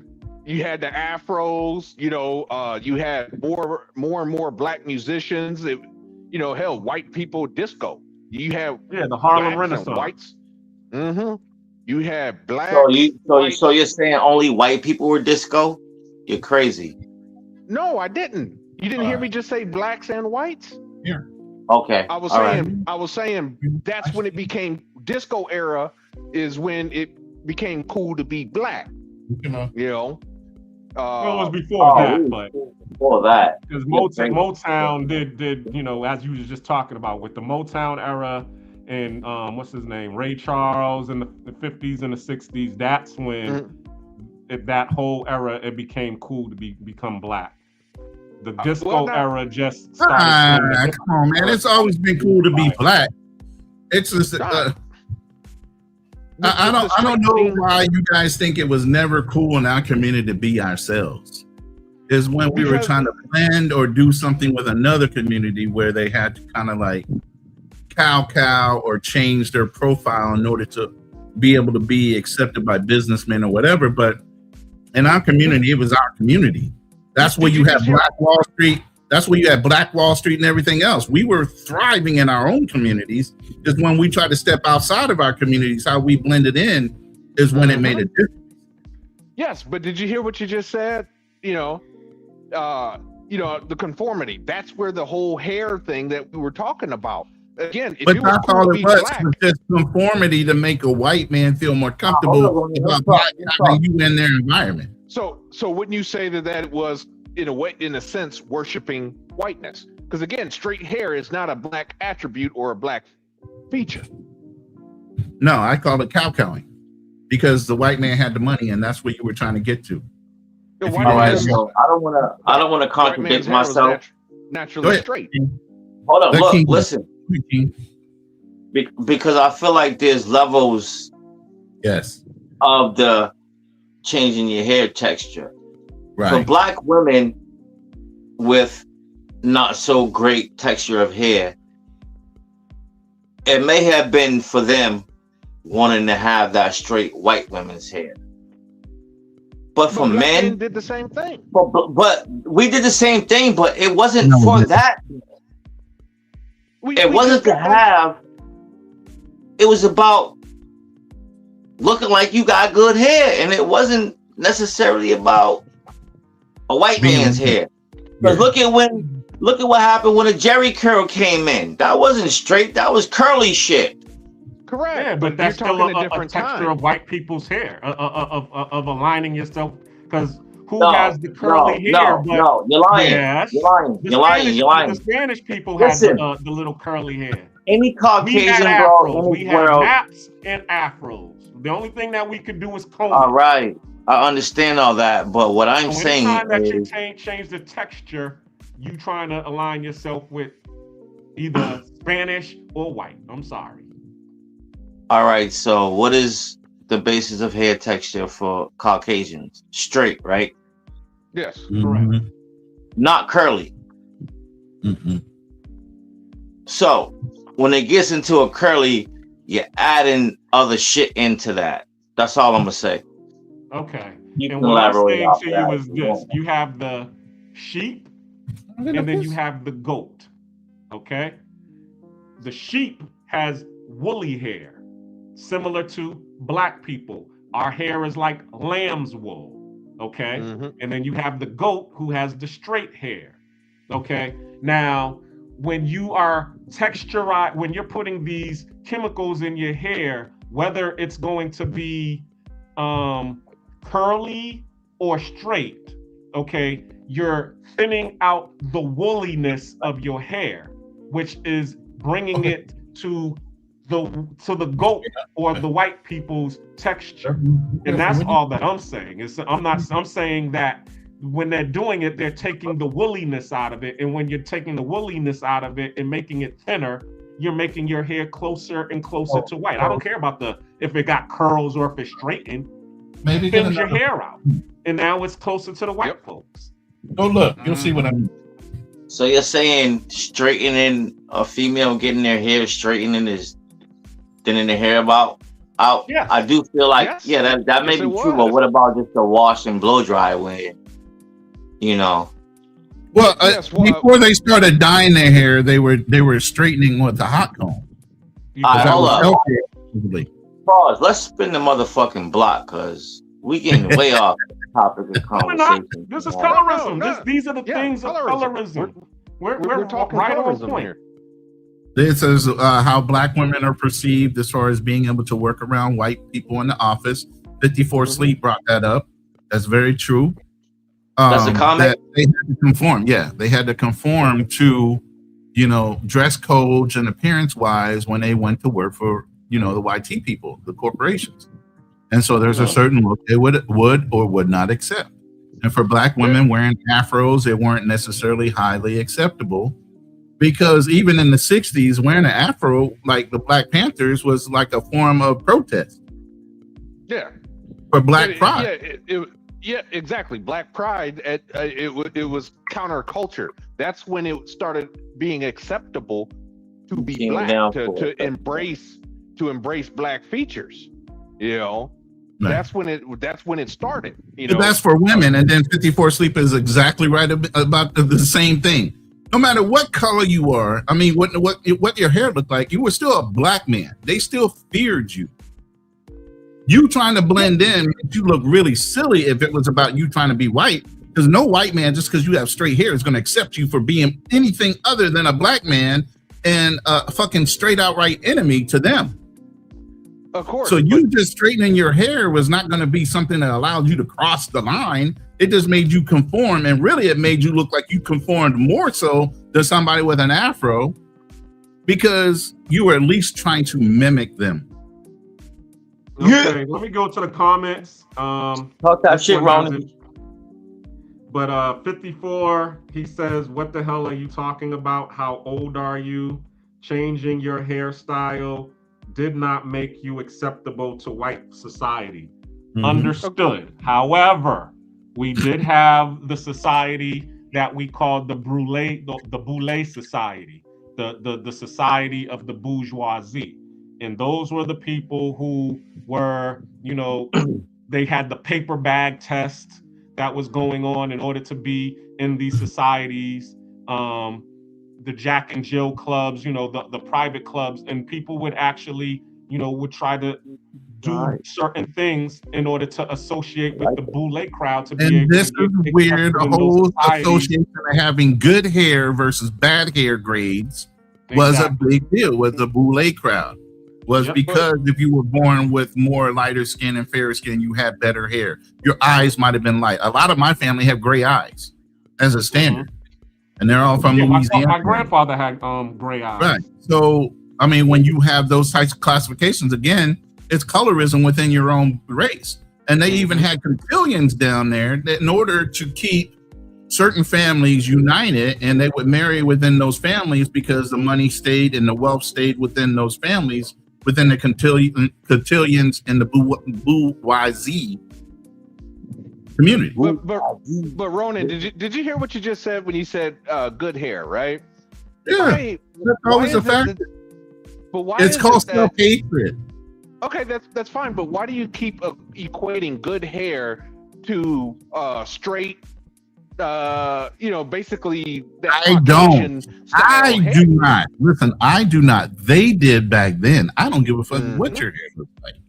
I mean, but back then, but isn't that condition? But isn't that conditioning though? Because like you keep saying good hair and straight, which is not. Black people is not an attribute of. We don't have. No, my brother, stop that, because having good hair does not consist of hit the link and come up. You're more than welcome. Straight hair. Having good hair, Ronan said it, does not consist of having straight hair, brother. It's just. But when I brought that, but when you look at somebody's hair texture, good hair, you know whether they have a good texture of hair or not just by looking at someone's hair texture. Period. Correct. But I don't know if you caught it, but Ronan keeps saying good hair. Every time I said black men would straighten their hair, he keeps saying, "Oh no, that's just good hair." No, I didn't say it like that. No, he was referencing to it being a style. Yeah. But Back why then. is a style of good hair being straight, which basically is consistent with Caucasian features? Because back then, that's what they were idolizing. There's the conditioning. Listen, I understand that. I understand that. And I said that a long time ago. It didn't matter as a black man whether you straighten your hair or not. You were still the enemy because you were black. You were stronger. They were intimidated by you.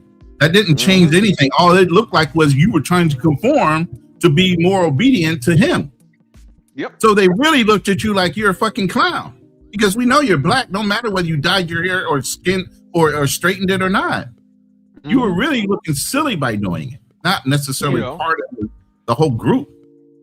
And another thing I wanted to touch on, another thing is, now this is more, with black women, not necessarily black men, but dyeing their hair blonde, for example. So not only do they straighten their hair or even if they stop nowadays, I don't even think they straighten their hair anymore. I think now they buy wigs, but they buy blonde wigs. What is that? They still straighten their hair. You got some girls that'll still get the Bantu or whatever I can't cream of nature. I don't know the names of these different creamers or relaxers that they have. So yeah, they do. But most of them now, what they do is they'll just put a weave in it, a lace front weave or a Remy weave or whatever type of weave, or they'll get the braids. See, and that's a whole other thing in our community. Even so, you got women that still have their natural hair that take the time to actually go and get hot combs, and they'll make fun of the ones wearing wigs. They'll make the one fun of wearing real hair versus synthetic hair, whether it's weaved in, and they'll start making fun of each other even on that level, just on hair alone. Right. Another way of dividing us even further. But again, they're buying like blonde wigs, redhead wigs. I mean, they got all kinds of different colors, that aren't consistent with, a black woman's natural hair. Yeah, exactly. I mean, I'm not gonna lie. About 20 years ago, I was trying to get the I'll Be Sure, man.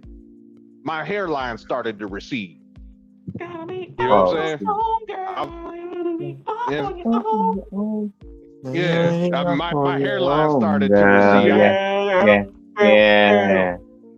Don't get me wrong, I was looking pretty good, but then when my hairline started to recede, I had to stop that shit. I started getting I started to get the McDonald's arch. We love to see you smile. Yeah. Looking like Calvin. Yeah. So I had to stop. Nigga, that ain't funny because you still got a full head of hair, black cleaner. That ain't funny, bro. Yeah, I still got a full head of hair, but I had to quit black doing that. Black and shit. nappy. Yep, that's what I do. I keep it black and nappy. I got a full head of hair for it too. So fuck both of y'all. All right. Hey, put some rosemary in your food and some olive oil and some vinegar. It'll start growing. Rosemary and vinegar. All right. And olive oil. So when it don't work, I'm gonna call your ass out.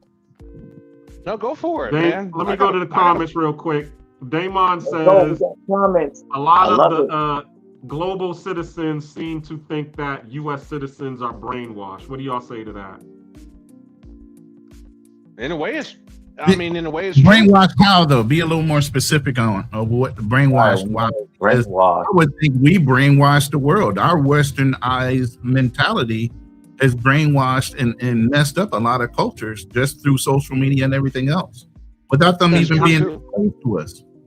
Yeah, that's what he was saying. He was saying U.S. propaganda, including black hate, is spread around the world. So yeah, that's what he's basically saying. That we drank the Kool-Aid. So U.S. black hate. I could see his point. I mean, like growing up, the term insulting another black person in the school, another black dude, black kid in the school, you call him African booty scratcher, or you would insult his mom. You would insult his mom. Your mama's so black. You know, the your mama's so black jokes. You know, that's the dozens, man. And the dozens is actually a way of toughening up your emotional intelligence. That's come over from Africa. They do the dozens overseas.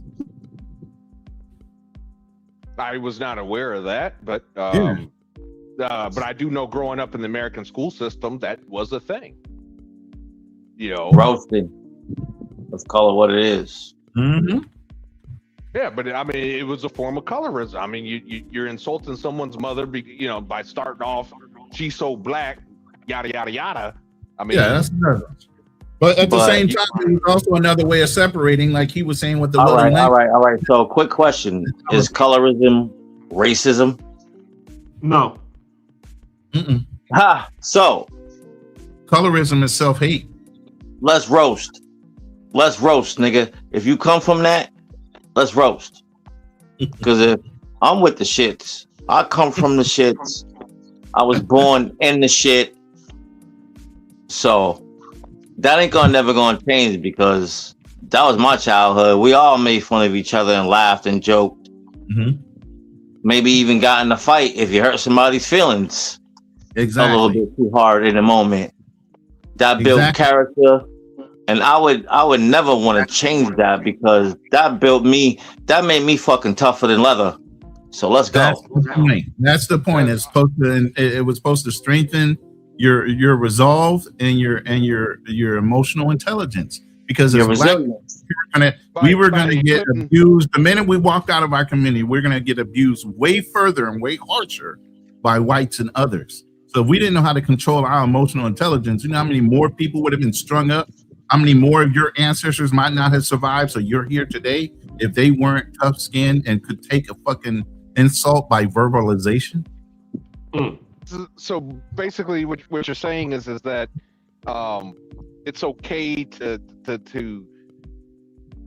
do colorism as long as you're toughening up others by doing. No, we're talking about the dozens only. We're talking about the dozens only.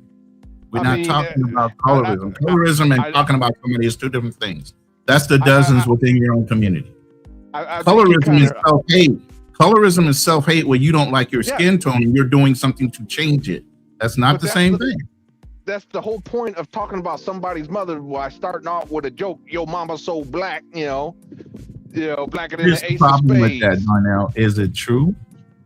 And does it make you hate your race because somebody's saying that about you or your mother? But you're reinforcing because when you do that, you're reinforcing the conditioning. You don't say you're not saying your mama's so light skinned that come on. They are now. Let's just be fair. But they are now. Listen, whatever we said in our your community, mama's so light when she go outside.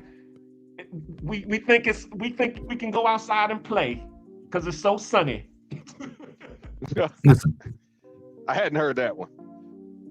You never heard that? Your mom's light bright, rainbow bright. That's what we used to call the light skinned people, rainbow bright or sunny delight. Yeah, your mama looking like sunny delight.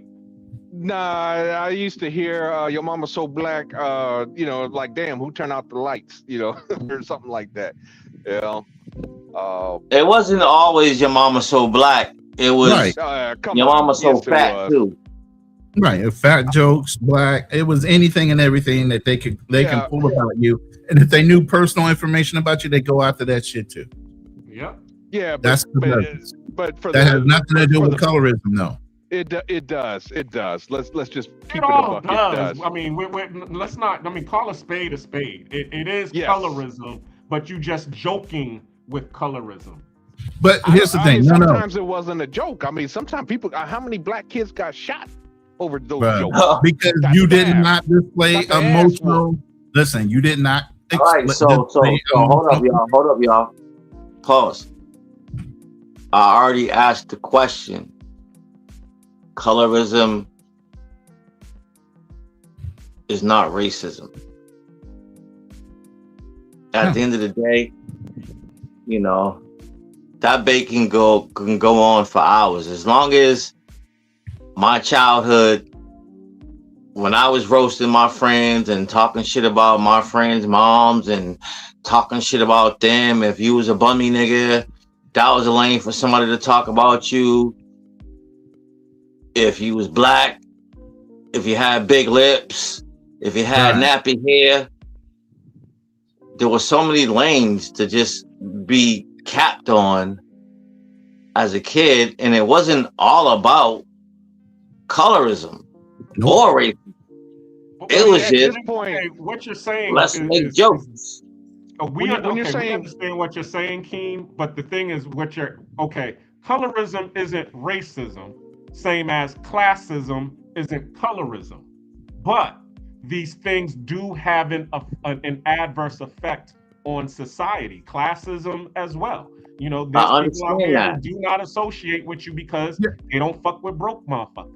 You know what I'm saying? I mean, and there's people out here who don't associate with you because you're a dark skin, and they're trying to keep their family light and rich. You see what I'm saying? But these things do have an adverse effect on our society.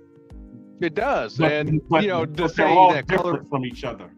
Go ahead. But to say that colorism and racism are two different things, I think at that point we're just splitting hairs. No, we're not. Yes, we are. I mean, because when you're making these jokes and things of that nature, you're basically, whether you know it or not. What is racism by your definition? Racism is another race or somebody looking at you saying you're less than them, correct? Colorism is you could be of the same race and you're looking at the other person like, hey, I'm better than you because I'm lighter than you. Or I'm better than you because I'm darker and more pure, back to the Mandingo race, than you. That's colorism. Using your first phase of that to me, that's proximity to whiteness. Something I said earlier as soon as I got on the show. And that's the whole idea behind colorism.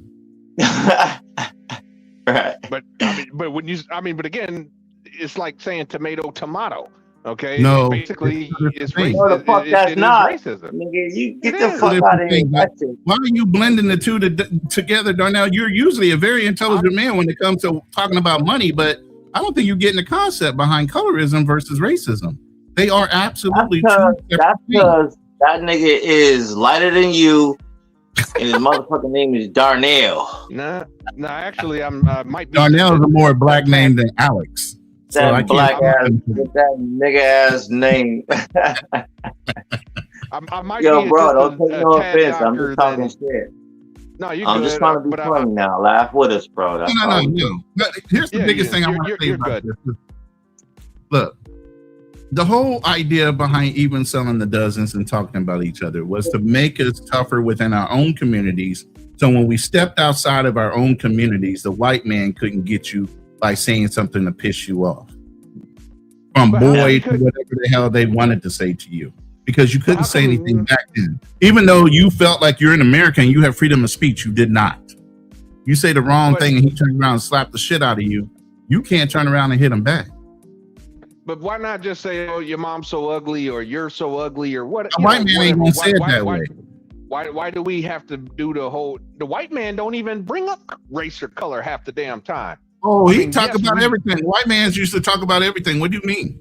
They used to, but your mama was I don't know how many of my grandfathers went through your family, and that's why you so light. Bro, they can get raw with it. Are you fucking kidding me? They're not polite.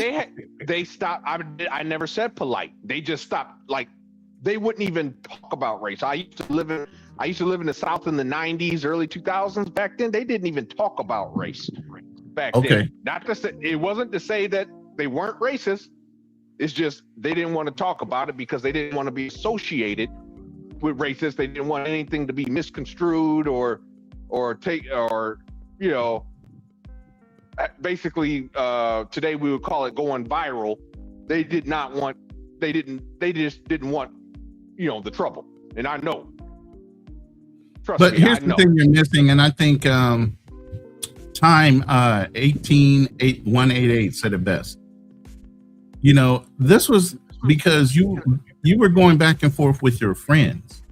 Now, if somebody you didn't know tried to do the dozens from a different neighborhood, that's a whole nother thing. Now you're getting in a fight. because the nigga's insulting you.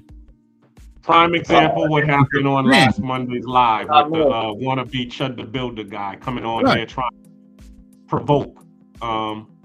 And what happened? He got, and it's funny too, because a lot of times me and O2O, we don't see eye to eye on some things because, you know, I'm coming from the, we'll just say the pro-black standpoint, and he's coming from the humans are human standpoint.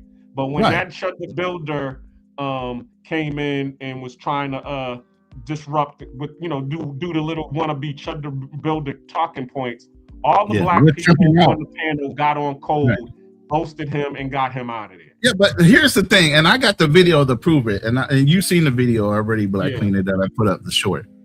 Y'all gotta allow one person to get on code and get in that one person's ass that's sitting there doing it. And I was already in his ass, and y'all kept on saying, Ronan, stop, Ronan, stop. No, motherfucker, let me get this out. Stop me, yeah, let me go. Yeah. Oh, Charlie Chan is in the back. Okay. So yeah, y'all gotta, you know, allow me to deal, or whoever started dealing with the person, to get him the fuck up out of there in a raw kind of way, and not try to stop him from saying the thing to get him up out of there in a way that is not like demeaning to us as people, but a way to put out a point that, yeah, your fire has no fucking energy here. You know what I mean? Yeah, and I appreciated you for that, because the thing was, I've never followed Chud the Builder. So when he said what he said about the whole chimping thing, I didn't even hear what he said. So so when he said it, so after when y'all was telling me, he said chimping out, and I was like, what the hell is chimping out? And then I started looking at all of the little Chud the Builder, you know, reactions, and I was like, oh, okay, so that's what this. I loaded the video for you if you want to play it real quick. I was familiar Shout with out that. To, I'm talking about everybody that wasn't in the room that day. Shout out to Charlie Chan. Yo, Charlie Chan TV. If you don't know, you better know. Fellas? Everything's going well, sir. How are you? Man, it's a blessing, man. I just seen you guys was having congregating, so I felt like I would pull up and show some support to my good brother Jay Holiday. Yes, by all means, fellowship. That's what it's about. Brotherhood. For sure. Right. Jay Holiday. Shout to Black Cleaner though. So yeah, this guy. My bad. So okay, so now that you're on here, what do you have to say about the topic? Is colorism programming, or is it a preference? All of these brothers that's going over here overseas, you know, picking all of these light-skinned, big booty women, is that a preference, or is that programming? Is unequivocally programming, brother. Whoa! I don't even think that's. Yes, sir. That's a strong word. Yes, sir. And I stand by it. That's why. Just let me land. And I'll give you just a quick example. Everybody, especially that's on this panel, we are of age. Everybody on this panel know Pam was way better than Gina. The only thing that Gina had on Pam was light skin. And she did have a booty though. Pam had a booty. I said Gina had a booty. This nigga here, did this nigga here go to the motherfucking Gina and Pam reference? He did. Oh, that was hard. That was hard. Yes, sir. I mean, personally, I like Gina better than I like Pam better than I like Gina. Only thing Gina had, she was light skinned and she had a booty. Yeah. I think we're preaching the same Pam point. had the whole package. Yeah. Now we talking about everything, bro. It's colorism either way. You got a light skinned sister versus a dark skinned sister on the show, who was preferred and who was always made fun of as having BDBs and buckshots in the back of her heads and everything else. Nah, but see, we gotta X that out.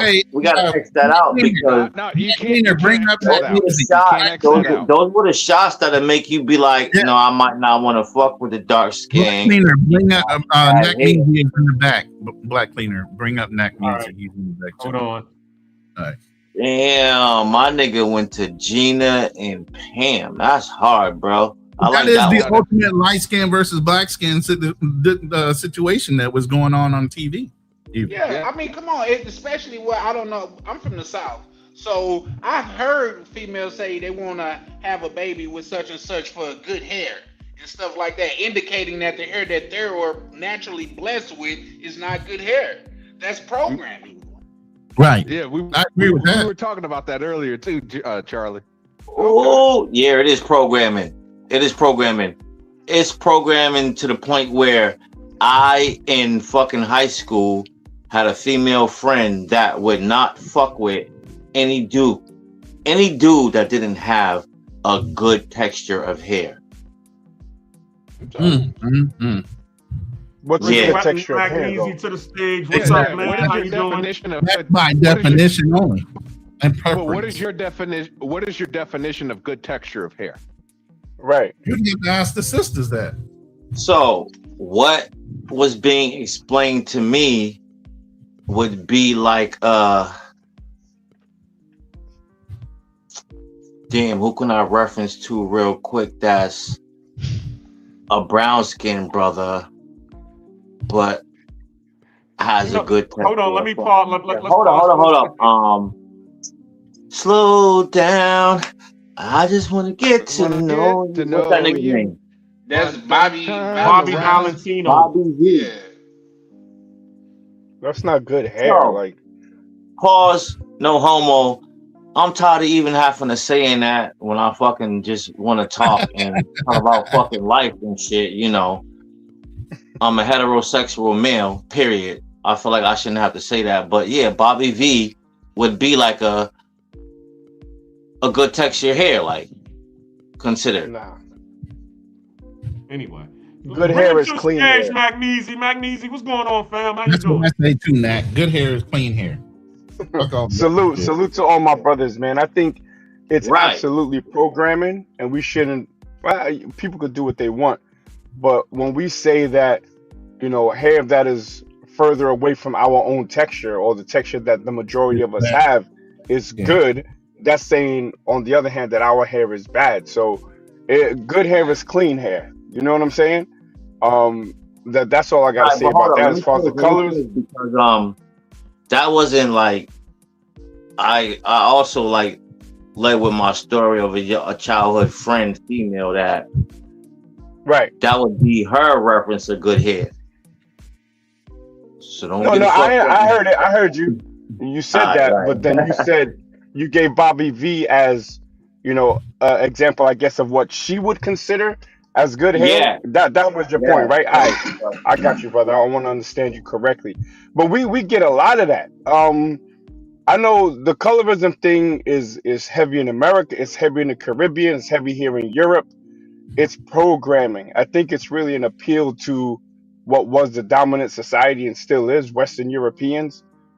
So you had in different countries, mejorar la raza. They had derecha a la familia, which means to fix the race. Blanqueamiento, all of this stuff. And I remember women saying, "Yeah, I want a guy with light skin and curly hair." And there's been a lot of the females saying that, but now we as men do the same thing too. Remember the rap videos from before? Like, it wasn't all light skinned chicks. Now you'd be hard pressed to find a dark skinned woman in a hip hop video or R&B video. You know what I'm saying? So it's programming 100%. Yeah, but Nat, wasn't that like back in the 90s, like black women complaining, you know, being over sexualized, and I think that's why they started turning into lighter skinned women, white women, Latino women, and stuff like that.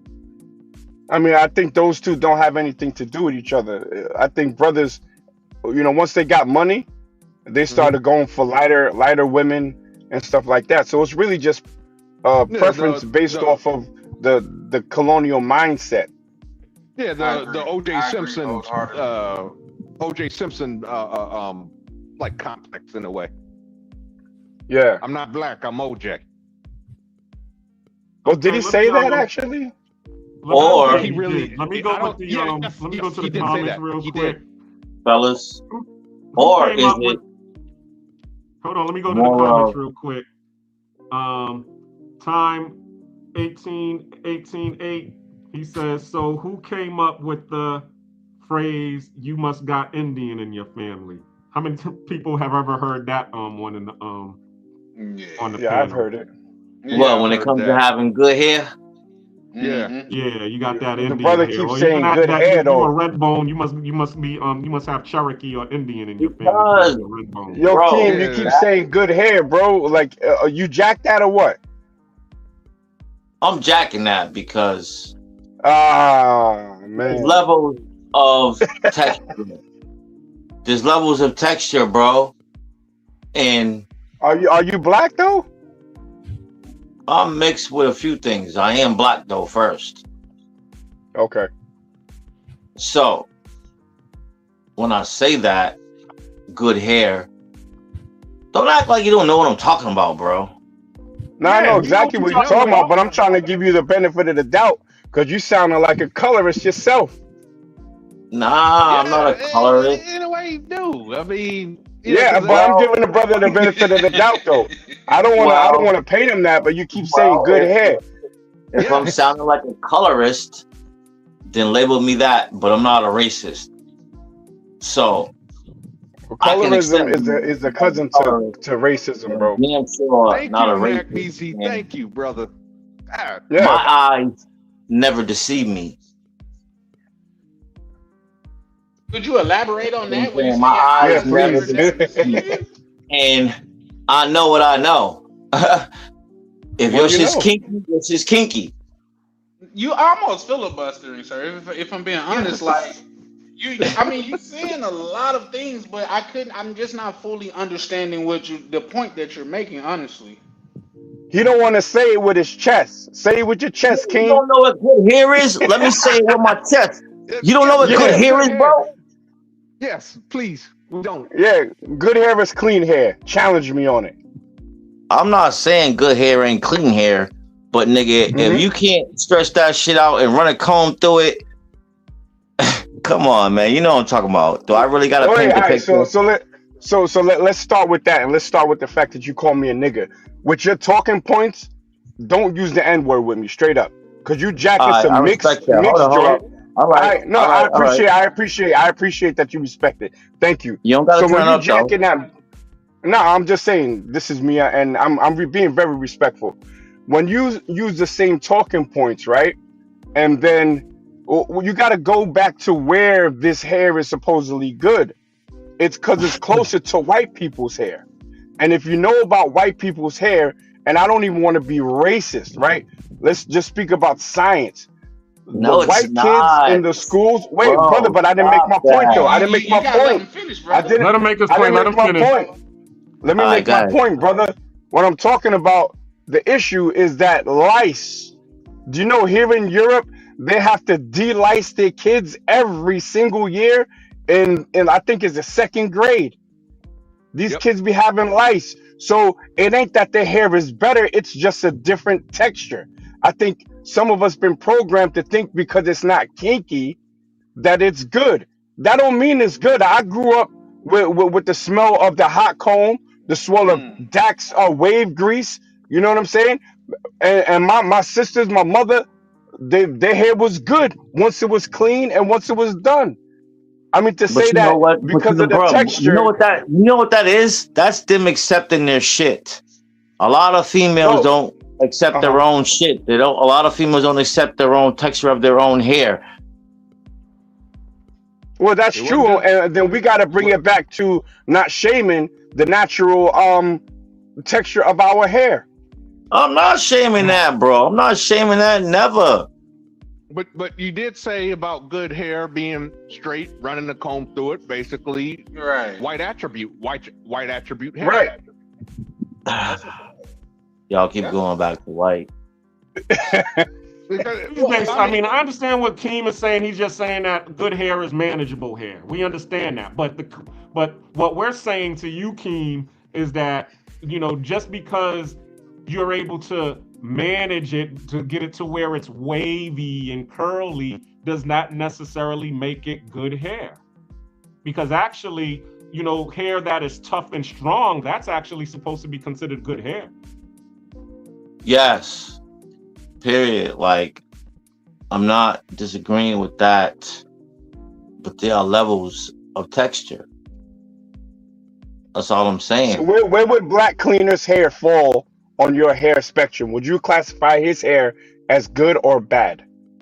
I've cut my cousin's hair before, and my cousin's texture, it's not kinky because of the styles and the way you can, contain his hair.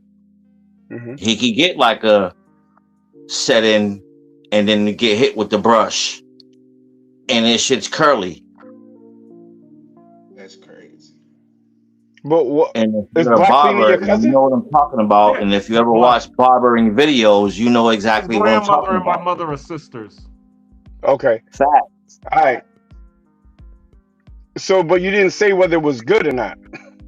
The way his hair is He right has a now. good texture. He has a good texture of hair, but he has to learn how to maintain his texture of hair to keep it where it should look healthy. Okay, we'll go with that. Yeah. Moving on. Yeah, we're going with that because that's what it is. All right, no doubt. Okay, well, let's go to the comments. What's to say? Time 1818. He said, "My Watch brother, when cousin's hair grows out. you are wrong. Black women love their hair when they were wearing afros. You will never." Hold on, sorry. Who's wrong? No, hold on. Let me finish what he was saying. You'll never catch a black woman today wearing afros. Women, they're afraid to be natural. So basically, back in the days, the women was loving and rocking the afros, but nowadays you don't see women rocking the afros anymore. They're usually wearing the weaves, or they're wearing the wigs, or they're wearing the faux locks, or they're doing the process in their hair. What do y'all say about that? I say that's not true because there's been a resurgence as of the last 7 years for this natural hair movement led by Black women. A lot of them are turning away from the perms and all of that. So, I And going guess it natural, depends on yeah. your ecosystem. It depends on your ecosystem. You know what I'm saying? Yeah, I agree with that, bro. Shout out to King for saying everything with his chest, man. I appreciate you, bro. I appreciate you too, bro, because that's what we here for. We gotta say it with sure. our chest. We don't say that shit at all. Word. We're not here for confrontation. We're here to talk about shit and get it out. Be expressive and be accepted.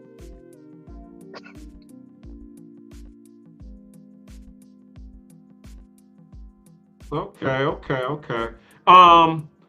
You're in Europe, correct, Magnesi? Yes, sir. So how do you see colorism affecting the society over there? Do you see a lot of people being colorist I know that there's a lot of Caribbean folks in Europe and Africans. Man, bro, it's crazy out here. When I say it's crazy, on TV you won't see a black man and a black woman together, but you'll see black people on TV. You'll see a black woman with a white man, an older couple, white man, black woman. You'll see a black man with a white woman, but you won't see. I remember the first time I saw a black couple.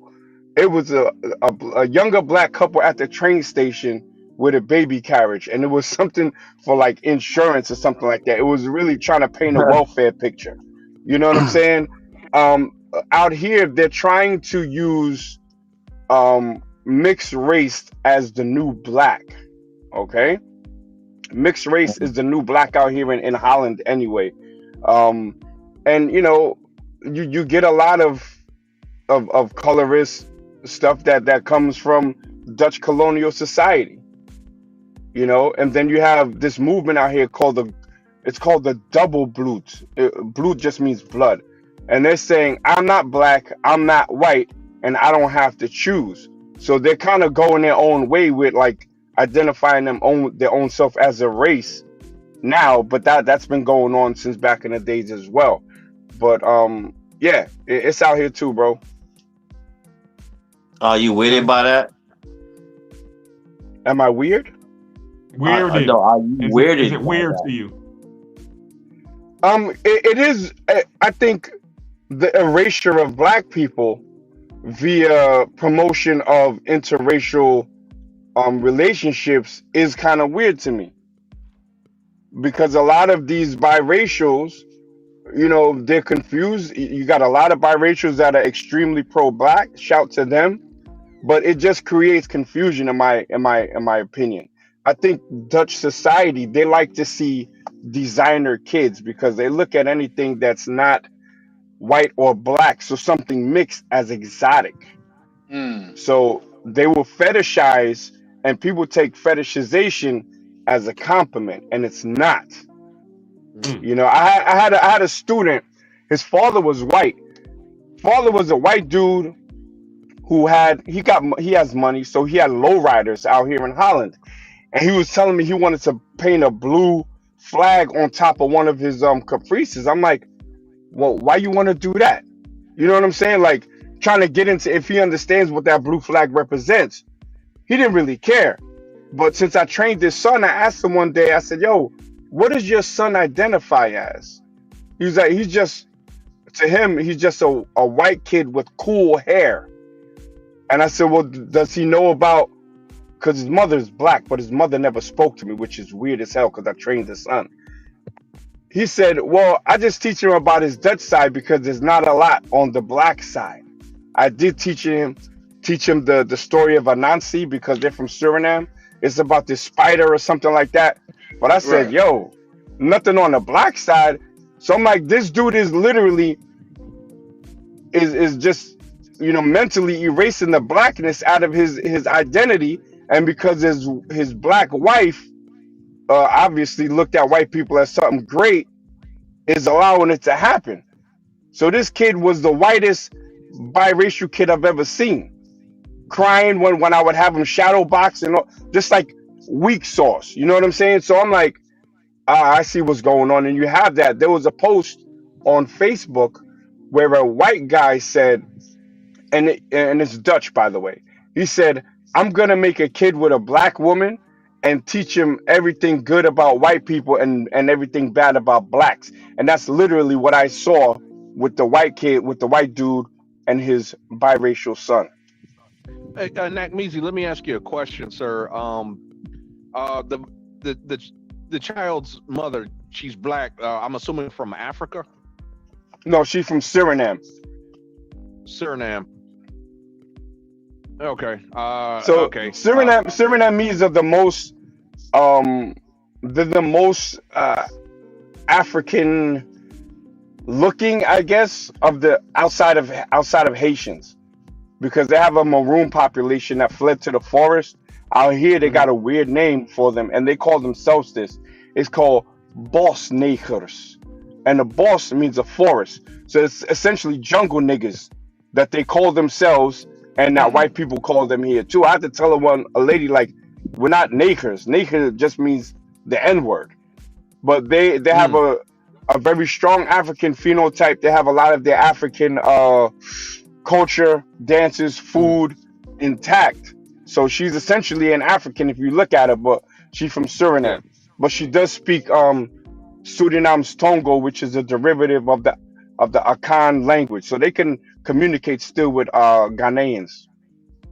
Okay. So I mean, I mean, like I said, I did assume she might have been African only because she wind up in the Netherlands. But the thing is one of the things I do know, you know, and I have dated women from Africa, Kenya, Ethiopia, and they do kind of work. It's like, it's kind of strange how, you know, they do worship whiteness out there, even in Africa, you know. where it's almost like, they really, the women will go looking for a white man. Brother, you will if you come from a pro-black mindset out here, you'll go crazy until you just accept it. I design shoes, right? Like I just be remixing certain kicks, right? Like Air Force One is a good platform that I use. So I went to get this what they call wax print. It's like African fabric. And I go in the spot and there's a white lady on the spot. And then I said, a white lady owning an African fabric spot, but most of the wax prints, they come from Holland. They're made here. So they got Europeans selling selling Africans their own African print, which is crazy. Yeah, but in Ghana, when I went there, crazy. Yeah, it is crazy, but you can't look at, like, Africans a lot of times are not pro-black in the sense of people from the diaspora, because a lot of times traditionally they work with Europeans as business partners. I'm not even speaking about just the slave trade. They work with Europeans as business partners. We looked at Europeans as something totally different.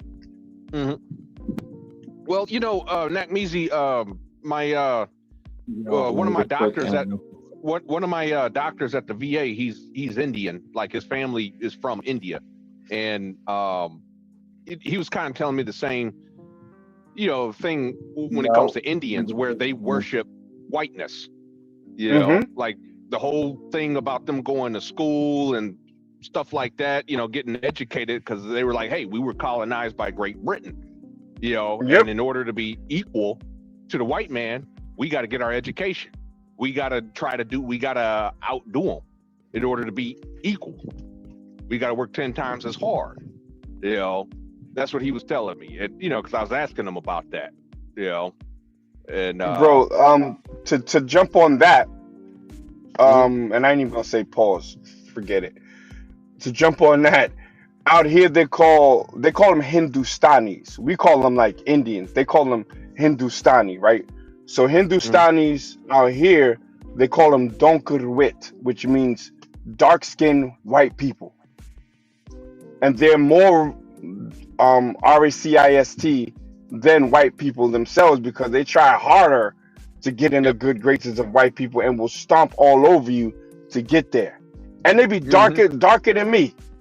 You know what I'm saying? So that's 100% true. They had that colonial mindset from when the English conquered India and then split it up into India, Pakistan, and I think Kashmir, based on religion. Yeah, and I kind of get a sense of that too. I've run into this, when I go down to Mexico and stuff, and I cross the border, like, I'm not gonna say white border patrol agents don't give me a hard time, but I'll be honest, the Hispanics, they be the worst ones.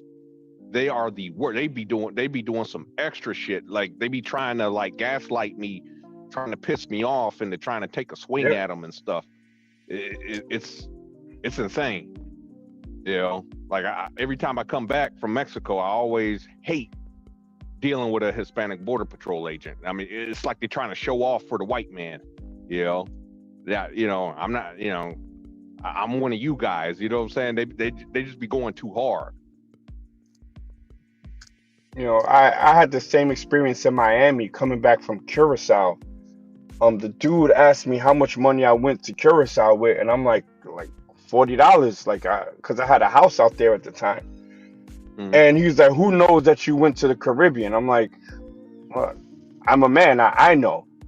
He's like, well, we need to find out. He's like, where do you work? So they actually called my boss to find out if they knew that I was on vacation in the Caribbean, just trying to make me miss my flight, essentially, because to get to New York, you got to transfer in Miami, or you had to at that time. And I'm like, these dudes is really just trying to push my buttons, so I crash out, and then, you know what I'm saying? But a lot of times it was them. It was them. Not to typecast, but, I'm just going to speak on that anecdotal experience that I also had. Yeah. And again, and it just goes to that proximity to whiteness thing. It's like I gotta prove, you know what I'm saying, I'm one of you guys, you know what I'm saying, I'm one of you guys. I'm a white, I'm not like the rest of these people, you know, doing all this extra shit. And I see it, and I especially do see it, you know, in the Black community, which, you know, has to do with our topic. You know, it is, in my opinion, programming. You know, it's programming in the sense that, you know, it's like proximity to whiteness is seen as good or pure. It kind of reminds me, somebody had brought up Malcolm X, the movie Malcolm X earlier. Anybody remember when Denzel Washington playing Malcolm X was in prison, and the Muslim brother, you know, told him, learn the words in the dictionary. Looked up black, evil, dark, void of light. And then he looked up white, pure, clean. You know, basically, black had very bad adjectives, you know, and white had good adjectives or attributes. So I believe it's a lot of program. It's definitely a lot of programming. Black Cleaner, I have a question for you, brother. Is he still with us? I'm sure he is. This is his channel. I see. I think his picture is frozen. But does anyone know if he's from New York? No, I believe Black Cleaner's from Boston, by way of. Oh, okay. So East Coast. Yes, sir. Okay. Don't quote me on it, but I'm pretty sure that's what he No, said. it probably is. I think I heard it mention something about Boston. But the reason why I I'm asked from is because Boston. I'm just working on some stuff backstage. I actually banned Ronan the Traveler because he had a link up here about Shed the Builder, and I saw it, and all I saw was it as a guest, and it said Shed the Builder, okay. so I just banned it. So I ended up banning him. You got that trigger fingers on fleek. Oh yeah, when I saw Shed the Builder, because I thought it was the dude who was on here last week that we jumped on and kicked him off. So I thought it was him trying to get back on here to say something. But I ended up doing that, so I'm trying to see if I can unblock him. Yeah, y'all kind of Ronan was really about to get at that dude, like, you know, with precision, but he kept getting interrupted. I'm like, damn, let Ronan cook. Sometimes we all get so hyped that we end up, you know what I'm saying, stepping on each other, or there's like some friendly fire when there should just be one sniper. You know what I'm saying? Whoever got the best shot should take it, you know. But at least he got handled. I don't know, what did he say to get off code, or not even on code, but for him it's on code. Some talking points. That's really what it was. That shit is what kind of triggered me. That Shed the Builder talking points. Yeah, that's when he said that's chimping when he out. Started. Yep. Yeah. He said chimping out. I mean, there was honestly, man. You want to know the truth, Nat? It started over something really fucking stupid, man. I swear to God, it started over because 020. He pronounces NVIDIA NVIDIA. Yeah. And I guess that just pissed off the Aussie guy. He kept saying, "Why don't you say it right? Why don't you say it right?" And stuff like that. Which it's like, come on, dude. You know, some people say tomato, some people say tomato. Who the fuck cares? Yeah. You know. But he pulled up looking for that, and I kind of went off the rail a little bit too. So I take my responsibility for that. I wasn't at first. I wasn't sure if he pulled up, you know, to start shit or not. I wasn't sure at first, but yeah, when he started, you know, doing the whole NVIDIA thing, that's when I started getting the clue. Like, okay, this dude, I think is, you know, I think he's trying to start some drama here. You know, right? Wrap that motherfucker up. Get him the fuck out of here. Yeah. And then it was long. Yeah, go ahead. No, he was just confirming with you. Go ahead, keep going, Darnell. Yeah, just saying and it was in the back chat after, you know, he got booted off. He was in the back. He tried to come back up, and we didn't allow him up. But you know, he kept spamming, the N word in the back chat. Yeah, and I was like, okay, yeah, this dude, something wrong with this dude.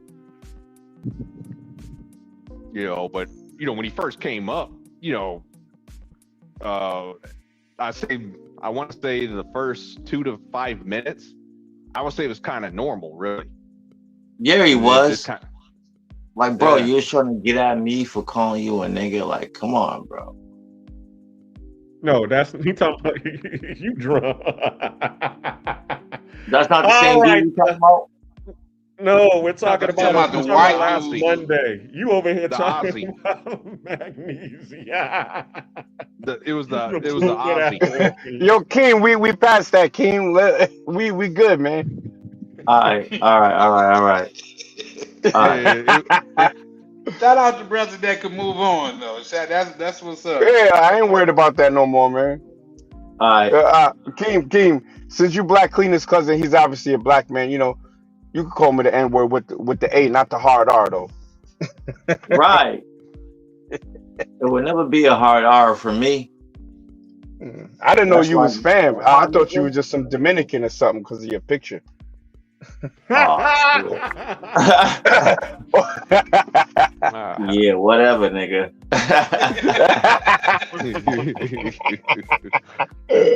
Oh, shit. Yo, and where y'all from, they got a lot of Cape Verdeans out here in Rotterdam.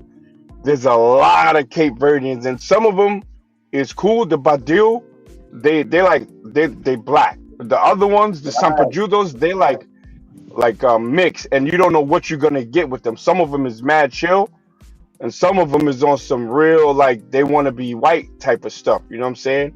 Mm-hmm. But the women is alright though, and I'm speaking about the black ones. They fire. Here we go with that skin tone. Let's talk about it. Let's talk about it. I like the black ones. So why you like the black ones? What's different between a light-skinned Cape Verdean and a Afro-Negro Cape Verdean? What's the difference? The difference is they well some are more Portuguese leaning and more Portuguese mixed than the other ones that are not. I like dark-skinned sisters. That's it. Yeah, and not to nitpick, you did mean Afro-Latinas instead of Afro-Negros, right? Right. Okay. Well, but they're not Latinas anyway. They're Africans. So the Afro-Africans? Is that the proper They're term, African. though? They're from Cape Verde, which is in Africa. Okay. Well, yeah, I know that, but like, so see that part right there, like that should be weirding me out when they feel like we're not of the same. You know I'm what? weirded out by that. But that's how What you weirded out though? has the world. That's how would you segregation. What you mean weirded out? Yeah. Could you? I'm asking the same thing Magnesia asked. What do you mean by weirded out? Because we all from Africa. If we all from Africa, we all of the same thing. Sir, okay. No. So but look, due to how we're mentally programmed to be separated. When how the fuck are we separated when we're all the same? But we're not the same. We never been the same, brother. Yeah, and we will never be the same, sir. Word. You gotta. I mean, I get what you're saying, and kudos to you. You come in from the mindset of all skin folk is kinfolk, but that's truly not the case. No, it's not. It's true. It's not the case. So I'm not coming in at that. I'm weirded by the separation and the segregation that has been created amongst people that should really be fucking with each other. Nah. Can I take this one? Can I take this one? This is my my area of expertise. The creation. There was no creation of this. It just has always been that. Africa and black people are very tribal and very ethnic oriented, right? So it wasn't that the white man came and and you know, he created this. What he did is he exploited an already existing And did ethnic what? divide. Created separation and No, segregation there was among. already separation, brother. There was competition for resources. There was different languages, different cultures. So it's always been like that, bro. And when we talk about the Cape Verdean, their separation is Sampa Judo versus Badil. So there's separation everywhere. There's separation, Okay. you know. Go on, brother.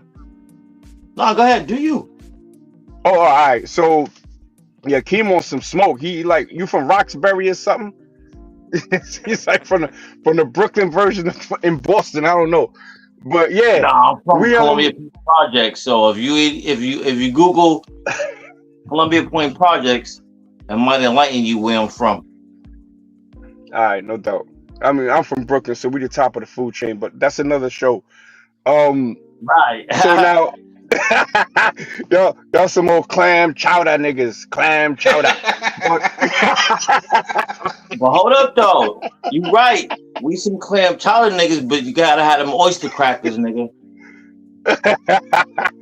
Gotta have them oyster crackers. Hey, For sure, King. if prove his point was a person, it would be you, King. Yeah, you just really proved that one.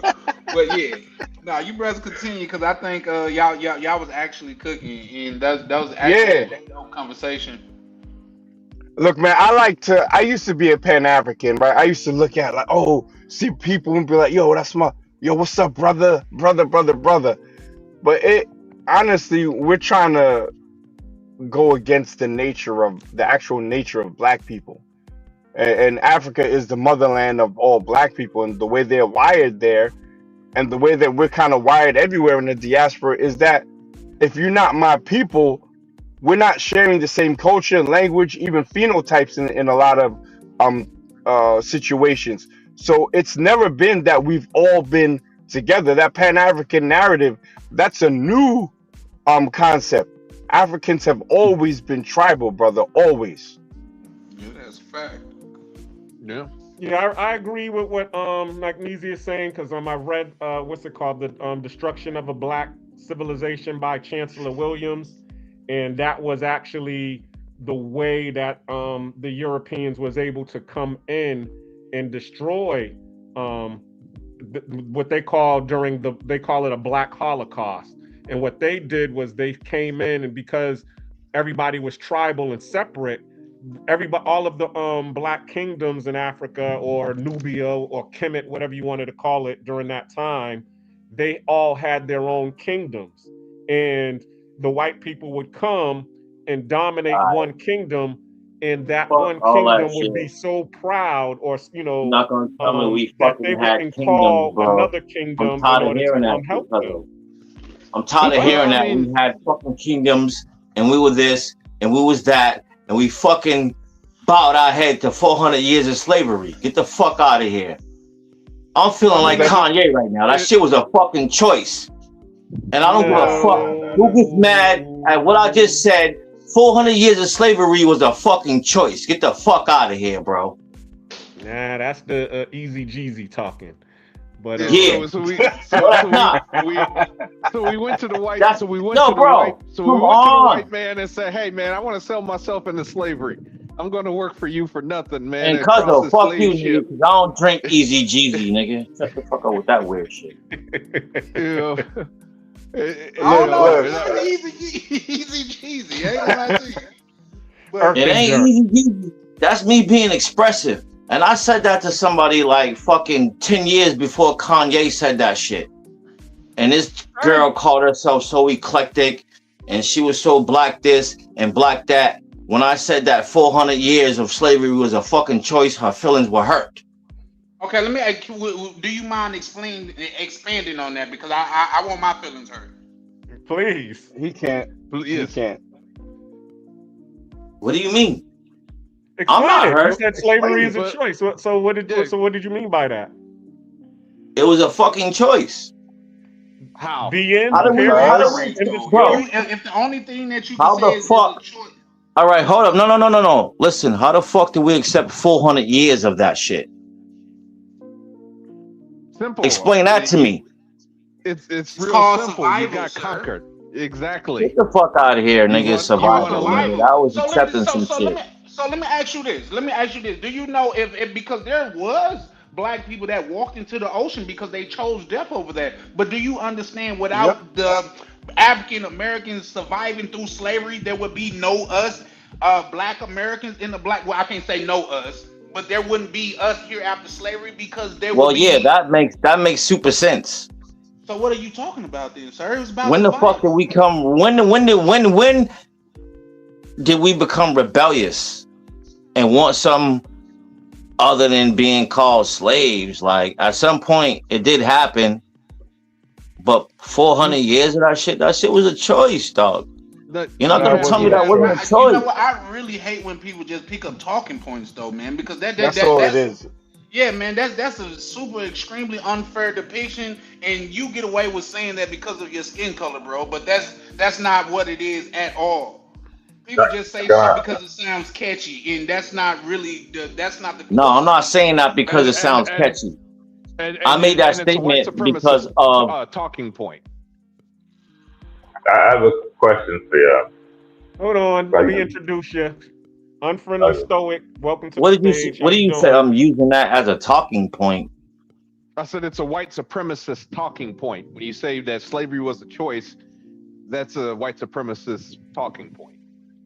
That's a white supremacist talking point. That's how you feel? No. Yes, sir. Absolutely. Yeah, they're trying to downplay slavery. Kind of. All right, so yeah. I'm done with that conversation because if I keep going and I keep speaking, I mean, I might get rashed, but I don't care about getting rashed at the same time. But bro, 400 it's just years. that you can't elaborate on it. You just threw shit at the wall, expecting it to stick. We're asking you for your receipts on it. So listen, I got receipts. I got receipts ready for you. I got receipts ready for you, bro. Different than mine's. No, it's not an opinion. I have historical fact, my brother. Like one of the brothers on the panel said there were Africans that walked into the ocean. What he's specifically talking about is Igbo landing in Georgia, where they said, nah, we ain't doing that. And they killed themselves. There's been so many uprisings and rebellions. I'm about to get super rash. You sound like wait, hold on, brother. Hold on. When you say rash, does that mean emotional? Let me finish, brother. Let me finish, please.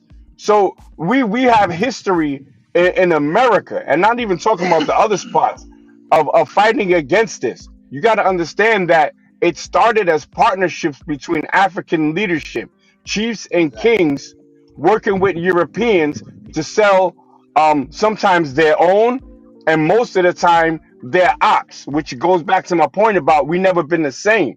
So it wasn't a choice. From when they got walked from the interior all the way to the coast, they were in chains, brother. Like a lot of Africans already apologized for this. Yo, son, what's wrong with you? I want to ask the question. Yo, King, what's wrong with you, man?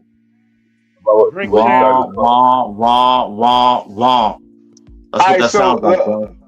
All right, so instead of saying womp, give me some info. Please. Bro, we were slaves for 400 years. Why are you not saying the fact of acceptance? Aye, Captain Obvious. That's pretty obvious. Now give me the fact. Okay, I'm trying to give him because it's my family, and I'm trying to give him the benefit of the doubt. But King, I understand what you're saying.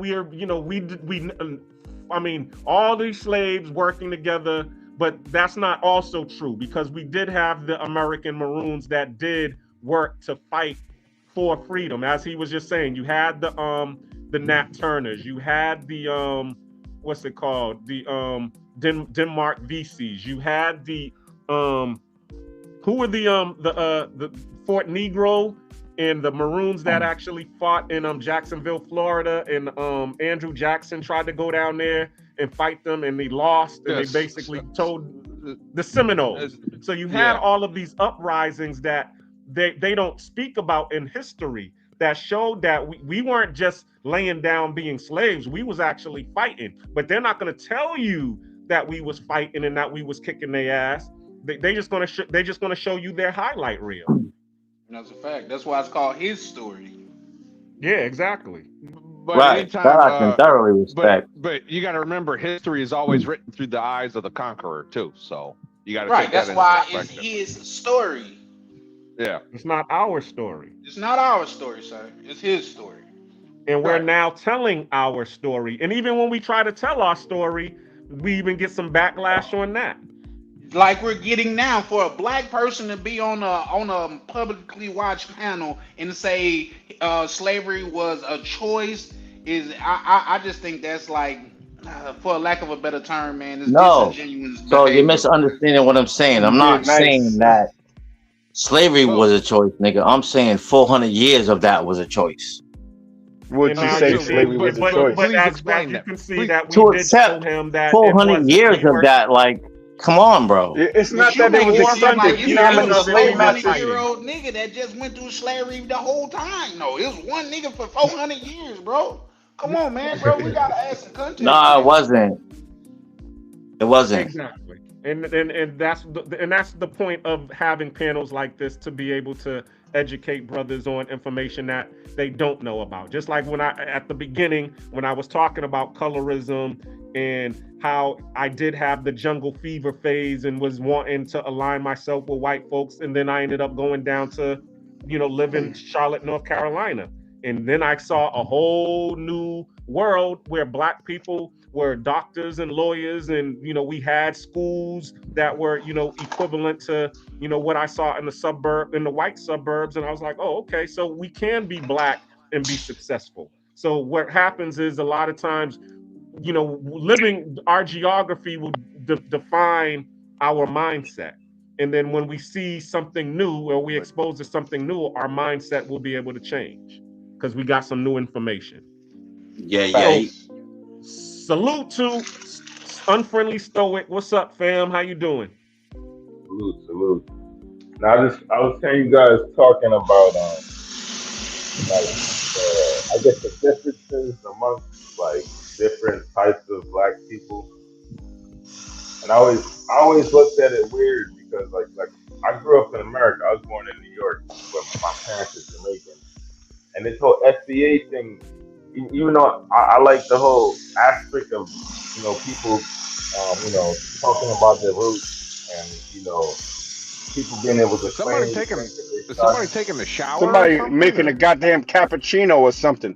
Yeah. God damn, you niggas got some very active imagination, cappuccino. Mute your sound or something. I was washing my hand. Damn, my bad. Press mute, bro. Making a double espresso. With extra frap listening ass niggas, man. Word.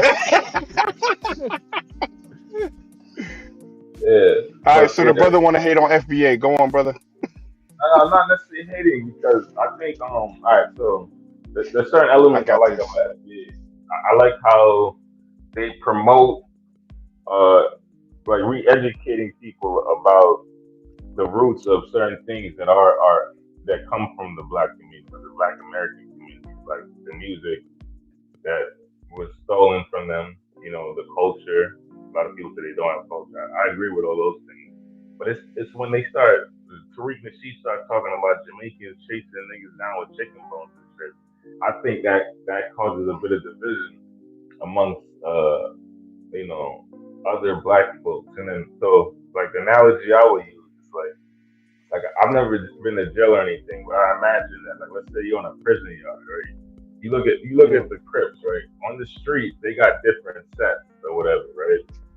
But when you're in the prison setting, right, there might be a few people from this set, a few people from that set. All the Crips might have to join together in order to fight whatever opposition they have inside that prison system, right? So I kind of look at it like that. Like, there's no real need for separation. Magnesia, you got this, or you want me to jump in? I got this, bro. Okay. Or do you want to? This is a layup.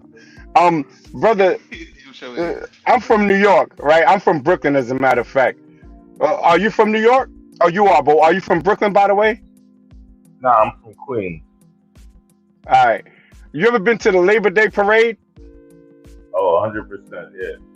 On Tell me how much toxic nationalism you saw out there, with Jamaicans being at the top, and then Trinis, and then who's at the bottom? Haitians.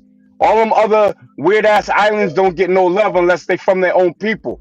The point is, I grew up in Little Caribbean and Flatbush, and I'm telling you, this whole xenophobia or whatever, that shit been going on way before the FBA movement was started. I'm sure you heard of the Yankee them lazy, right? Have you heard that? yeah, I mean, I've heard Of course. it. All But right. it doesn't So mean that when we shoot back at y'all, when we shoot back, then it's xenophobia. I had some lady say, "Me never like Yankee from birth." I'm like, yo, I don't even know you. So they come amongst us where we kick the door in, being wild disrespectful. And you can't tell me a place on the planet where Black Americans go amongst a local population and then kick dirt on them. It doesn't exist. But Jamaicans, especially, Jamaicans have been the bullies of the Caribbean. Not only that, Jamaicans, who are specifically these people, not all Jamaicans, these people that came from JMP, JLP, and PNP, right, that were connected to these political parties in Jamaica, came to America pumping mad drugs all up in it with these posses and stuff. So y'all been coming amongst us causing havoc, and now y'all getting mad because we saying we gotta delineate because we thought y'all was cool, but y'all not. Keep it 100. Y'all don't rock with us. Let me respond to that, right?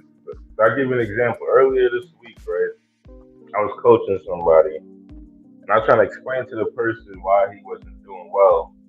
And I was like, you're not listening, you're not following directions, you're not taking the coaching properly. And then he started saying that he don't like how I'm talking, even though I'm just giving him, objective, criticism.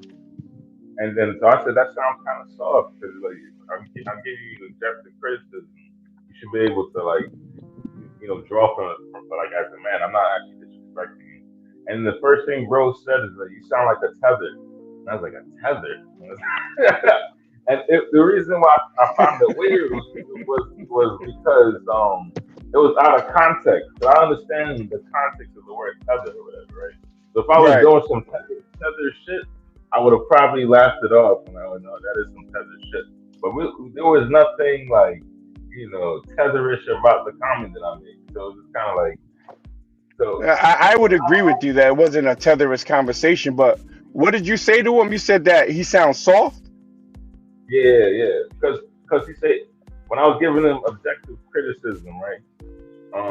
He's like, I don't like how you talking to me, as if I said something disrespectful to him when I was just giving him. Well, but if you call a man soft or a young man soft, then you are being disrespectful. We for the most part, we don't take that. Slightly. In Jamaican, they're like, I'm a soft boy. We don't do that in our culture unless you're looking for smoke. No. When I say he is soft, I said you sound soft. Like the particular. Yeah, but it's the same thing, brother. Nigga, that's like calling a Boston nigga a bitch. You might get punched in the mouth for that, bro. Nack, I gotta give you a little bit of pushback because I was kind of in a similar situation.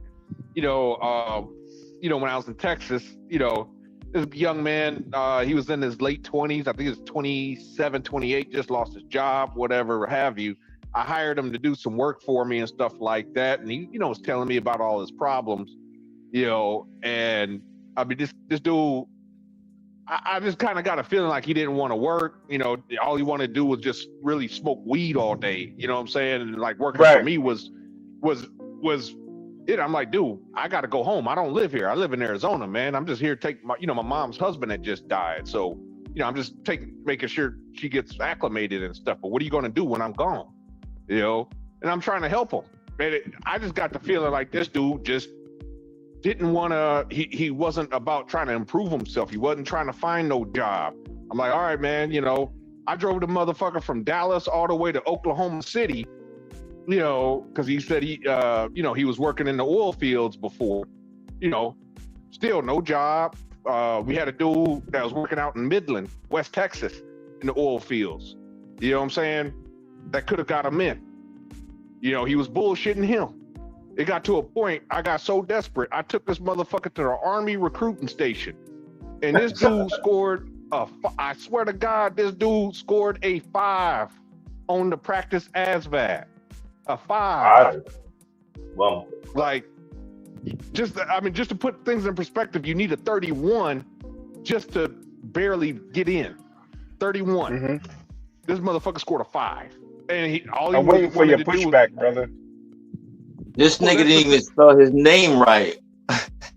Well, that was the thing. Like, where's the pushback? Because I want to get back to this tether conversation. Because what I'm saying is that I was telling him, hey man, your priorities are mixed up. We got into an argument one day. He wanted me to go take him get a haircut.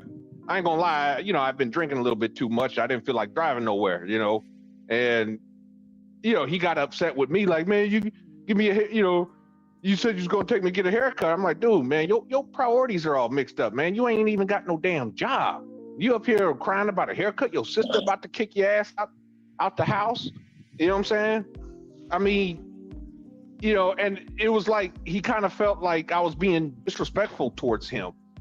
You know, even though I was busting my ass. I'm still not hearing the pushback. I don't hear the pushback. I'm just saying. Basically, I was in the shoes of what this other gentleman is on the panel. Nah. You off code. You off code. You went on a whole side trip. Let me Let me explain to something to Unfriendly Stoic, because I am a proponent of Tariq Nasheed, and I do follow a lot of his content. You know, every Sunday I listen to his lives, and you know, sometimes I do listen to the lives that he does with the when he's in the rooms. The thing about Tariq Nasheed is this, okay? We as foundational Black Americans have been silent, just like, you know, the 80s babies have been silent and letting, you know, the Gen Y and Gen Z do what they do. We just been sitting in the background not saying nothing. Okay. And just like Magnesi said, you know, all of these people, because during the civil rights movement and all of that, Black folks, we were saying, we did share the sentiment that all skin folk was kinfolk. And when white folks was not trying to let Black folks over into America, the Black immigrants, we were fighting, saying, hey, we want our Black immigrants to come into America. You know, we're all Black, we're all the same. What happened was, in what I'm thinking, because I've talked to a lot of Africans that were customers of mine when I was living in Atlanta. The white folks during them, you know, they would be gatekeeping in immigration, and they was only letting the coons come over. Anybody that was, you know, talking, you know, any type of Black revolution that was foreign, they sent them back to they country. But anybody that was talking about they coming over here to spread the gospel and be a good Christian, that was a telltale sign that they was going to be some good Negroes, and they let them in. So what's going on is you are seeing the coons of these foreign country, African countries and Caribbean countries over here. And anytime we start talking Black revolution or, you know, let's get together and build, you always have that one coon that's going to be a naysayer. And that's where you're starting to see the problem, because we're like, yo, we weren't saying anything wrong. We're trying to, you know, get together and do stuff. But you're over here trying to impede progress and slow us down. We don't have time for that. If you don't agree with what we're doing, then just shut the hell up and stay in the back. Don't be coming in our rooms trying to see what we're doing and then have something negative to say about it. But that's because we don't go in foreign people's rooms and sit in there and then talk trash about Jamaicans. We don't go into Haitian rooms and talk bad about Zoes. We don't go into African rooms and talk about Africans. But anytime, you know, a black room comes up and we're talking some good stuff, you're gonna see a Caribbean person up in there. You're gonna see an African person up in there. You even gonna see a black coon come up in there and start bucking their eyes and talking some negative stuff, trying to impede progress. So what happens is we just get tired of it and we start roasting them. So that's basically what you're seeing. It's not that we're against Caribbean people and we're against African people, because we do see that there are African people in the Brits that's with the shits in Brixton. They fucking them Europeans up when it comes to progress in black solidarity. We see that there are Maroons and Rastas and, you know, people who are talking about justice in Jamaica. So we're with the riders. We're just not with the foreign coons. And anytime we see a coon, we just gonna call them out. And I'll land there. I want to touch on that.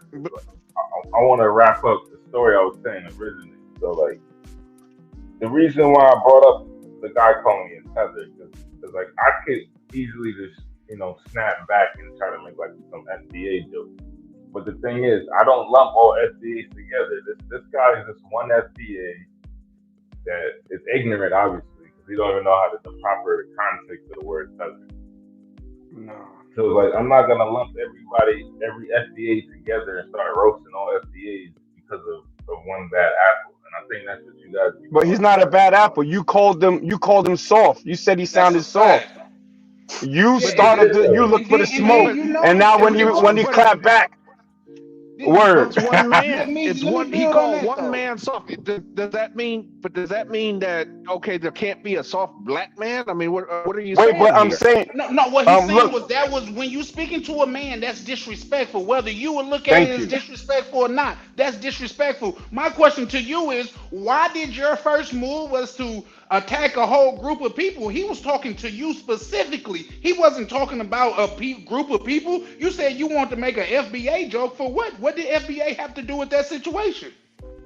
I didn't. I think you missed the point. I said I didn't make an FBA joke. No, you said you could have made an FBA joke. You said you could have. I'm saying, what did that have to do with y'all situation? It had nothing. But they really can't. On my whole point, that's my whole point. I'm saying that instead of like, if I'm talking to somebody, I'm speaking to them specifically. I'm not lumping everybody up in a group and saying that they beating over the, you know, each other in the head with chicken bones and shit. Or chicken yes, bones. but sir. He said you was talking to him disrespect. He didn't say all people was. He said you was, sir. No. He said. All right. So when he said he didn't like the way I talk, right? He was talking about the criticism that I was giving him as far as how he was handling him soft. No, I called him soft after that. I called him soft after that. I didn't even call him soft. I said his face. That's not the way you told the story, sir. You changed the story now. Because you said you called him soft and he said you didn't like the way that you was talking to him. Go to any one of these streets in America and call these young kids soft and see the return that you get. Do me a favor. Please don't talk over me. Like, if you want to get here the actual story, you gotta allow me to speak, bro. Well, don't change it then, sir. I didn't change it. I had the text message log. All right, hold up. Everybody calm down. Everybody go to their respective corner.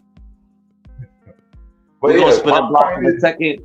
But thank you for everybody chiming into Real Talk with Nate every Monday night at 8 with your co-host Cocaine. We do this. Like and subscribe. Everybody respectfully go back in their corner. Don't lose your thought. 5. Let's go. All right, so like, let me just reiterate what happened. I was criticizing his work and why he wasn't getting the results he wanted. And then he started with the aggression and said that I don't like the way you're talking to me. And I'm like, bro, like, why? It's like, if you get like hyper masculine over somebody giving objective criticism, it sounds soft to me. It's like, yeah, That's like how a woman would react. Like a man would listen to what you're saying, process it, and then like either he can agree or disagree, but the rebuttal is not going to be on some hyper masculine. Oh, I don't like how you talking to me kind of thing. So that sounds soft mentally. You know, I'm not saying he's a soft man, but those specific statements. Bro, you can't say clean you it up. call him a soft You see what I'm man. saying? I just wanted to make sure I wasn't the only one that heard that. Come on, bro. Now we all hear it. He's just trying to clean it up, and I think this is the cultural Gary disconnect. is. He's trying to clean that You shit up. cannot say anything that a man does, and we don't know how old this gentleman is. A man or a young man does as soft. That is disrespectful. I think he said that he didn't like the way you were talking to him was the warning for you as a trainer or an educator or a tutor to change your approach. If the person that you're teaching is not getting your message, then it's on you as the sender to send it differently, not to get in your emotions and say that they're soft. You should have the people or the knowledge of people and how they act and how they're picking up something to be able to change your message or the delivery of your message so that it's received better. So once you go to you didn't take his warning and then you say, yo, that sounds soft. Look, there might be a place for that, but in the academia, there's no place for that, brother. You can't call your students soft, Especially not these YNs. Hell no. See, your message wasn't on it was on you instead of the person that you were trying to relay the message to, because to relate what Mac Measy was saying, if a person said, well, I feel that you're disrespecting me, why you didn't try to come at him a different way? He told you that. No, he said and apologize. He said that. Right. What I do know in life, I read in conversation. Hold up. What I do know in life, in conversation, it ain't what you say; it's how you say it. How you say it, exactly. That's a fact. But that's what women say all the time. Oh, come on, man. That's exactly what I'm talking about. That's exactly how what many I'm times talking have we about. heard that from women? It's not what you say; it's how you said it. Nigga, I will fucking super punch the shit out of you through this fucking screen right now, nigga. Well, do it. Go ahead. Everybody go to their perspective corners. Bro. Look, this is what I said to him. This is a screenshot that he sent. I said, I told you why you're not getting shit done, because instead of following directions, you think you know better than me. The problem is your lack of accountability. That's a screenshot of the words I said that he didn't like, right? And then he said, bro, I'm leaving it. He said, I'm leaving this right here. I don't like your words. Don't worry, I'll be fine. And I said, that sounds soft. You don't like my words. I'm like, what are you talking about? I would have whipped your ass on sight. You send me some shit like that. I'm confused. You know what? Wait. I mean, but if you said shit. If you think that's bad, I mean, dude, us military men, we've heard a lot worse. Come on, it's now. not the military, dude. Well, he ain't in the military, bro. It does matter. But listen, I want to go back to the Jamaican brother. Did he say SHIT in the message? Did you write shit in your message? Yeah, I did say. I said. Right there, you're wrong. You're wrong. That's where it went left, brother. That's exactly where it went left when you used the curse word. What does me using the curse word have to do anything? We curse amongst each other all the time, bro. Okay, well, it matters depending on the dynamic. So one thing that I didn't get was the dynamic between you and this person. Are you his tutor, his teacher? What is your relationship with this person? Yeah, I'm coaching him in how to get into sales or whatever, right? But he's interact with these dudes. Yeah, interact with these dudes. And you calling him soft on a panel, bro? No, not on a panel. This is a private conversation that we're having. Oh my God! You said that to him in a private conversation, bro? Yeah, how you think you could talk to Listen, somebody we would have like been that, walking man? around a corner. You and I would have been walking around a corner and would have been figuring out who's soft and who's not. But look. My thing is, I didn't say nothing that crazy to do. I just said that he needs to take accountability of why he wasn't getting shit done. And when I said the word shit, I wasn't talking about him. You don't know how to. I don't practice ageism, but look, as someone who I have two proteges that's in the plant that I'm about to walk into now, and when they do dumb shit, right? I don't tell them that they're doing dumb shit. You understand what I'm saying? You give them an option and say, what do you think about doing it this way? Or if they're lying and they're bullshitting, I say, well, I remember the conversation differently. That's another way of me saying you a lying ass nigga, right? It's the words that you choose that is going to get the outcome that you desire. But if I were to say, yo, you supposed to do a continuous gas measurement, and I saw you skip the third manhole, no, I go back and I say, do you understand that the level can go from 0 to 70 and can cost people their lives if you skip steps? Let me show you why. That is more impactful than saying, yo, you lazy, you just ain't want to walk around the whole reactor to try to take. Then he's gonna be, this motherfucker talking down to me. You can't talk down to people because we all have testosterone. We're all men. You gotta find a way that uplifts people.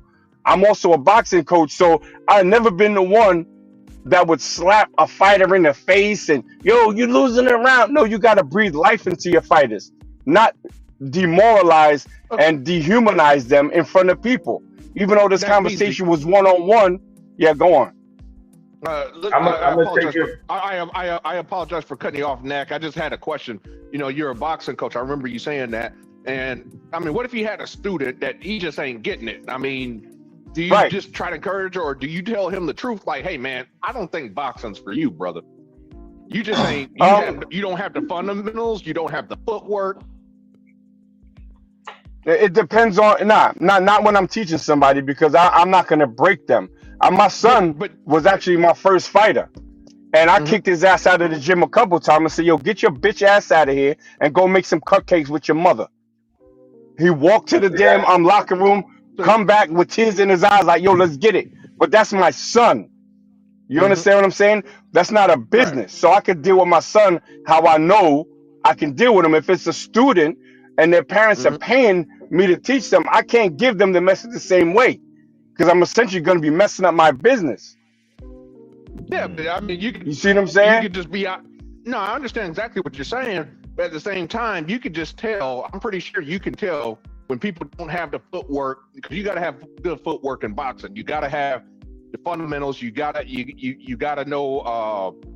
You gotta have. Yeah, I got you. And and if you don't, and I'm pretty sure you've had students that you can already tell this dude do not need to be in the fucking ring. And no, because anybody that can walk and pick things up, open and close their hands, and have a little bit of hand-eye coordination, it's on me to use techniques to bring it out, to give examples. And if I can't do that, then I'm not worth my weight as a trainer. You see what I'm saying? I tell my students all the time, I don't teach midgets how to high kick, because I'm actually a Thai boxing trainer. I don't teach midgets how to high kick. So my job is to not create a mini me in terms of, you don't got to fight like my style. Your style depends on your physical attributes and also your personality. Some people are aggressive. Some people are more relaxed. So he might be a counter fighter as opposed to someone that's going to try to use peekaboo. You have to, as a trainer, understand your students, and therefore, if you understand them, you know what way you can approach them. Some people want to be yelled at and be like, "Yo, you's a bitch ass nigga. You better look." If that's what you want, then maybe I can do that if I see it's beneficial. But that's based on what that person wants. I'm gonna land the plane with this. There's a golden rule: is treat other people like you want to be treated, right? You know what's wrong with that rule is that some people want to be abused. Some people want to be treated like different than what I want to be treated. So what the platinum rule is. Now pay attention. Is treat others like they want to be treated. That's when you're gonna get your results. So if You know someone is what? hypersensitive, if they're hyper, whatever, then you might want to treat them with kid gloves to get the results. If it means they're gonna start selling more and I'm gonna film, I'm gonna treat you like you want to be treated. Some people are more social, some people want to be left alone. I'm gonna treat you like you want to be treated. That's my message to the Jamaican brother. I think I like that you gave me objective criticism, so I wouldn't, say anything disrespectful to you. I will take it in and I'll try to incorporate it into my approach, right? The only like this particular guy, I think he has the chops, but he just don't listen. So it's like months of this. So it's kind of like when you hear me talking like that, it's out of frustration because I've been giving you he's trying to rush through the process instead of which is actually slowing him down. And it's like we would have been past this if he just listened. And there's certain elements that he's missing. He got a good chunk of it already, on his own. So I know he's built for it. It's just that his lack of ability to listen, especially in sales, is like one of the key elements of being an SDR. You gotta listen to the person that you're talking to, so you can pick up on their pain points and understand what's going on. So when you frame your pitch, you can frame your pitch specifically based on their specific pain points and issues, and not on every single thing that your product does. You know what I mean? So it's like that's the key thing that he was missing. He wasn't listening, and I don't think he understood what I was getting at. And I was like, yo, bro. So when I'm talking like that, it's a bit of frustration. There's a bit of frustration, but I'm not trying to talk to him disrespectfully. It's like you feel like this is why you're not getting your shit done. So it's like you're not listening. You gotta take Just speak a little louder, bro. We can't really hear you. Oh yeah, I said you gotta. He's like, you're not listening, bro. You gotta take accountability. And then, so I guess maybe the shit word might have triggered him a little bit. I don't think he was upset to the point where he wanted to fight me. He's just like, I don't like your words. And I was like, you don't like my words. And then that's what it kind of it kind of reminded me of something like a woman would say. You know what I mean? And it's not exactly what I'm saying. He's soft. I don't think he's soft. But I was like, that's like a soft comment to me. You know what I mean? But maybe I could approach it in a different manner. But my point was that him taking it to this ethnic thing now, where him knowing my background as a Jamaican, he has to go into the whole tether thing.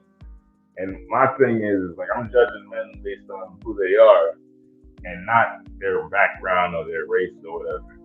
And I could imagine, you guys probably did encounter some Jamaicans that were disrespectful, but I've encountered plenty of FBAs that were disrespectful growing up, calling me African, booty scratching, all types of fuck shit. You know what I mean?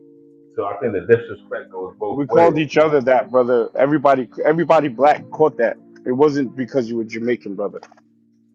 I got called. Definitely wasn't because you was Jamaican, because I've been called African. We call y'all coconuts. That's a fact. Yeah, no. Who just said that? Everybody called that. Like me, I said that. I said coconut shit. Well, no, not the coconut shit. I've never known that, but everybody. That's what they used to call them in New York. They used to call them coconuts and dollar van drivers. Q4, green and cars. We had jokes. Like me growing up, right? Like it was a lot easier for me, because I was of a younger generation. But my older brothers, they're born in the '80s, so they're growing up in the '90s, and these guys used to have to fight every day, people messing with them because they're Jamaican, they got a funny accent. I was born in New York, but I have no accent. I speak patois, but you know what I mean? So it's their experience was constant battle and combat with the FBA growing up. You know what I mean? That's cap. So, that's cap. You can't tell me cap, because I've seen it with my own eyes. Man, that's cap, bro. I'm from New York, man. What are you talking about? There was no anti-Jamaican shit like that in New York. There wasn't. Nah, the Jamaicans didn't. I used to live in Queens too. What part of Queens you from? At What part of that Queens time, you from, bro? at that time, he was in Corona. He was in Corona. First of all, Corona is a bunch of Dominicans. Yeah. True or not? Wait, is it true or not? Right now, yes. You talking about a Dominican neighborhood and talking about how you was battling FBA. This is why brothers that know the area you talking about gotta push some straightening. There wasn't no black Americans out there, bro. Stop it. That's not true. For one, we lived on the north side, right, which is border East Elmhurst, and East Elmhurst is historically a black neighborhood. That's where Malcolm X took that picture with the AK. I looked peeping out the window. I looked up the block from Malcolm X's crib. I know what I'm talking about. It's historically. But you just said you was from Corona. You said Corona. Corona's Dominicans. North Corona off Astoria Boulevard, right there in the 90s. That general area, if you can say across the boulevard, is East Elmhurst, right? And in East Elmhurst is a predominantly black neighborhood. Or at least it was a predominantly black neighborhood there at the time. Now it's gotten pretty Hispanic, but it's still like the majority of the homeowners. Pay attention, people. And you know what's crazy? That when my father moved up from North Carolina, actually my great grandfather and his father moved up from North Carolina, they moved to Corona. That neighborhood has not been predominantly foundational black American since Erdene. You're not listening because you're not from the neighborhood. I can tell because if you know that there's Corona and then there's North Corona. I said Corona area. I wasn't trying to give out my specific area, but when you look at North Corona, right, which is like right off of Astoria Boulevard, right, in the 90s or the 190s area, you look at that general area, right. That area on the other side of it is East Elmhurst. And if you look up East Elmhurst in the 90s, it was predominantly black. You can't tell me nothing about a neighborhood I was born and raised in, bro. You can't tell me about my neighborhood, bro. Like it's still like if you look at. So are we speaking about East Elmhurst? Wait. He started with Corona. Now he's turning it to East Elmhurst. When you said Corona, I told you it was Dominicans, and you agreed. You said it was Hispanics, foundational black Americans. Hold on, because I'm from New York. I've been a New Yorker before you, because I'm older than you. So I done seen the change when black Americans was moving to upstate Westchester, Jersey, and Long Island. When they were leaving the city, and the ones that left the city were the ones that worked for Con Ed, NYNEX,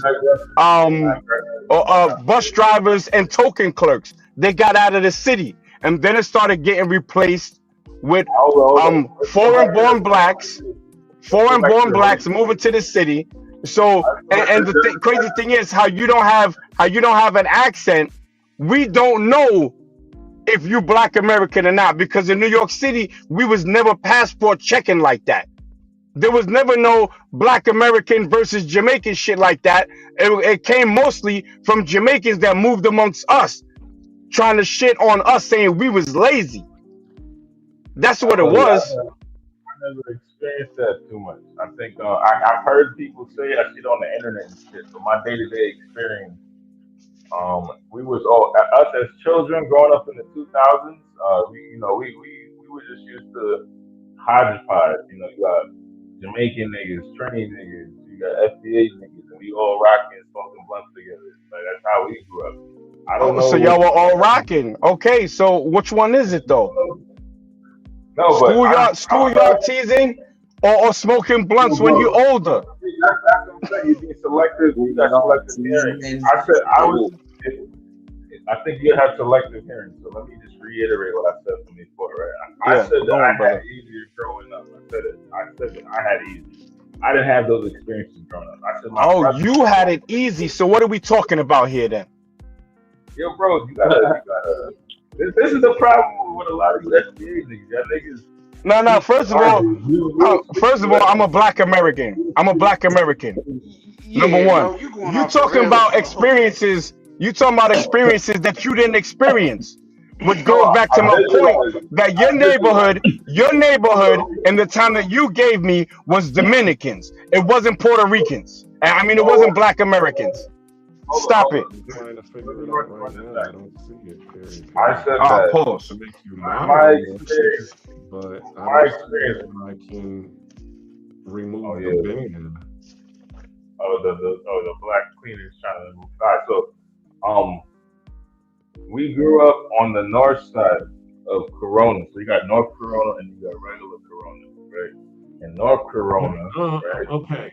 We were basically borderline East Elmers. That's you know what I'm saying? I'm not now if you look at the demographic of East Elmers in the 90s, right? It was predominantly black. Most of those people, homeowners there, is basically like a black suburb kind of thing. Most of the homes It might be that time to spin the block. Yeah. So that's around. If you look, Malcolm X owned the home there. If you All look, right. just look at the. I'm friendly. You're being a little bit long-winded with your story because you've done said this 3 or 4 times. Word. I don't want to. I really don't want to cut you off, but because we're talking about colorism, I really want to try to get, instead of you explaining yourself about the whole East Town, Elmhurst, and Corona and all of that stuff. He's trying to say that. Let me know what your opinion is on colorism. Is it do you think it's programmed or is it a preference? I don't know. Is it programmed or is it a preference? Yes. Do you think colorism is a program or is it a preference? I think it's a mixture of both, to answer your question. Now, the reason why my thing was wrong with it is because he was trying to spin a narrative that wasn't true based on what I said, which I didn't. Oh, bro. Just tell us about your favorite curry goat recipe. what kind of curry goat you like, my nigga? Fuck out of here. Playing games with this motherfucker. Well, here's the thing. What I will say, bro, you have used a lot of not just segregating language, but you have used a lot of triggering language. When you say you FBAs, is no different than when a white person say you N-words. Or you people, period. You see what I'm saying? He said you FBA niggas. Yeah, so come on, bro. Don't pull up like you're holier than thou. You started that when you said you Jamaican. I didn't say Yo. you're Jamaicans. Yo, hold on. Yo, you know what's so crazy? I've dealt with that with my own brother. My own brother has referenced to me as you people. Me and my sister. My own brother, like, nigga, we passed through the same womb to get into this world. For you to ever flip your tongue up to me and be like, you people, and your motherfucking brother is weird as fuck. Like, nigga, get the fuck out of here. Like, what do you holler? When that reference slides out of somebody's tongue, it's, you better than me? Yep, that's exactly what he's trying to do. Not your people, because I don't know your situation. I'm talking about the context that we're experiencing tonight when brothers say, you FBA niggas. Oh, yeah. So when I honestly feel like that's the same reference. Like, nigga, you think you better than me. That's a fact. I agree with you, bro. I just wanted to be clear I wasn't speaking on your situation, but I agree with you. That's your personal insecurity, though. That's you can't tell me what I meant by that. I'm talking bro, about I'm telling you what I heard. What the fuck? How do you even reference to that as an insecurity, nigga? Get the fuck out of here. That's not if I say that my experience with you FBAs, right, and your mind is I'm saying I'm better than you, that means that's what you came up with in your head. That's not what you said. You said that's the problem with you FBAs, and that's a different statement altogether. So you pulling up and you filibustering, man. Like it's like Hold up. Go ahead. First of all, you asked me not to overtalk you, but you overtalk me, so also you're special than us FBAs as well. Go ahead. Right. Hold on. Everybody go back to their respective corner right now. Let's go. Now go ahead. One person at a time, though. Everybody can't talk at the same time, yo. No. All right. Well, the first thing where you came off, you wanted to talk about Tariq Nasheed, and you said that you had a problem with him. So that, in and of itself, was creating. And then you referenced Tariq Nasheed to your situation that you had with the guy at your school calling you a tether, but you never really broke down the issue. I mean, you did kind of say, okay, well, you don't like the fact that he's always roasting, foreigners. And then once we explained it, it's like we're not roasting foreigners for, or doing an offensive. We're actually being defensive. That's really where it came from. But when you started to explain your story, and we're trying to break down your story to show you where the errors of your ways, you're becoming just like the dude that you was trying to mentor or teach. You're getting emotional and you're getting upset because we're trying to say, well, these are the errors of your ways. This is what you need to do and improve yourself. But do you see how you're getting a taste of your own medicine and you're doing the same thing that the young kid did to you? Nah, I disagree with that because how do you disagree? Because what's the bro's name? Knock Measy. When he gave me his take, I said that I accepted his objective criticism because he was talking about his boxing experience and what's a better way to speak to a student. And I thought about what he was saying. I'm like, maybe I'm a bit harsh. And I I accepted it. So that was never an issue. His objective criticism.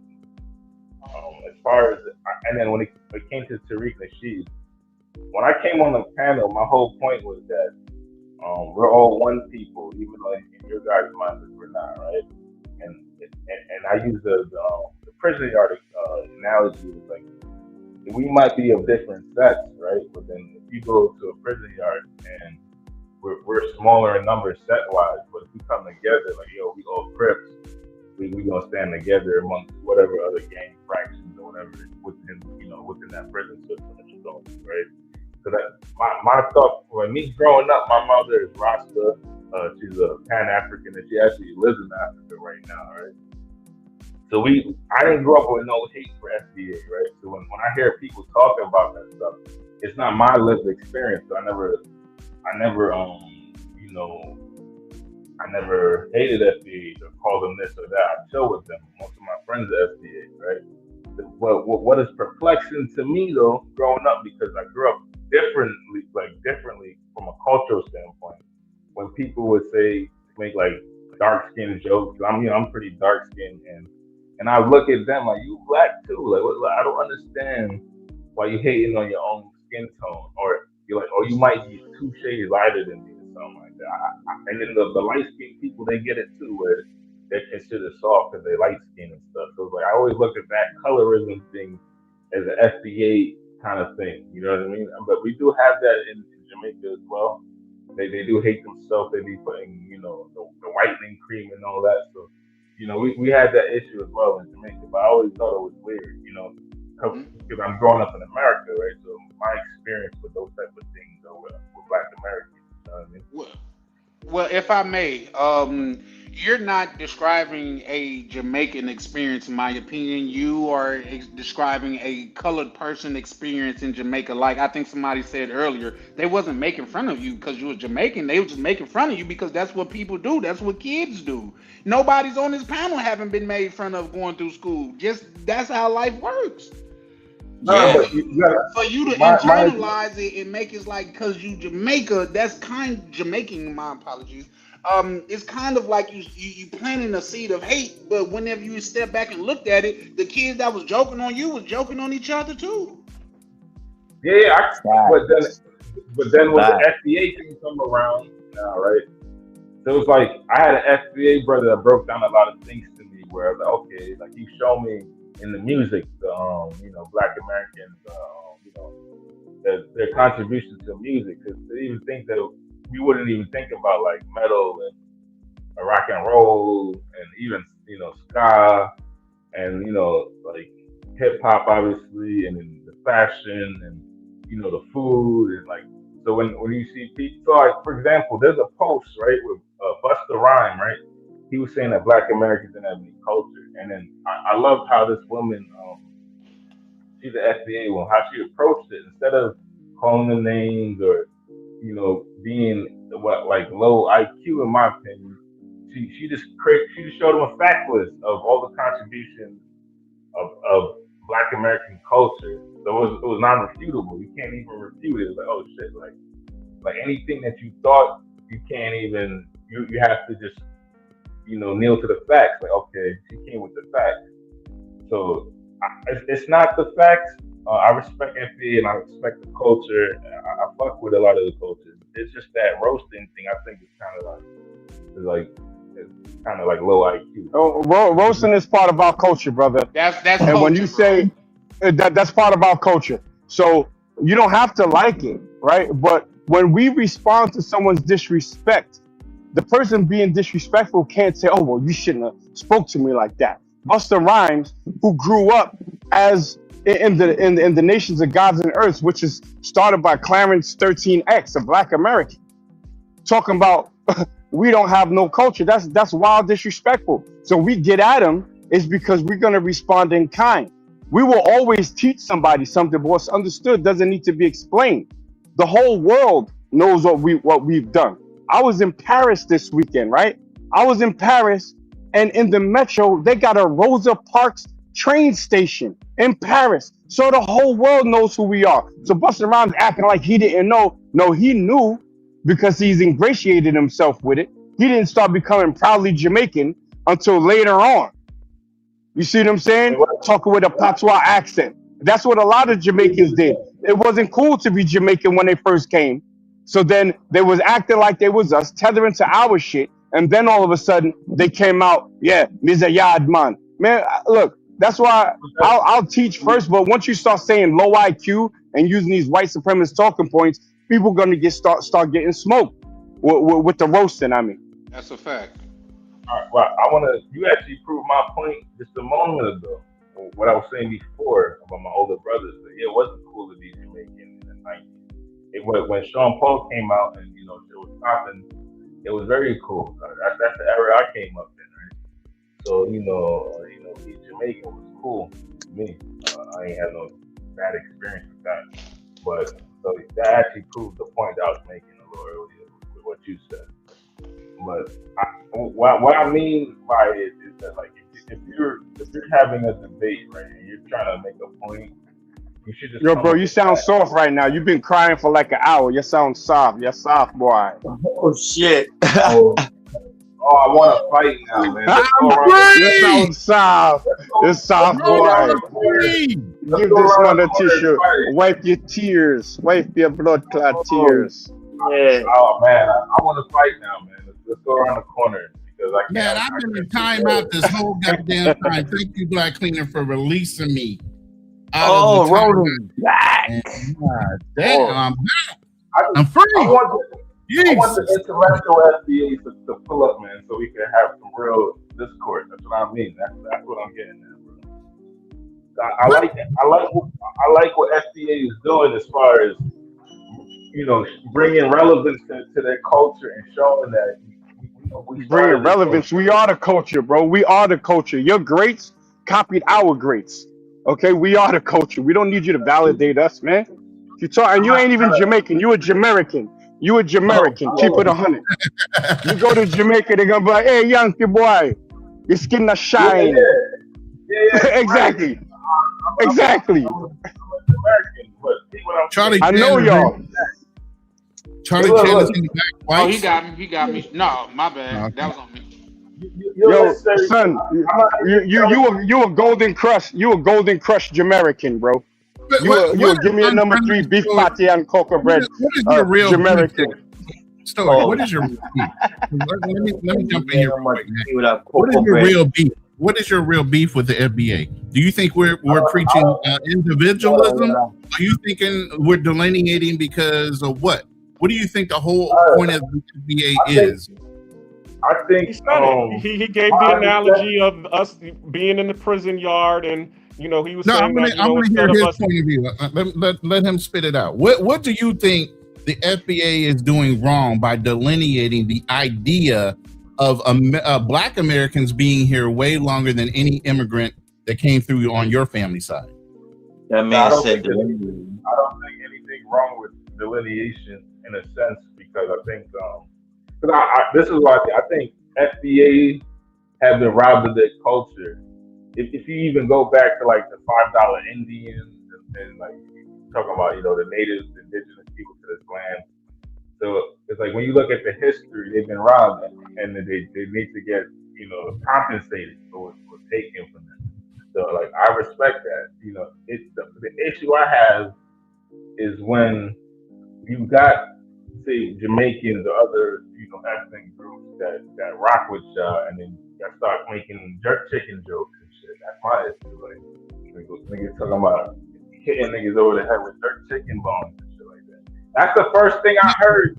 That's the first thing I heard from Here's the thing. I got a brother that I do shit with all the time. His name is Colonial. He's a Haitian brother. He acknowledges the FBA's idea and goes along with it. A kick dog doesn't holler.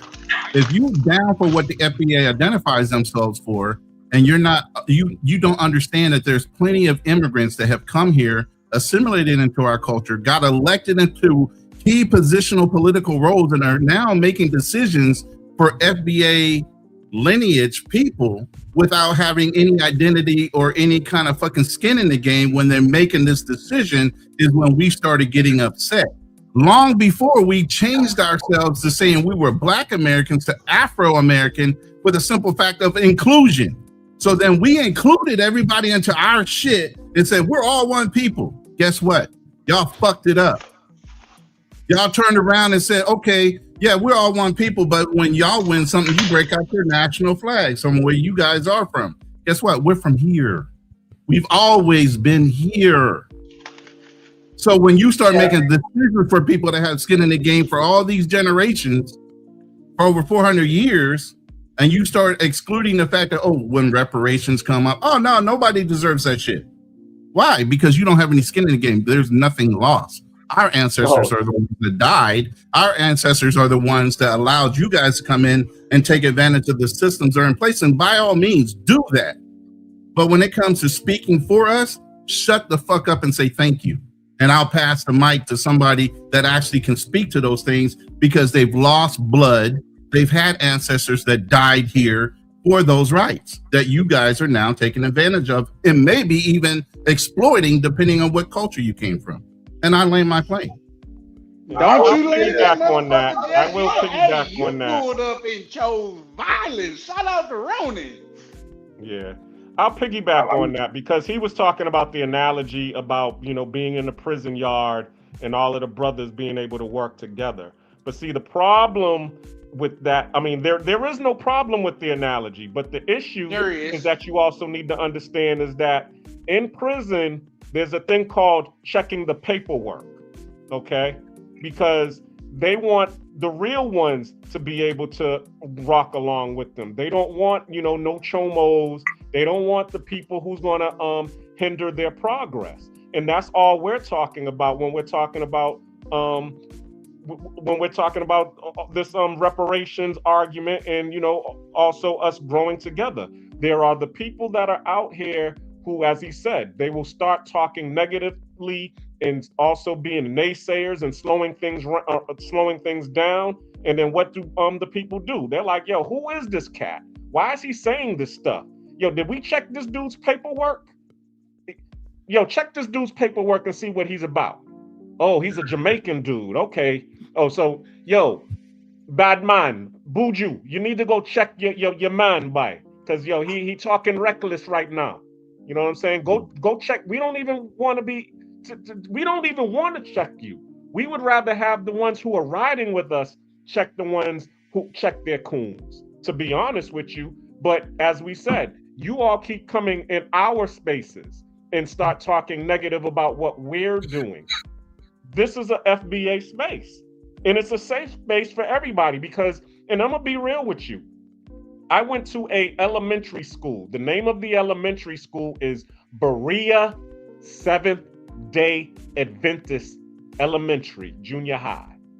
Talk about SDA. Okay, and the reason I'm telling you about that, because if you know anything about Seventh-day Adventists, then you know most of the people that went to that school were from the Caribbean.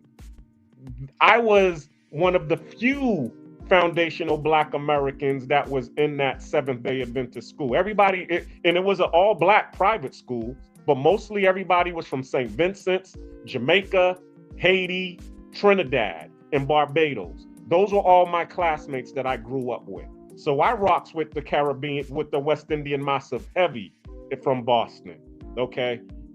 And most of them are my friends. I will never talk bad about any Caribbean culture. Yeah, we did rash on each other and rank on each other and pick on each other, in elementary school, but we were all friends, you know what I'm saying?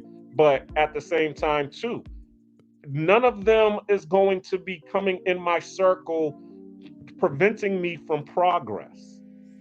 So when I do see some people that come into the circle and try to prevent me from progress, and it doesn't even have to be a Caribbean person. It just like 2 weeks ago, we was on Vacation Time with Ryan's live, and we was talking to Chill Capo, and Chill Capo was talking about, hey, let's boycott Colombia, and everybody was like, yo, yeah, we for it. There was one foundational Black American coon who was all like, do you think that's gonna matter if we boycott Colombia? We like, yo, who the fuck is this coon who's saying this bullshit? Get this motherfucker out the room. Get him out of here. So it's really, that's all we're saying. We're like, yo, if you ain't got nothing good to say, then shut the fuck up. Who asked you? That's really what it's all about. We're not really dissing anybody. We just trying to, we checking paperwork because we trying to do something. I'm gonna land there. Anybody else got anything to add?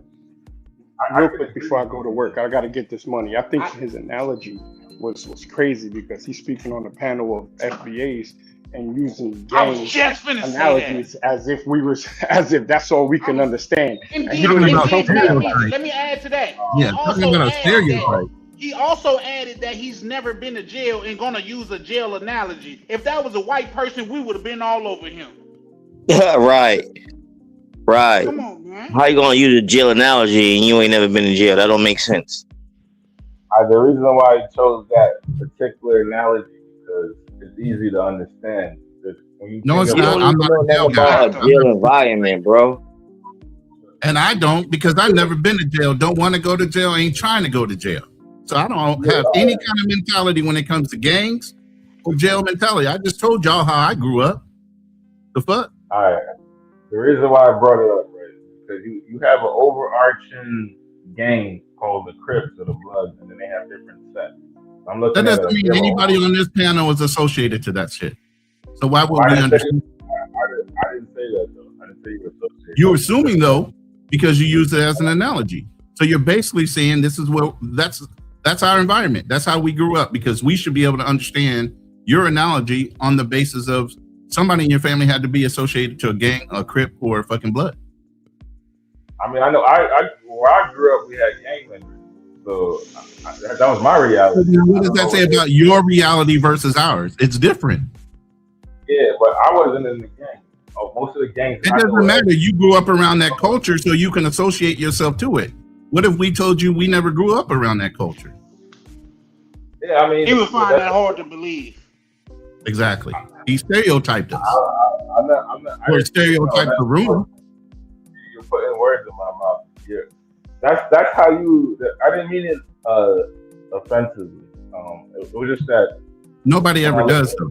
When you stereotype somebody, you don't mean it offensively. You're assuming that person understands where you're coming from based on you looking or analyzing the room. So you analyze the room and you assumed we would all get off on that analogy that you're about to use as something we all understood. No, I just think I thought everybody was objective when it came to like to sharing an analogy. I could have been. It was the easiest analogy. Here's the thing: you use the lowest form. Stoic. My question was: if this was a panel, this whole thing is would he use that same analogy? That's what I'm saying. You use the lowest form, and Stoic, you have a great name, Unfriendly Stoic. Okay, that's great. But here's the thing. You use the lowest form to associate yourself to a room of black men as gang culture versus somebody in corporate America. And Unfriendly Stoic, you say this, we love you because you a brother. But you're gonna get this work tonight, okay? I see that. This is my question. And guess what, Friendly Stoic? It's not because you're Jamaican. It's because of the things you said. If anybody would have pulled up and said what you said, he would have got the same energy, sir. All right, well, give me a better analogy. Give me a better analogy that you would use. That fits. I still don't understand the point that you was trying to make, because all black people in jail don't just link up and say, "Oh, we are one." So what are you talking about? No, they don't. That's what I said. I kind of gave you an analogy already, and I had a young brother. His name is the Homies Hub, and I went on his show before, and it seems like, and I don't want to use the word tethers, but immigrants. Okay, you guys come over here, and you got it. Oh no, he said you got it. Yes, I'm going to say immigrants come over here. I'm going to say immigrants come over here, and y'all try to teach us about our culture and say how we can make it better. But yet and still, you all fled from whatever cultures and countries you came from to come here to better your families and your legacy off the sweat and blood of our ancestors. And then you turn around and you tell us how we could do something better here in the United States, yet and still the systems and the way that you guys came up was based off of our ancestors. The audacity. All right, I can speak on that point. Me personally, like I didn't flee anywhere. I was born in Jamaica, Queens, Jamaica Hospital to begin with. You are first or second generation immigrant. I was the first person in my family. Okay, so that's the same thing I said to this young man that was Nigerian. His mom and dad had no skin in the game. His mom and dad had nothing to draw from. But even the Nigerian young man that has his own YouTube channel acknowledges the fact he has nothing to draw from when it comes to speaking on reparations or why we would delineate, and no understanding of it, because his cultural beliefs, even though he was born in America, are based off of who? His parents. Yes, you have an experience of growing up as an American. Your parents don't have the lineage or the ancestry to draw off of Black American history. That's the difference. So you don't have any skin in the game when you make determinations in the future based on American culture. You really don't have any skin in the game beside your first generation experience, not generations upon generations of your ancestors dying, fighting, getting screwed over, redlining, and all these other things that got you to this point. All right. So, all right, you're talking about the systematic racism that held you guys back. Correct. And your ancestors don't have any draw from that, just your parents. They don't have any skin in that game. All right. But I think where it sometimes might get confusing, it depends on the person talking. I don't know what Moses said. But how long have your parents been in the United States? Let's put it that way. My father came to America in the 70s.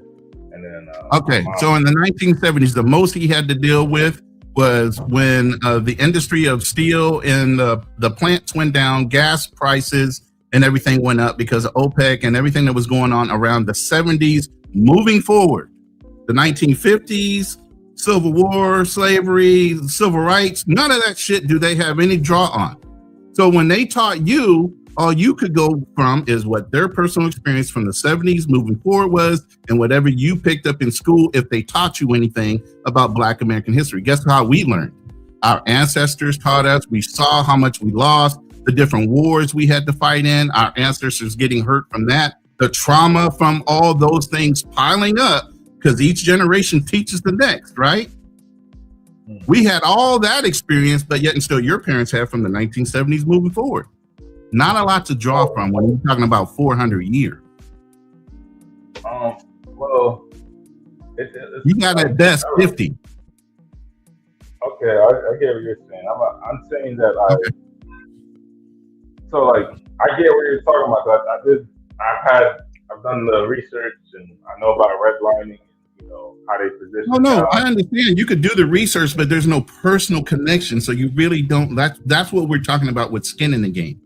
You can do all the research and know the history, but you don't really have no feeling of loss from that history. It's really just black and white words to you. It's not literal lived experience through ancestors. Not necessarily, because like my ancestors went through a similar experience in Jamaica. Similar is one word, but it's not the same. Your slavery and your bondage from the conquerors. Yeah, that was in Jamaica. In Jamaica, those are the you can't people bring that here, bro. That's not the same experience the American people had here. Even if you read on it and you know what your ancestry in the Jamaican culture was, is not the same. Y'all were tortured a different way than we were. Y'all have a different trauma than we have. You get what I mean? Yeah, I think we shouldn't like try to compare traumas. I think a lot of times. But you can't ignore the trauma. Is it comparing to say one is different than the other, though? We're not comparing. You just can't associate to. They're both different, and you got to acknowledge that they're both different traumas. And no, you shouldn't compare, but you also can't understand 100%. You can say I'm empathetic to it because my ancestors went through their own thing in their culture, but you can't really truly understand it because it wasn't your ancestors here that went through it. Your ancestors were in Jamaica. So you're kind of disconnected when it comes to understanding the full-blown trauma, but you do understand the trauma because your ancestors in Jamaica went through it. So while you can kind of be empathetic to it, you can't really truly understand the depth of it because it's two different things. All right, so like we give you an analogy. Like let's say that we start on two sides of a map, right? And then we're both trying to get to the same place. Yeah. And then You're an engineer, right? I think that was your history. You're like an engineer or something like that. Yeah, I went to growth school engineering. Okay, so then you should understand the way I think. I think spatially. And I gave this analogy just the other day before I started the debate with Fearless. Okay. The debate and the analogy I'm going to give you is going to be similar. While we both might be able to see this thing in the same way, we're going to see it differently. And while we both might be right in our perspectives, it's still different. So let's say you're in an art museum. There's a statue right dead center of the art museum. And you have 3 different levels to the art museum, right? I'm standing on the ground floor in the back of the statue, looking at it in my perspective and my viewpoint.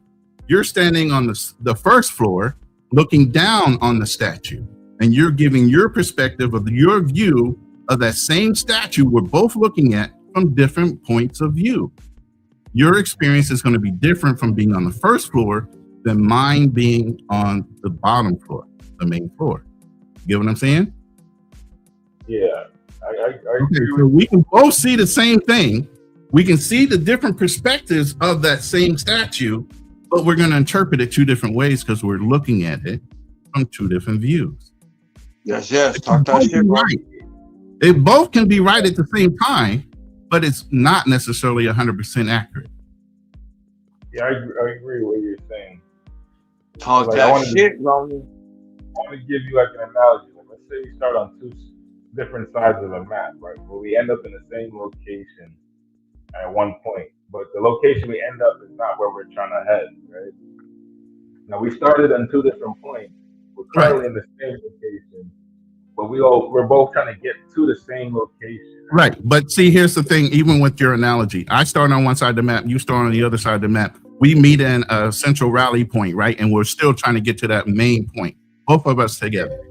Your journey to get to the rally point and my journey to get to the rally point were 2 different ways. You might have went through valleys and swamps to get there. I might have had to climb over a mountain and go for a fucking ocean. But we got to the rally point, so now we can move forward, right? But here's the thing.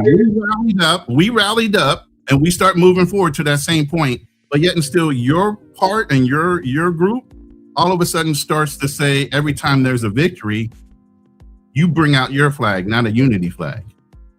You tout up your country, not us. That's what's been happening. Since we said Afro-American, we tried to rally up with y'all. When we said Afro-American, we're all African Americans. I think Jesse Jackson started that shit, right? We switched from being Black Americans to Afro-Americans because we wanted to include y'all. So we rallied up, right? And then even while we were pressing forward, all of a sudden, every time there was a win for the overall group, but yet and still maybe a Jamaican or Haitian or somebody, all of a sudden y'all's flag came out and it started turning into tribalism damn near. Every time there was a victory, y'all pulled out your flag, not our flag, and said we all won. You wanted to take credit for it. I can agree with that because even me, as I grew up in America, I still have a lot of pride in my heritage, right? Thank you. As you should. Right, and we're not taking it like you got a problem against people that us like having our own FBAs pride. that Yeah. having pride in their I've never had a problem. I have a problem with people talking shit about Jamaicans. That's my problem. I said it people over and gonna over. talk. Oh, come on, bro. Now that's a red herring almost. No, That's a red herring, though, bro. But that's how I started the conversation. Like, if you guys thought I was talking shit about Tariq Nasheed, and I was like, nah, really. I like a lot what he was doing. I like his documentary about hip hop. I just don't like when he started talking about beating people over the head with jerk chicken bones and wiping their ass with banana leaves, like me. Well, you need to get tougher skin, brother, because white people will say way worse. No, that's the thing. That's the thing. People don't care when white people do it. It's only when black people do it to where it's the worst in the I'm world. offended. Yeah, because it's like I'm looking for him to be like my brother. So I'm hearing about this movement. I'm like, all right, cool. Let me show my support because a lot of my friends are Black Americans, and I remember when I was younger, right? My friend was like, he's not from Africa, and I was like, what? And then he's like, yeah, I'm native to this land, and I just thought like nigga, you you don't want to be black, you know what I mean? You trying to act like you Indian or something. But then when I started really doing the research, and then I had like some elder Black women show me like the Black lineage that was indigenous to this land. I was like, oh shit, he wasn't blind, like, you know what I mean? Like, so hell, my ancestors were here. If you know anything about Creole Nation, the French and let me put it this way: Louisiana Purchase fucked up a lot of things for the races that were in South and Southern United States. You know why? Because it was the actual first culture that was mixed. That's where mulattoes came from 95% of the time, was because blacks, French, Indian, and Latinos were all blended. They all mixed together perfectly. No issues, no nothing. When they brought Louisiana, they had to actually desegregate the fucking country, that part of the country, because there was no racism. They had to inject it into Louisiana and up.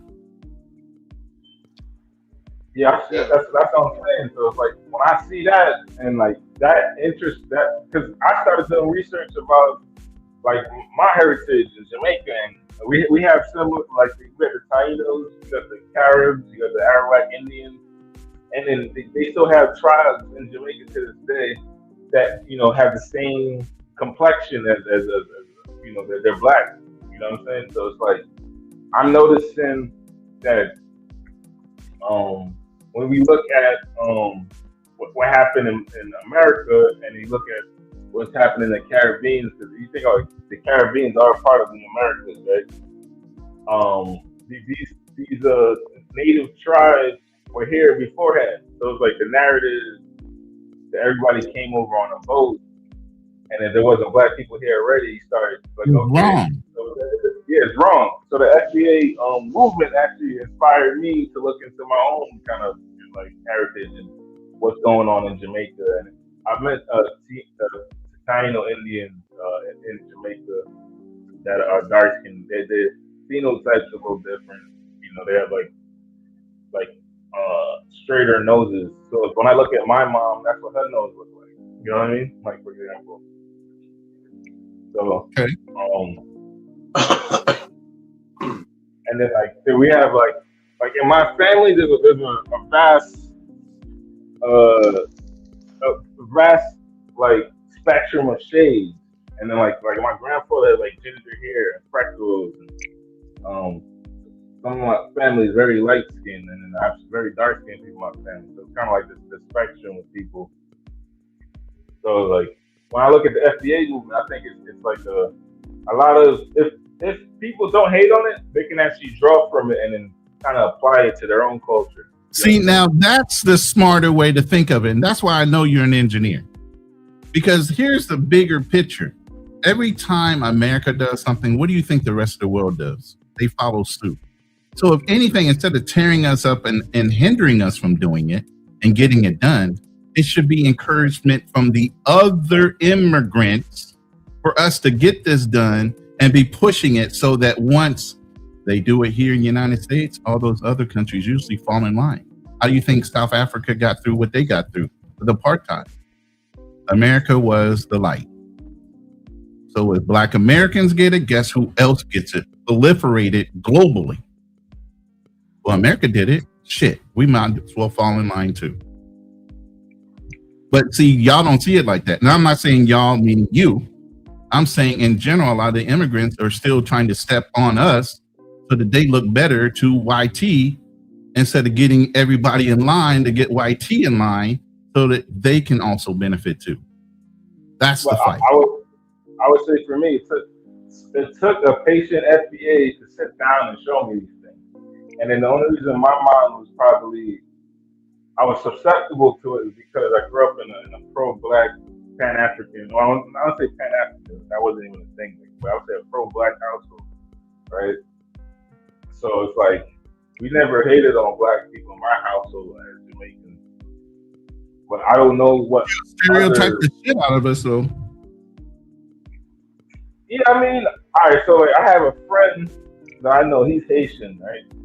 To just piggyback on something you were saying earlier, like his family came to America. They was in Brooklyn, in the hood, and then while they were there, his parents went to school. They got in the medical field, and then eventually moved to Westbury, which is like in Long Island, nice neighborhood.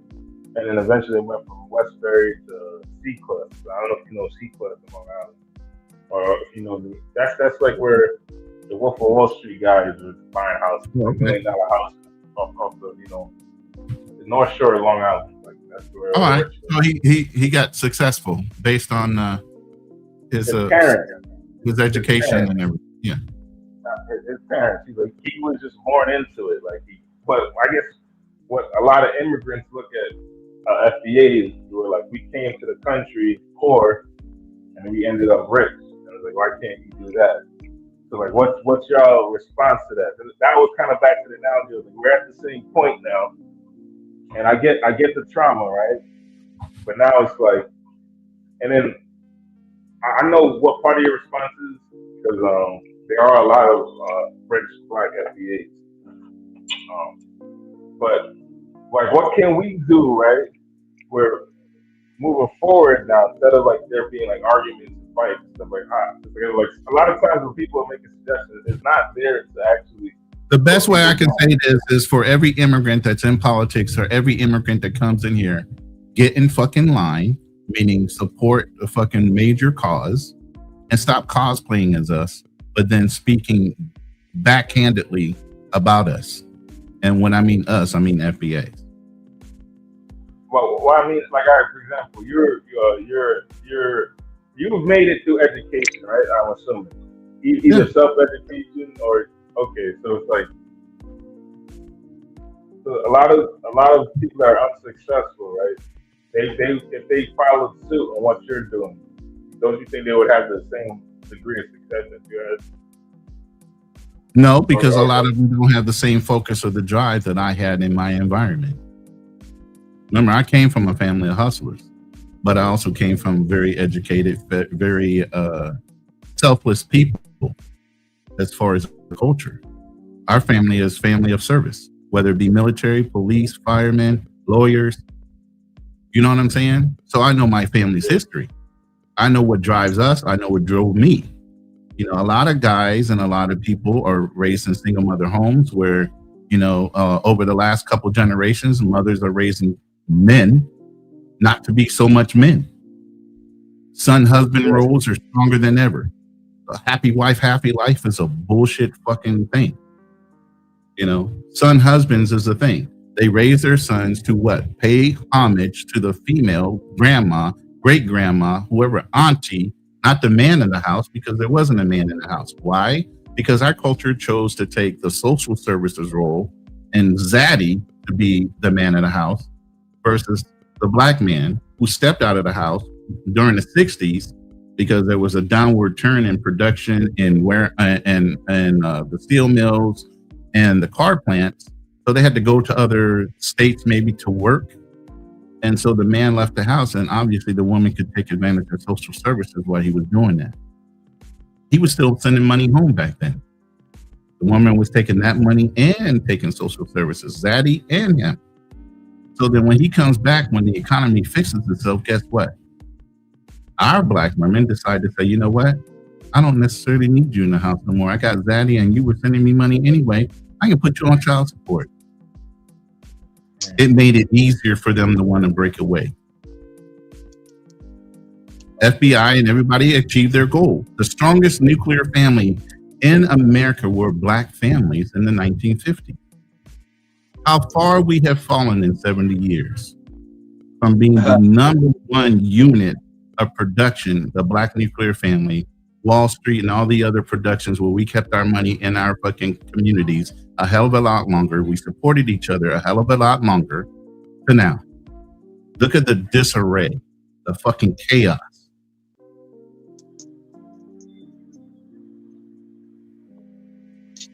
Like my school of thought, right? Like growing up, it was like some form of education. It doesn't necessarily need to be university.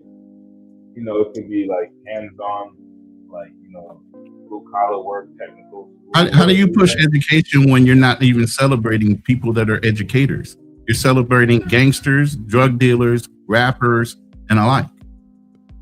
Our culture specifically, how many white people are doing those things? How many Asians are producing and celebrating those aspects of their community, not the fucking businessman that has a tech company because they push STEMs? But Ronan, my only pushback to that is how much of that is done like on a large scale, like media. We have It's absolutely done through social media and the media, and who controls the media but the same people that tried to break up the black nuclear family. They still fear us to this day. They have not stopped fearing us. Even though they've taken us apart, they still scared that if we ever unite, it's fucking over for them. Yes, and history has showed that. Right. So why would they even allow us a foothold to get back together and get it together? Maybe we gotta change the narrative, like, you know, start trumping, like, you know, start showing the black kid that went to engineering school and got his. That's the point. What news media do you see doing that right now? It has to be independent news. Wait, it has to be independent news. It has to be driven by black motivations, right? What did we have like that we sold off? BET, Ebony, all these other black media companies and all these black magazines and publications. Guess what? Viacom and other white companies now own them too. So even black media can't even promote black things because what? They're promoting rappers, gangsters, football players, athletes. They're not promoting the good things. Why? Because they want you to continue to fall in that trap of how many out of a percentage of people actually make it to the pros. How many of those people actually make it to what these people they emulate actually can do? And that's what you're saying right now is kind of is what I'm saying as well. It's like when you see these immigrants talking shit sometimes, it's because they're looking at what's being promoted in the community, right? Yeah, just like you stereotyped us and giving us an analogy based on prison instead of giving us an analogy on something that's a little more elevated than prison work. No, I don't see. I know the statistics. I mean, you told on yourself when you did that, though, right? No, listen what I'm saying. I know the because you stereotyped us as a whole. No, I want to hear the statistics that he's talking about. He's an engineer. Listen, he's an engineer, right? He's on if he sat in a room of people of his own culture, Jamaicans, Haitians, and everything else, I guarantee you, he would have not used prisoners or prison work as an analogy in that room. I agree with that. Very violent and crime-ridden environment. We all didn't grow up that way. I just told you that. Yeah, but I'm saying if you were here earlier, you would have heard my specific story because Keem asked both Darnell and myself what were our backgrounds. Okay. Even my background was different than Darnell's, and most likely different than Keen's or Black Cleaners or even Charlie Chan's. We all didn't grow up the same way. What you're taking is the media projection of all of us are criminals and dealt with drug dealers in our neighborhoods and those who we looked up to. But then on top of that, you want to complain as if you're not being accepted, but you come with that rhetoric. I think this is the problem. A lot of times you guys assume something before somebody finishes their statement. I was bringing up the statistics. He said you guys not to get offended. When I say you guys, go ahead, man. He's messing with you, really. He's actually messing with you, and you don't understand sarcasm sometimes. A lot of cultures don't. All right. When you look at the statistics, right, it's something like 99% of Black people have never been in prison before, right? When you look at the prison population, it's even though there's a heavy amount of Black people there, when you compare it to the actual Black population in America, it's a very small slither of Black Americans. Exactly. We're only 12% of the population, but our prisons are overwhelmingly full of Black and Hispanic people. Why do you think that is? Because overwhelmingly, the more convictions are by people of fucking melanation, not white people. White people get off with lighter sentences and all these things that have already been documented and statistically written down. So yes, while you might look at something and get that generality of there's more Black people in prison, but there's less of us. The per capita or per population levels are not the same. There are more white people on social services, but yet and still they project what? More melanated people are on social services than white. But that's not true. That is a proof. That's a proven statistic. There's more white people on EBT and yeah. But you know what, man? You're 100% right. And if somebody would take the time, that's easy to find out. But because a lot of people want to push a narrative, they don't even want to do that. I think sometimes, all right, what I actually said, right, was that majority of Black people have never been to prison. That was what I was saying statistically. So I know based on statistics that criminality is not Black culture. That's my point, right? Yeah. But it is promoted, you know what I mean, in the media. That could be the same thing as redlining 50, 60 years ago, right? But it's on a more grander global scale because guess what the first perception is when you travel abroad? Black Americans are criminals and gangsters and drug dealers, right? Until they meet us and like, and you hear it 95% of the time. When somebody actually gets to know us, they say, you're nothing like I thought you were. Meaning nothing like what I saw on social media or on a movie. Exactly. And then you look at like you got some Black wealthy suburbs, and you got one in Queens called Lawrence, then you got a couple in Atlanta. So there is wealth in the Black community. I guess what I'm trying to get at is like, how do you combat that imagery? Because that's what the immigrants that you guys talking about, that's what they're basing on. And so it's to a degree, it's a form of ignorance because they're not actually looking at the statistics and stats. Like how I was looking at that. Well, no, so was that question? Was that an actual question, or you were just using that as an example? Well, what specifically? When you say how do we combat that the ways that foreigners and things of that nature would see it or interpret it? Not necessarily foreigners see it, because I mean, I feel like the ones that are smart enough are going to see through it, right? Especially if they grow up with Black Americans. But I'm talking more about like for the next generation, because like where there is a lot of kind of like a lot of times I feel like we be pushing back on each other, but we really want the same thing at the end of the day, right? So it's like my thought process is more like it's like the past is the past, and like what we doing now to get this money or get this get this wealth up, or you know what I'm saying? Well, the answer to that is if you don't know your past, then you don't know where you're going. And yeah, we just have to look at the mistakes that we made in the past in order to get to the destination that we want to go. But with that being said, I gotta introduce Mr. Peppers to the stage. What's going on, Mr. Peppers? How you doing? Yo, Mr. Peppers. What's going on, folks? I've been listening for like the last few hours, and this gentleman here, he, I can hear where he's trying to go with it, because he's coming along with you, but he's still kind of pushing back, you know. And the way I'm looking at it, if he can probably understand it if I explain it this way, it's like this. It's like, say if I'm building a boat, all right, and I'm like 90% done with this boat, and then the Jamaican homie comes. The Jamaican homie comes by and says, "Oh, that's a nice boat, man. Let me know when you're done building it." I said, "Well, I'm 90% done. If you come help me, I can get it done faster." He's like, "Nah, I'll get back to you when you're done." Here we go. And now I'm 100% done with this boat.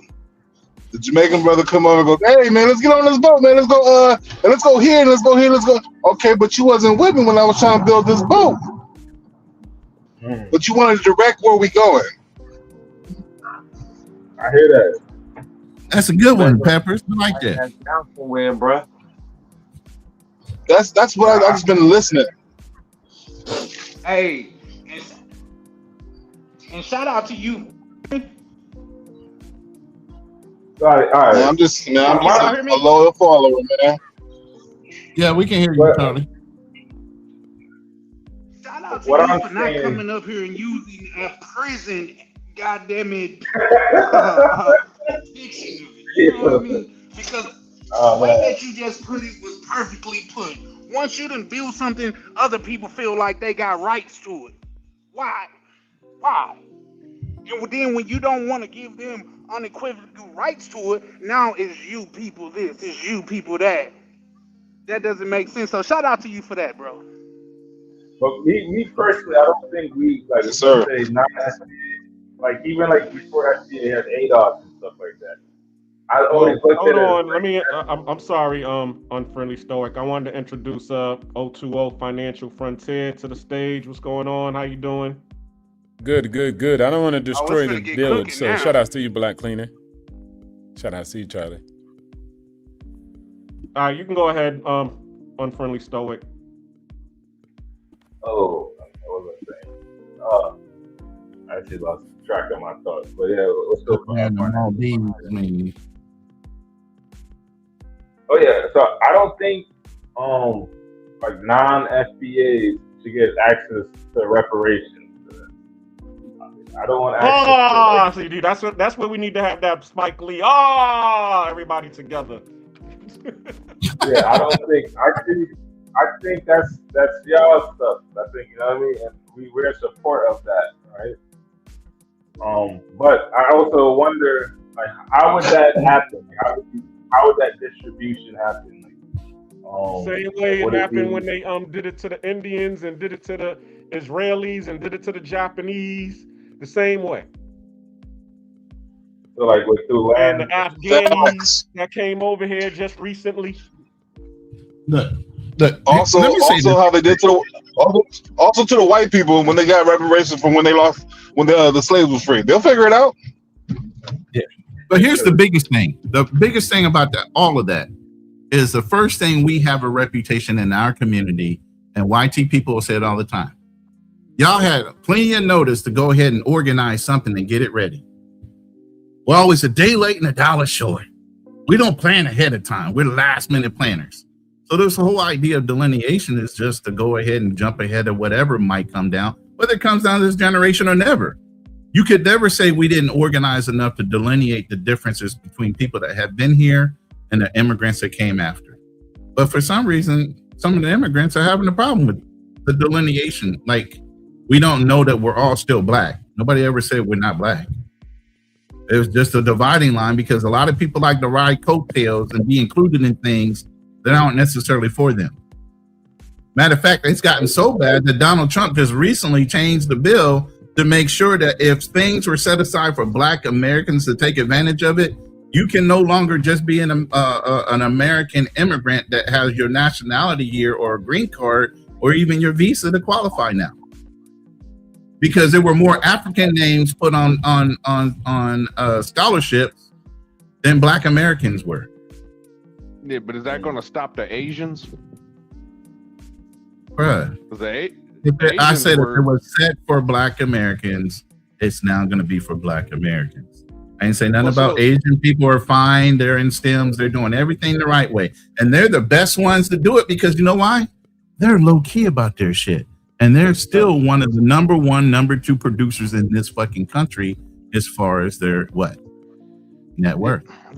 But Ronan, the same thing happened with affirmative action. In the 70s, blacks were benefiting heavily from affirmative action. And then white people were. White women specifically. Black Don't black over people that. too.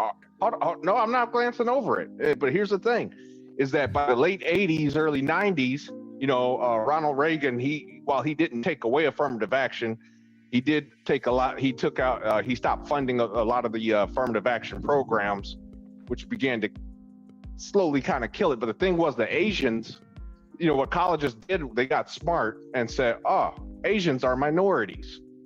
So Asians benefited a lot more from affirmative action than a lot of Africans did. That's true. And then that's kind of what my point is like, if these programs exist, right, is it wrong that these other people apply for it? And then if there are less Black Americans not getting it? Look, y'all are splitting hairs. Nobody ever said you can't take advantage of the systems. All we said is don't speak for us. You have no skin in the game. The systems are the systems. If you jump on it and you get the degree and you get the fucking advance notice and y'all know how to work the system, we don't give a fuck. Just don't speak as if you were us. That's all we ask you to do. We can't go to no other country and say anything about your cultures. Y'all will tell us to shut the fuck up. You don't know anything about it. You can't go to Africa and speak on their nations and their politics or anything about that. But for some reason, when y'all get here, that freedom of speech thing, that lets y'all go fucking buck wild crazy. Y'all now speak like y'all are us. All right, so your main point of contention is when unfriendly stoic. I'm in my early 30s. I was born in the 90s. Oh, okay, so you're so this is the millennial Black Cleaners KB. Okay. I'm not sure who that is, but that's Charlie Chan has KB. Hey, that's a good one though, bro. I ain't gonna lie to you. Mm-hmm. Charlie Chan. Yeah, I feel it. That is the Black Cleaners KB for sure. Yeah, but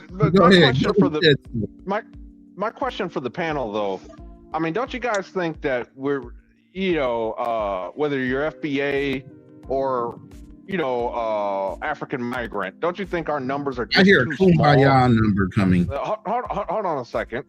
Don't you feel that our numbers are just too damn small to be beefing and feuding like this? I mean, collectively, we make up 13% of the population. And I know what some people are going to say, well, white people do the same thing, which is true. But the thing is, when white people, they're 60% of the population. So when they say hate the Irish, for example, which might be like 1 or 2%, okay, they're alienating 1 or 2%.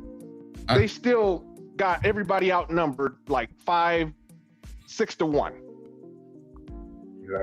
I wasn't gonna say my brother. The difference in between that, the difference in between that, is that even though the white people say I hate the Irish, they were still telling the Irish people that they're better than black people. Yeah, no, that's true. That's true. But they were still back in the day. They were still the N-words of the white community. I mean, let's just face it. But yet they were still better than black people. Yes. Exactly. But the point that I'm trying to make is with that Don DeMarco in there. That's crazy.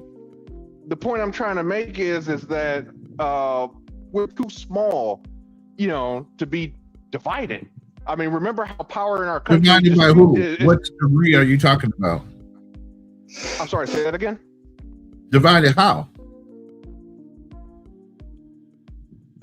You're saying, how are we like, divided? Okay, you're saying how Africans are saying, okay, should be speaking for us, and this. It kind of sounds to me like you're saying they're not us. Which They're not fine. That's fine. Because they're not us. That's fine. The point is that okay, now we just alienate them. So how much does our numbers we didn't shrink? No, we did not alienate them. You just problem. said they're not us. No, for some reason, when somebody says about delineation, you think that we're in denial of everything that we are. We all know we're all Black Americans, regardless of whether you're an immigrant or whether you're FBA. We're all Black Americans, right? They all went through the process. We're all Black Americans. Okay. The whole thing we're saying is don't cosplay as if you're FBA when it comes to reparations. Other than that, we're down for whatever cause it is. We're not fighting about that. Ronan, yeah, I think also they don't call themselves that. They call themselves Nigerian Americans. Yeah. They call themselves Guyanian Americans. And I'm not saying they shouldn't. I don't care. It's their life to live. But what I'm saying is one thing that they don't call themselves is African Americans or Black Americans. They call themselves specifically where they're from and then attach an American to it. Most of the time, if you introduce themselves, they'll say, hey, I'm from Nigeria, but I'm an American, or I'm a Nigerian American. So again, that's their choice. And then again, just because someone has a skin color or a gender, that doesn't mean anything. You still have to negotiate terms, treaties, truce with those individual entities in order to actually have some type of cooperation. And so to say we have cooperation of people when we have no treaty, we have no agreement, we have no a memorandum of understanding or operation of agreement, like, I mean, what are we talking about? Like agreement? Or an agreement that y'all are gonna fall in line. Yeah, they fight against that shit right off the bat. What do we need an agreement for? I mean, basically, I don't know if anybody understands, but the way how power works in our country is based on population. So those with the bigger numbers basically, make the decisions. So so those with the biggest number make the decision. So there's no such thing as people saying the small had to do this. There's no such thing as other people saying the small group, like the rich, do that. So all that is irrelevant. It just depends on if you have the largest numbers, you have the power. Is that what you're saying? Yes, absolutely. You take okay, so when people say all those other things like the rich control or this small group controls, that's a lie, because all you have to do is have the majority and you're in control. And you're the one with the power. You got to choose. Power can be an illusion. Now, no, I didn't ask that. No, nobody asked that. Again, going back to what you just said, right? Because you just said it. So you just said, I didn't say it. You said it. So you said how it works in this country is if you're the majority, you have the power. Yes, you do. Right? Whether you realize it or not, but you do. Okay, cool. Oh, okay, so it's whether you realize it or not. Let's say you add that. So if you realize it or not, if you have the majority, you have the power. Okay, so do the rich have the power? Yes. No, hold on, cool. Yeah, Darnell, do the rich have the power? Don't go solid now, Darnell. No, I'm just trying to choose how to attack this. Yeah, because you know the answer. Right. I mean, they have the power. Checkmate. It's like they have the illusion of power. Okay, it's like, okay, back in the day when you first had kings, how did a man become? So they have the illusion power, but not the power. Okay, I wouldn't necessarily say they have an illusion. Nah, cool. We're gonna go with Darnell saying. Darnell, we got it. We got. I understand what you're saying. If you guys just let me finish, please. Darnell, you don't need to finish. I understand what you just said. You said they have the illusion. I do need to finish. You just said they have an illusion. So again, let's go back to what you initially said. It's the illusion. So there's many different powers. Go ahead. Just allow me to finish, okay? Now, how did kings and come to power? Back in the day, Kings Don't go basically into a were long deities. Hold on a second. dissertation. I'm Can not you going keep long. it If you just, I can keep it Go quick ahead. if you don't interrupt. But here's the thing: kings gave the illusion of power because they told the people, "I am God" or "I am equal to God." Okay, people worship this one person. It was an illusion of power. He's not really God, but he got enough people to believe he was and was able to have power. And now, getting back to the rich, it's the same exact thing. People feel the rich and powerful, that the rich and the powerful have all the power when they really don't. Okay, so let me ask you a question, since all it takes is the majority. So let's say that the majority of people have no arms and legs. And so you're saying now that they have the power just because they're the majority. What does that have to do with what we're talking about? Because what are you talking about, bro? You just went from one statement, and it's okay. You made your statement, which was how it works in America is if you have the majority, you have the power. Then I just said, okay, so do the rich have the power? Do this certain group have power? And you said, well, hold on, they have the illusion of power. So then you added a layer to it. Completely fine to do that. Okay, so you said they have illusion of power. And then you said, and this is your position, I'm assuming, they have the illusion, they tricked everybody in believing that they have the power. But what you're originally saying is who has the true power is the majority, correct? That's what he said. Correct. That's correct. Okay. All right, cool. So what I'm saying to you, right, is that's an interesting one. But also, okay, illusion of power. So let's say the rich wanted to do something. Like they wanted to implement power in the world. Could they or could they not? Because again, their power is just an illusion. It's only illusion. It's not real. It's not tangible. So therefore, they can't do anything. They can't impose their will into the world by any shape, form, or fashion because everything they own is just an illusion. Well, is that true? They have no power of dictation at all, huh? Nah, it's just an illusion. It's not real. I never said what they own is not real. Okay, but what I'm It's saying an illusion. is So what do you mean by that? No, Darnell is absolutely correct. I said the power. I said the power. What's the illusion? The illusion is that they are powerful when they're really not. How is that an illusion though? Which one is illusional? The rich or the population that's the majority? Who's delusional? You saying their power is delusional? No, I said the power. When you're saying, okay, when you guys are saying that the few are the most powerful, they're really not. I mean, man, you get enough people. How many kings and queens have been overthrown? But wait, you keep saying if you get enough people, why can't I get your people? See, this is where you play games in your mind. I play games in real life. It's not an illusion. It's not an illusion at all, my little boy. It's not an illusion about holding power over the masses. There's nothing illusionary about that. So you're saying if you get all the people, why can't I get the people? I'll pay Black, Cleaner, Cool, and Charlie to go against you, period. I could not only just pay them in cash, I could pay them with anything else that they're self-interested in, and I can actually see it happen. So if they want something and I can make it happen, then I can give them that, and they won't be on your side. Let me give you so a you better can say, analogy. if we come together, all you They're want. not on my side. They're not on my side as we speak. So let me give you one that both of y'all can understand and you can't dispute. Right now, we have a definite demonstration of that going on in the world, right?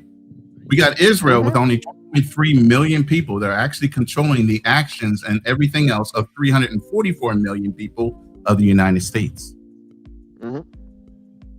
Israel only 10.3 million. They're not a majority, but yet and still they're controlling the actions and the interactions of war for the United States people that overwhelmingly outpopulate them by 344 million. Yep.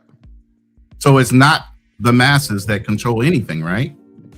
It's the ones that control the people that actually make the decisions at the top, which is money.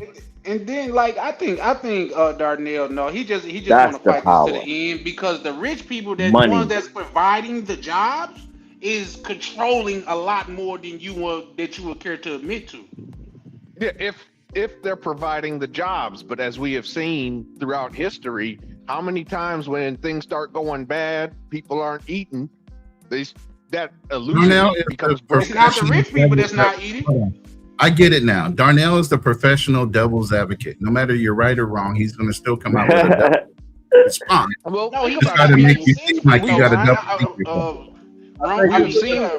Roman, he just got to say this. I get being the devil's advocate, but you can't just spew nonsense and expect for people to go with it. Okay. If it's nonsense, what are the three most powerful states in the United States? I don't understand. I mean, you can assume California, New York, California. I think. New York. No, not New York yet. You can assume it would be either California, Texas, and Texas Chicago.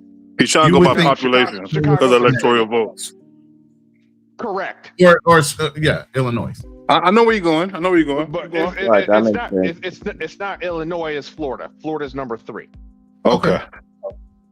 And your point to saying that is what? Population. They dictate those 3 states. Now, granted that they don't agree on those 3 states are polar opposites, with the exception of Texas and Florida.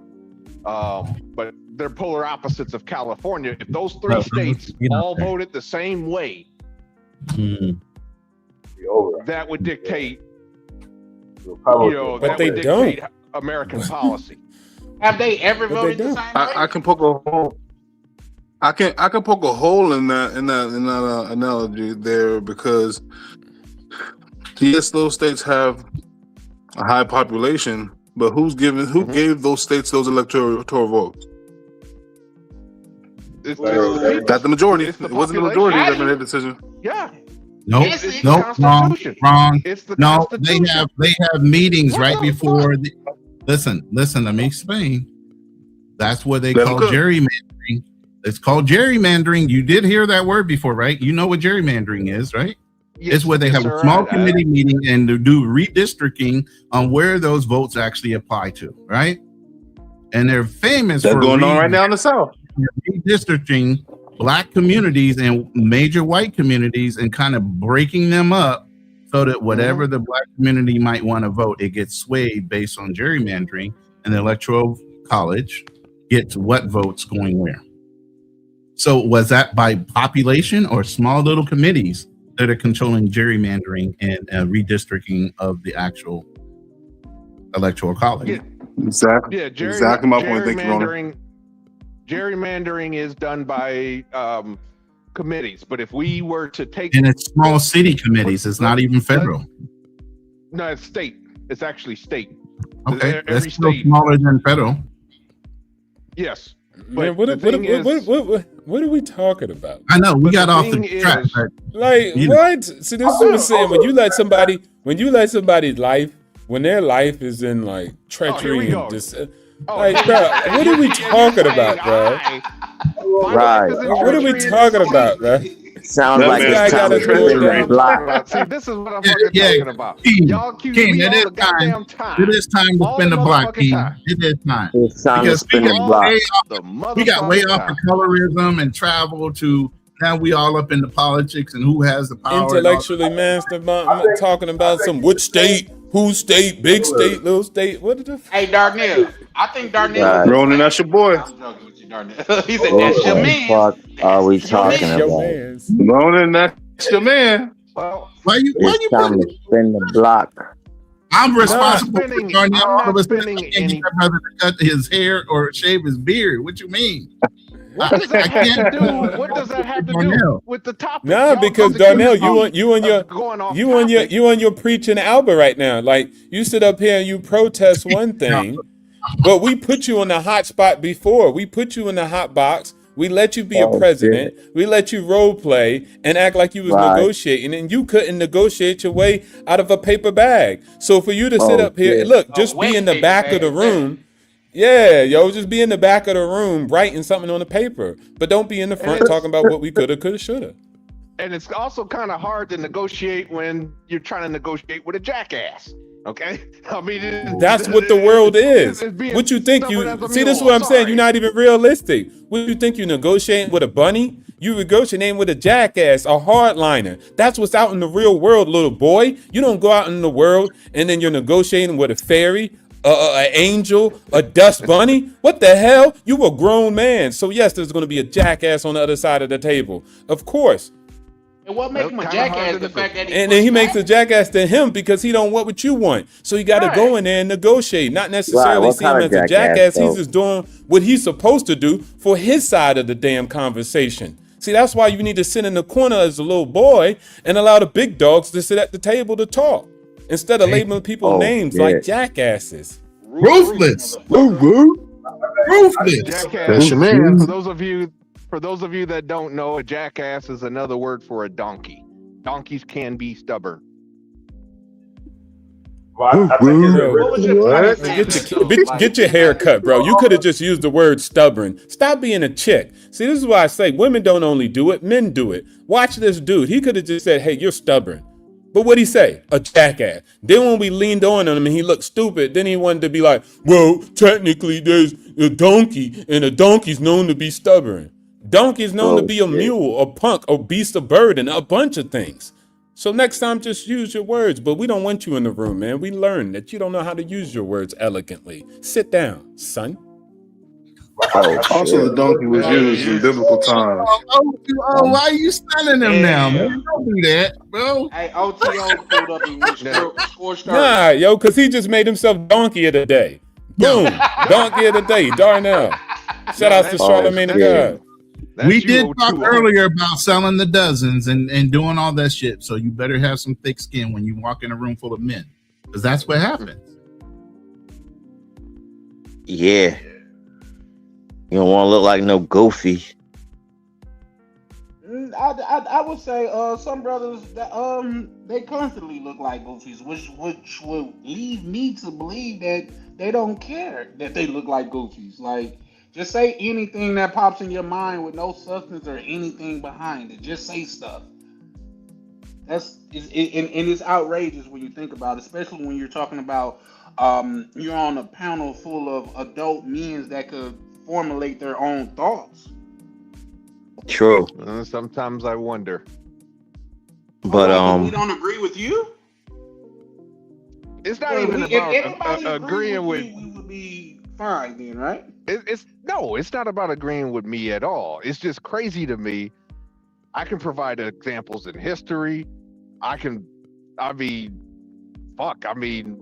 the Constitution. What I even said is even written in the Constitution, and I'm still getting clowned. It's like, God damn, did you motherfuckers? But we even know things that are written in the Constitution has been fucking touched, modified, in other ways. Maybe not on a federal level, but a state and a city level, right? But they've gone around the rules and they found the gray area and they worked around the Constitution itself. All right, hold on. That's called exploitation. They exploited the rule for their benefit. Who's famous for that? Donald Trump. And come back to conversation. We still on some other shit. So we're gonna spin the block one more time. See if we can refocus on topic of conversation right now, because we are still rambling. And topic of conversation tonight was choice of females. And skin color preference. That was the topic of conversation tonight, y'all. I don't remember the choice of females being a part of it. I thought it was colorism. It wasn't guys interacting with guys tonight. That would never be topic of conversation on it. I would never be on any panel like that. So could you elaborate on that? Yes, please.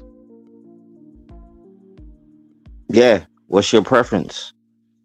No, when you say like you would never be on any panel like that, can you elaborate? What do you mean? when you say that? I was speaking on being on the panel where I'm talking about a choice of a guy's skin preference. Yeah, I know. Yeah, let that sink in real quick. yeah. I know what he meant. That was funny though. Yeah. Yeah. Shout outs to the preference to the girls. Okay, let's get back at it. My bad.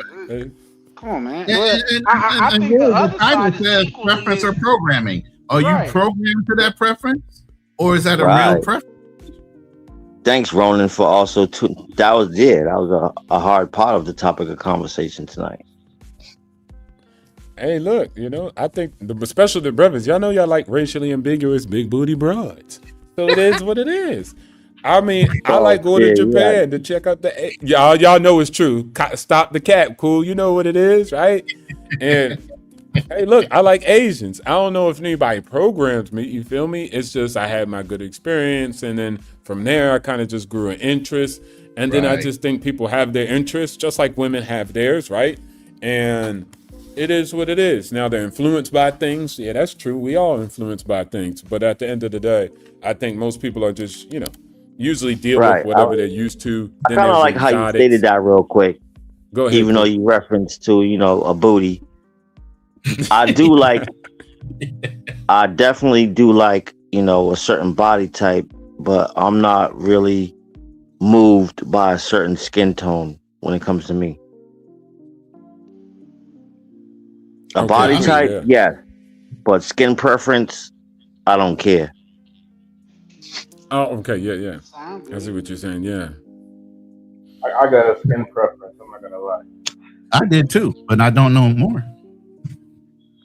But I like who like me, so I could dig any skin color. Exactly. Come on, man. Exactly. Because I was definitely trying to fight for the home team for real. Even when it is something that was going to be positive, then they'll go back to the home team. And maybe sometimes cool. Oh, my bad, Ronnie. Go ahead. No, I'm good. I said now I'm good for what works for me and what wants me. I think Ronan got that. You got that Benet sauce, that Jolly Bee.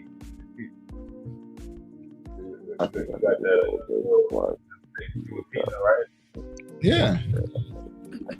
Yeah, I mean, I ain't mad at you, man. I'm in Cambodia right now. Oh yeah. You already know. And they melanated too. Yeah.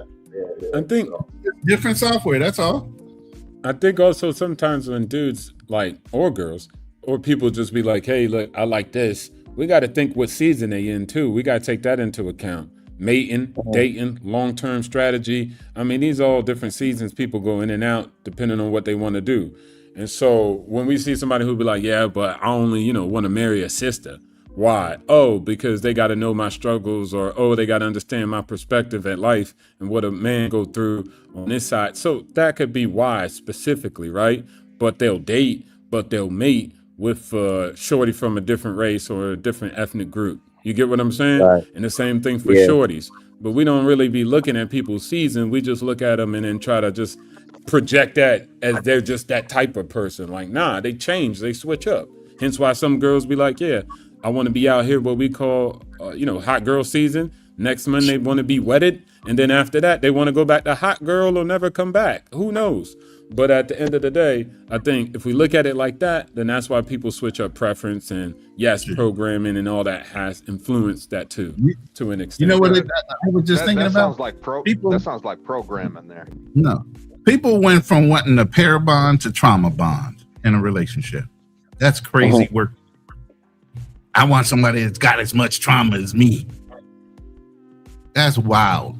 Instead of a woman that pair bonds with you because she's not out there running amok, having, bad girl summer or whatever the hell you want to call it. He said a bad girl summer. Because it ain't good girl summer. Every kind of craziness. You know what I mean? Hit the comments real quick. Ronan, what does this say? I was just thinking that. Let's go. Instead of dealing with the truth, people are going according to trying to be race neutral. Shaking my head. Who is that? And what's their name, Ronan? That's my girl for life. Or shout Tay out girl to for her life. for hitting the comments. Thank you very much. Yeah. Instead of dealing with the truth, what truth though? People are going according to trying to be race neutral. I don't know how she phrased that in such a way. Be Yeah, direct. I would need some more. Look, you don't have to be PC in here, Tay girl. Tay girl, you could be as ratchet and direct as you want to. We're men. You got tough skin. We can handle it. What are you actually saying? Talk that shit. Let's go. Talk that shit. Argue on it, but you know, say what you feel, like in the most direct way as possible. Yes, because Cool King be promoting that. I want the real. I want the raw. I want the uncut. Talk your shit. Don't hold back. Let's go. Okay, and can we not add in TV shows talk that we literally didn't say in real life? Right. And then it's the next thing she said at the bottom, it says, that's it's more than skin deep. We aren't all human beings. We aren't all human beings, or we are all human beings. And skin deep is only one consideration. I know I'm human. Yeah, we all are human. And that's the problem. All of a sudden we have to be cross-associated through our own traumas. We can't blend. But you know the biggest thing about that whole thing about, oh, black should be with black, and human beings should be with human beings, first of all. And then secondly, that's all a fucking ploy. Because what do white people say? If you got one drop of ninja in you, you're a ninja. My biggest thing was the quicker you can overpopulate the races to where there's only Caucasian and everything else, who's a minority now? Yeah, but see, I was talking about that earlier before Keem went on his 400-year tangent. That's what they did in order to that's what they did in the Black Holocaust in Africa. They went in, they conquered. When in doubt, breed them out. Hey. That's what they did. They did it in reverse. They went in there, they conquered the people, and then they started breeding with the people to make them biracial. And then the biracial people started leaning towards their oppressors instead of the oppressed. So they did that's that in where South the America. issue is. Yeah, sounds just like it, don't it? No, it is. Yeah, it is that. History has So been that repeating itself for years. Yeah. But all people did that. I mean, you can go beyond white. You don't even got to stop at white. Asians did it. Arabs did it. Like, that's just a human thing. That's why I be saying so much time we be in love with our goddamn treachery as if we're the only humans in the damn galaxy that experienced something in particular. No, conquered people had to deal with that throughout all of history. You get wiped out. Duh. Like, people are going to breed with you, wipe you out. That's just a thing of life. I guess we still not on game. I think we still That's think like my cousin just taking a shot at me subliminally just now. Whatever that word he used, he was like, "Yo, my cuz went on a." that was a shot. Well, you did kind of when you were saying that. I can't say if that's what he was speaking to specifically, but when you did go into 400 years as a choice type of thing, that was a little bit of a tangent. That was kind of wild if we're gonna add a label to it. All right, well, check it out. I don't care. I'm sticking by that, and whoever won, get at me about it. No, you I'm sticking to what I'm saying. I don't like. I'm sticking to what I'm saying. I'm sticking to what I'm saying. Standing on it. You sticking to your guns. I got you. No, yeah. Respect that. And I don't even feel like I have to elaborate on it. Just think about it. Hey, Charlie, just dwell on it. 400 years. Like, get the fuck out of here, bro. So Charlie Chan, let me ask you a question. If it was that Ozzy guy that we dealt with a week ago, and he said the same thing, how would you feel the same way? For one, I would already, just because of the way that he came in. Now, Kimi, brother, the little white guy. That's who I'm assuming that you're talking about, correct? Yeah, Mr. Green. No, he would have got a Clan lot King. worse energy because I have little to no patience for people that's outside of it acting like they already know what's happening when they don't. You're on the outside making inside decisions and goddamn it depictions. Yeah, I'm not on the outside. So, Black right, Cleaner, so that's do why not you're block not getting me. the same energy Black that I was Cleaner, do giving the not white. block me. Black Cleaner, do not block me. There's a video Block I the hell loaded out of him. down I'm there. joking. There's a video down there. Why would you be blocked, brother? Because he mistook the video I loaded as him coming in the room, and he blocked the video, which means he blocked me. So all I want you to do is pull the video up and play it. All right, And that way everybody in the room knows what we're talking Shout out to OTO out there in vacation mode. I just put it on my Yeah, screen. Maldives, OTO man. out there, Yeah. goddamn it. Hold on one second. Yes, sir. I'm being Give this the full I screen, feel see like I'm what being y'all attacked talking right about. now. Sorry. You my speech. absolutely are. I hope you're You are absolutely being attacked. You're absolutely being attacked right now. You're right. And anybody in this room hasn't heard me go to this level on anybody on a fucking panel up until you stepped up in here. Your entitlement is fucking sickening to me. The fact that you're a white man in a black room, the fact that you're a white man in a black room and you come in here and demand certain entitlements because of who you fucking are is sickening to me.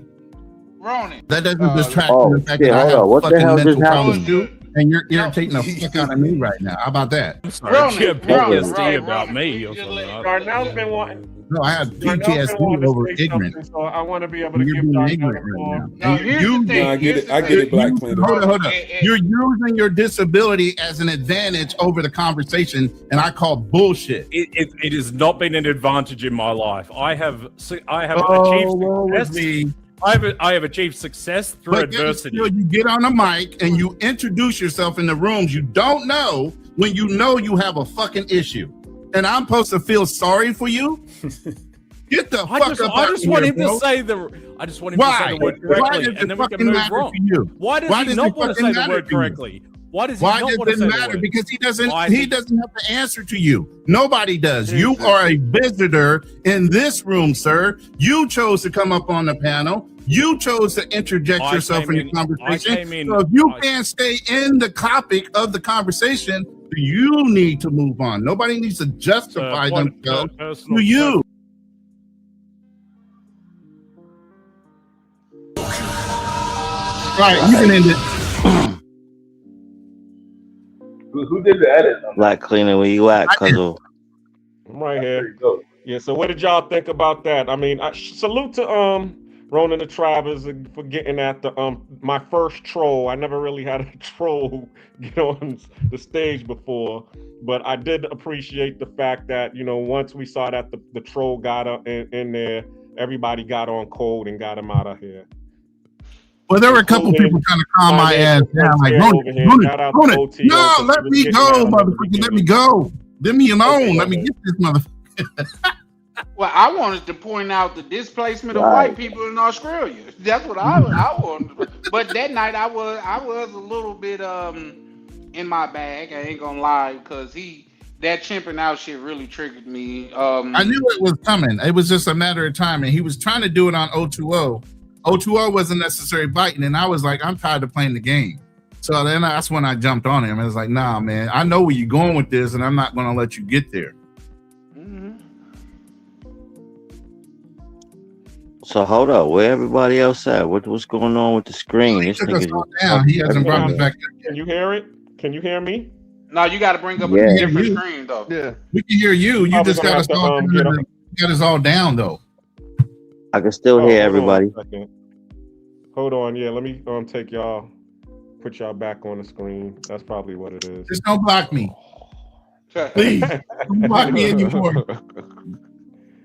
Hold on 1 second. Did that work? Yeah, we're all up. Yeah, you got it. All right, cool. Yeah. Yeah, that video's already got like 10K hits. Wow, okay. They like seeing me go off for some reason. I don't know. I'm usually a nice guy, but that one. World No, I star, like now you that. I world like star that. ish. I'm for that energy, Ronan. Let's go. I ain't say Get your nothing. I'll punk let ass you up out of go. here. Like, Get your ass up out of here, I mean, motherfucker. you were cooking him on the financial side. I just had to cook him on the other side. It was like, yo, he could get beat up anyways. I'm cool with it. I'll let you go off. I ain't say nothing.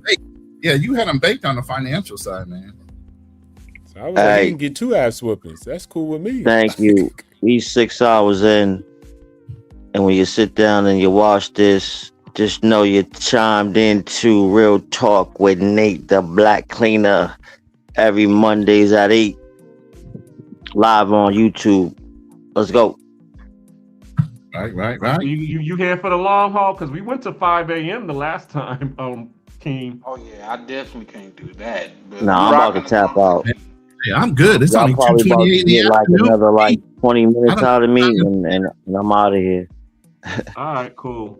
It's only I'm trying to 2:28 get in the my afternoon. watch hours in, so I appreciate everybody that's I'm getting still my second rocking win. with What you mean? hit the like button, subscribe, so we can get this thing monetized here. How many watch hours do you have right now? Let's go. I just started, so I'm like at almost 40 watch hours so far. What? We gotta get that. We gotta get you up, man. You need. Exactly. You gotta Yes. do a collab Pause. with a bigger Like and audience. subscribe. Like and subscribe. We gotta get the Black Cleaner up. Do a collab. As I said, Pause. everybody else Pause. Y'all gotta say you gotta get the likes up, man. Don't say Y'all's it like that, wild man. out here. Pause. I ain't gonna lie, it's crazy work.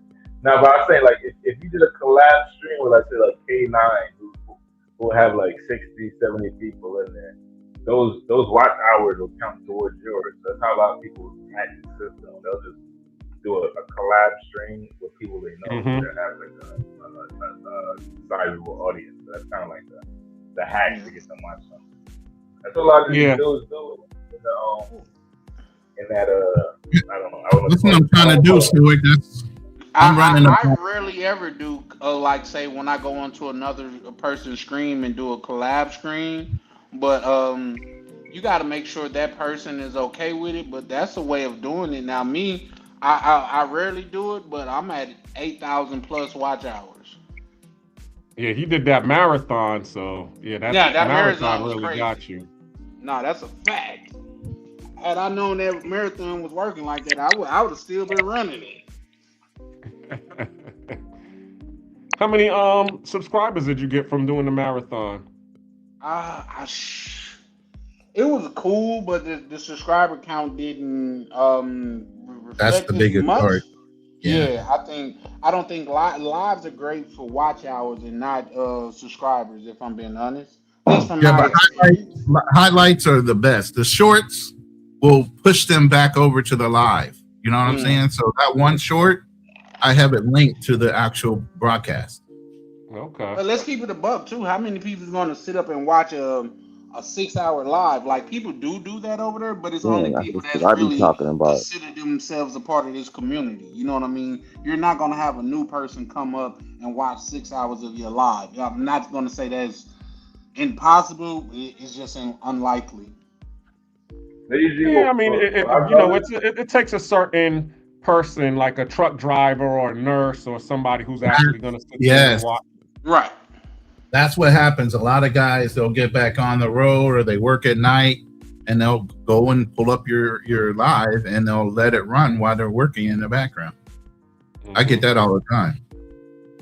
What I've noticed some people would do is like they'll drop shorts as they're live streaming, and then those shorts, because when you're live streaming, it shows that red emblem over your name. So if they scrolling through the short, they'll see that you're live, and if they like the short, they might hop in the live. So that's kind of like the hack to get new people into your live. You drop the shorts while you're live, so you edit some shorts up, and then drop a couple shorts while you're actually live. I just do it right afterwards.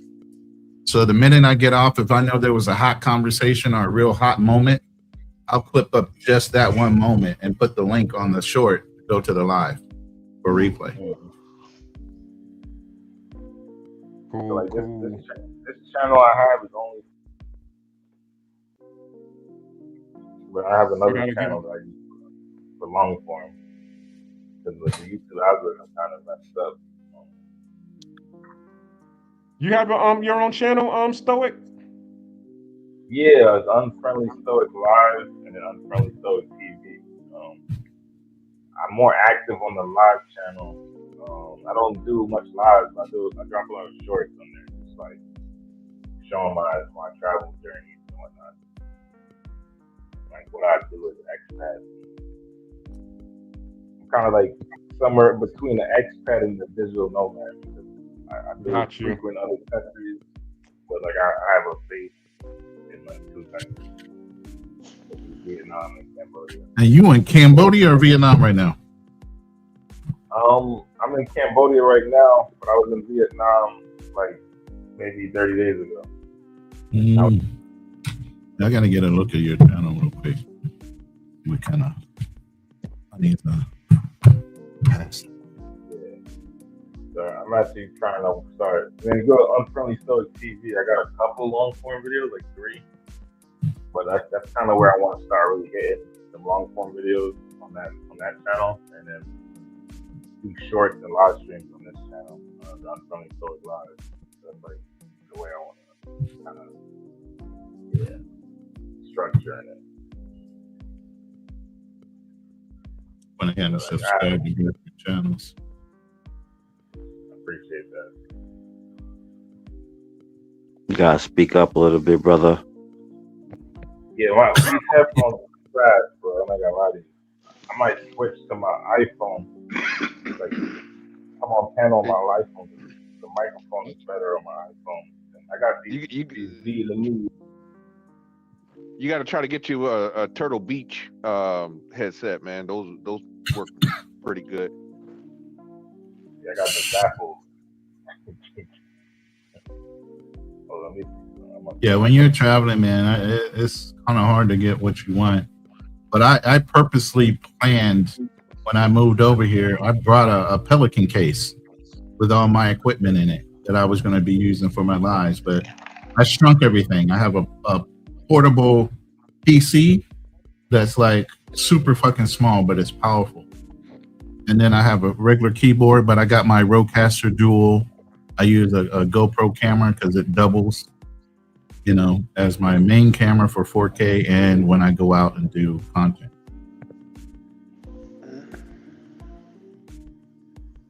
Okay. Are you? Let me check your channel. I think I'm already described Ronin Travels. I noticed there was 2 different Ronin Travels. Yeah, there's Ronin the Traveler, and he's in DR, and I'm in the Philippines. But he used to actually be called Ronin the Wandering Traveler, but somehow he shorted his name right around the time. So everybody started getting confused. Like, aren't you? No, I'm the other one. Y'all look. Yeah, we're probably related. We're both family from Louisiana area. So. Yeah, I was. Yeah, I think I messaged him thinking it was you the other day. Oh, I get it all the time. I get it the other way though. They're thinking I'm him, and then I'm like, no, that's the other one. That's the one in DR. Just think of it that way. Ronin the Traveler is in DR. Ronin Travelers is in Philippines.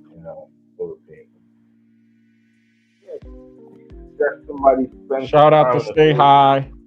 Salute to the Black Cleaner and the panel. Salute to Stay High. What it do, good brother? Okay. You want to come up on the panel? Feel free. Let me know. Matter of fact, I'll just drop the link in here. Tay girl, what does that mean? We have to stop negating our experiences because others experience too. Don't dismiss our plight. Shout out to Tay girl. Right, what does that mean? A lot of mean? messages. I didn't see that. Yeah, I like that. I like what you're saying. I just don't understand the last part. Right. Yeah. Bro just dropped he just dropped the link, Tay girl. If you want to pull up, feel free to. I'm about to switch devices, so my audio is low. Yeah. Oh, good, bro.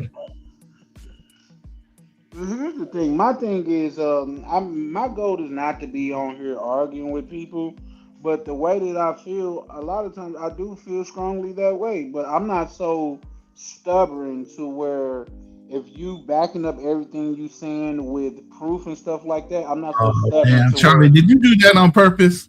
do what Use the word stubborn? I did. Wasn't that the whole thing O2O was getting? Listen, I did. I was gonna interchange I think it was jackass. indirectly like you use that word just on purpose, just to go. No, shout out to Darnell because I have talked to Darnell in the back office before, and I think Darnell is actually an intelligent human being. Very. But just because you a rocket scientist don't mean that you understand all other concepts of everything. You know what I mean? I'm not a rocket Bro. scientist, so I wasn't indicating that you were. That was just an example. Right, but I understood what you said. Kool Keem understood what you said because you could be book smart and have no knowledge of simple things. Exactly. That's exactly what I was saying, brother. Appreciate that. So, Darnell, at no time have I ever mistaken you for a rocket science, sir. So you don't have to worry about it. That's another slap too. I know, right? All right. How's my audio now? Is better? You good? Yeah, you clear. Okay, perfect.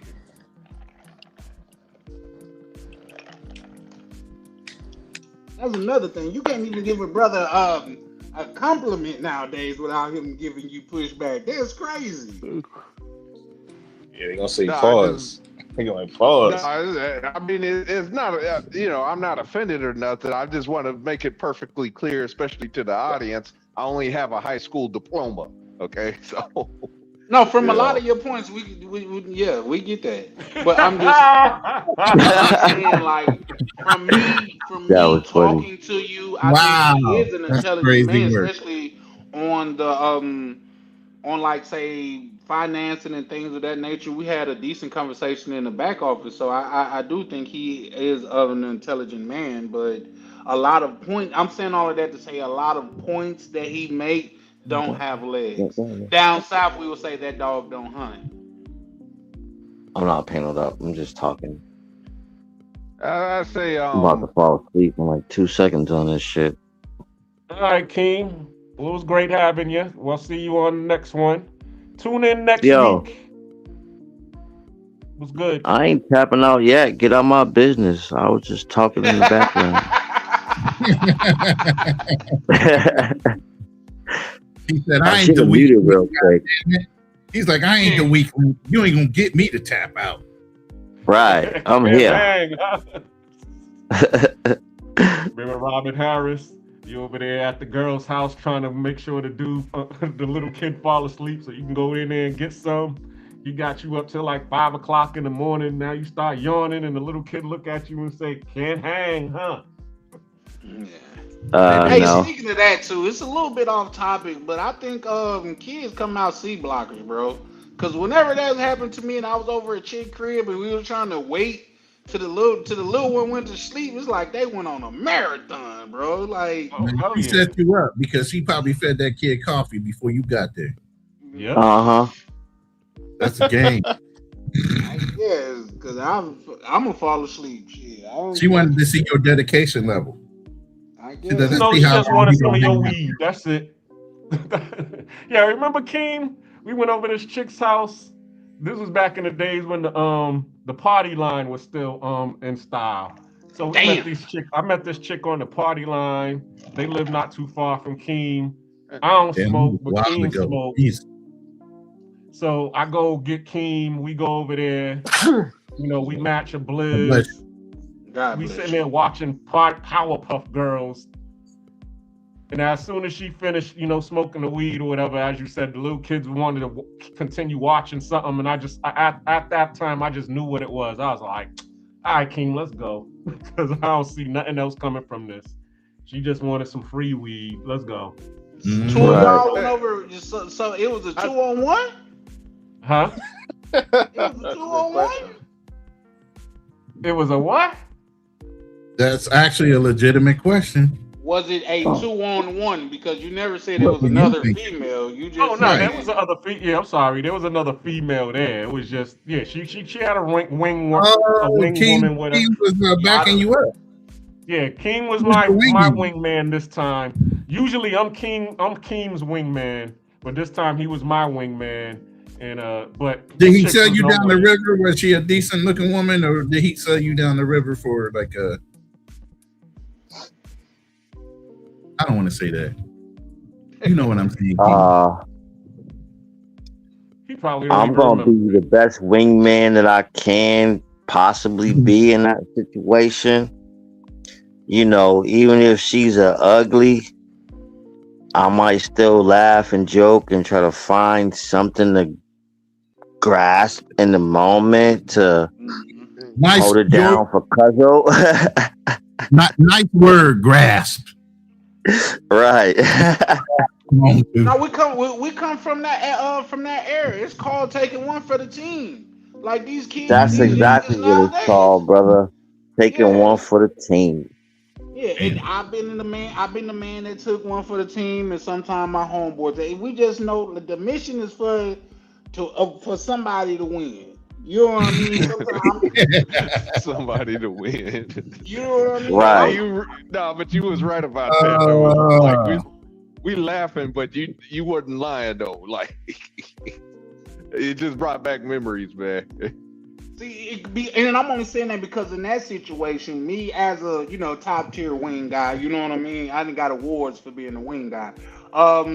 Me and the little one, me and the chick would have ducked off, like say either ducked off while y'all was with the little one, or y'all could have ducked off while we was watching TV with the little one. But somebody got to win. We're not leaving here with like Denzel Washington say, we leaving with something. You're saying somebody got to distract the kids, basically. Somebody got to distract the kids, right? You know what I mean? It's a team effort. We can't get in here and it's every man for himself. Somebody needs to go read her story real quick. But then again, it all depends on the night. We know them kids better be asleep by about 10:30, 11 o'clock. They asses better be laid down. Preppy girls then, because sometimes them kids be up partying, goddamn it, around with the adults. We drinking. It's 1 o'clock in the morning, and we got a little man walking around in his pamper. Not little man, dang. Yeah. Not right. My nigga said little man. Little man walking around with the soggy diaper that been on his ass all day. You know what I mean? I was just getting ready to say, God damn it, Ronan. I was just getting ready to say that shit. But then little man look like he should be changing his own goddamn diaper. Grown ass man with stubble on his face. And a baby diaper. Get ready to light up a stogie and looking at you like can't hang, huh? Y'all ain't right. Now we sound like we stereotyping. You niggas ain't shit. I'm just speaking from experiences. And listen, I got some experiences, bro. Like where you got these dudes, they super player, this, that, and the third. I said, man, I done went through my life to where I done brung the chick I was messing with. I done brung her mama, goddamn it, fifth of Hennessy, no, not a fifth, but something like a pint of Hennessy and a pack of Newport, the box, because you know they clear about that. They did you like Fridays. Make it work. Yeah. She don't stay with the kid for 4 hours. You just bring that, you good. You got you a babysitter. But at 4 hours and 5 minutes, she's finna be calling that girl phone. Where you at? Like, damn, all right.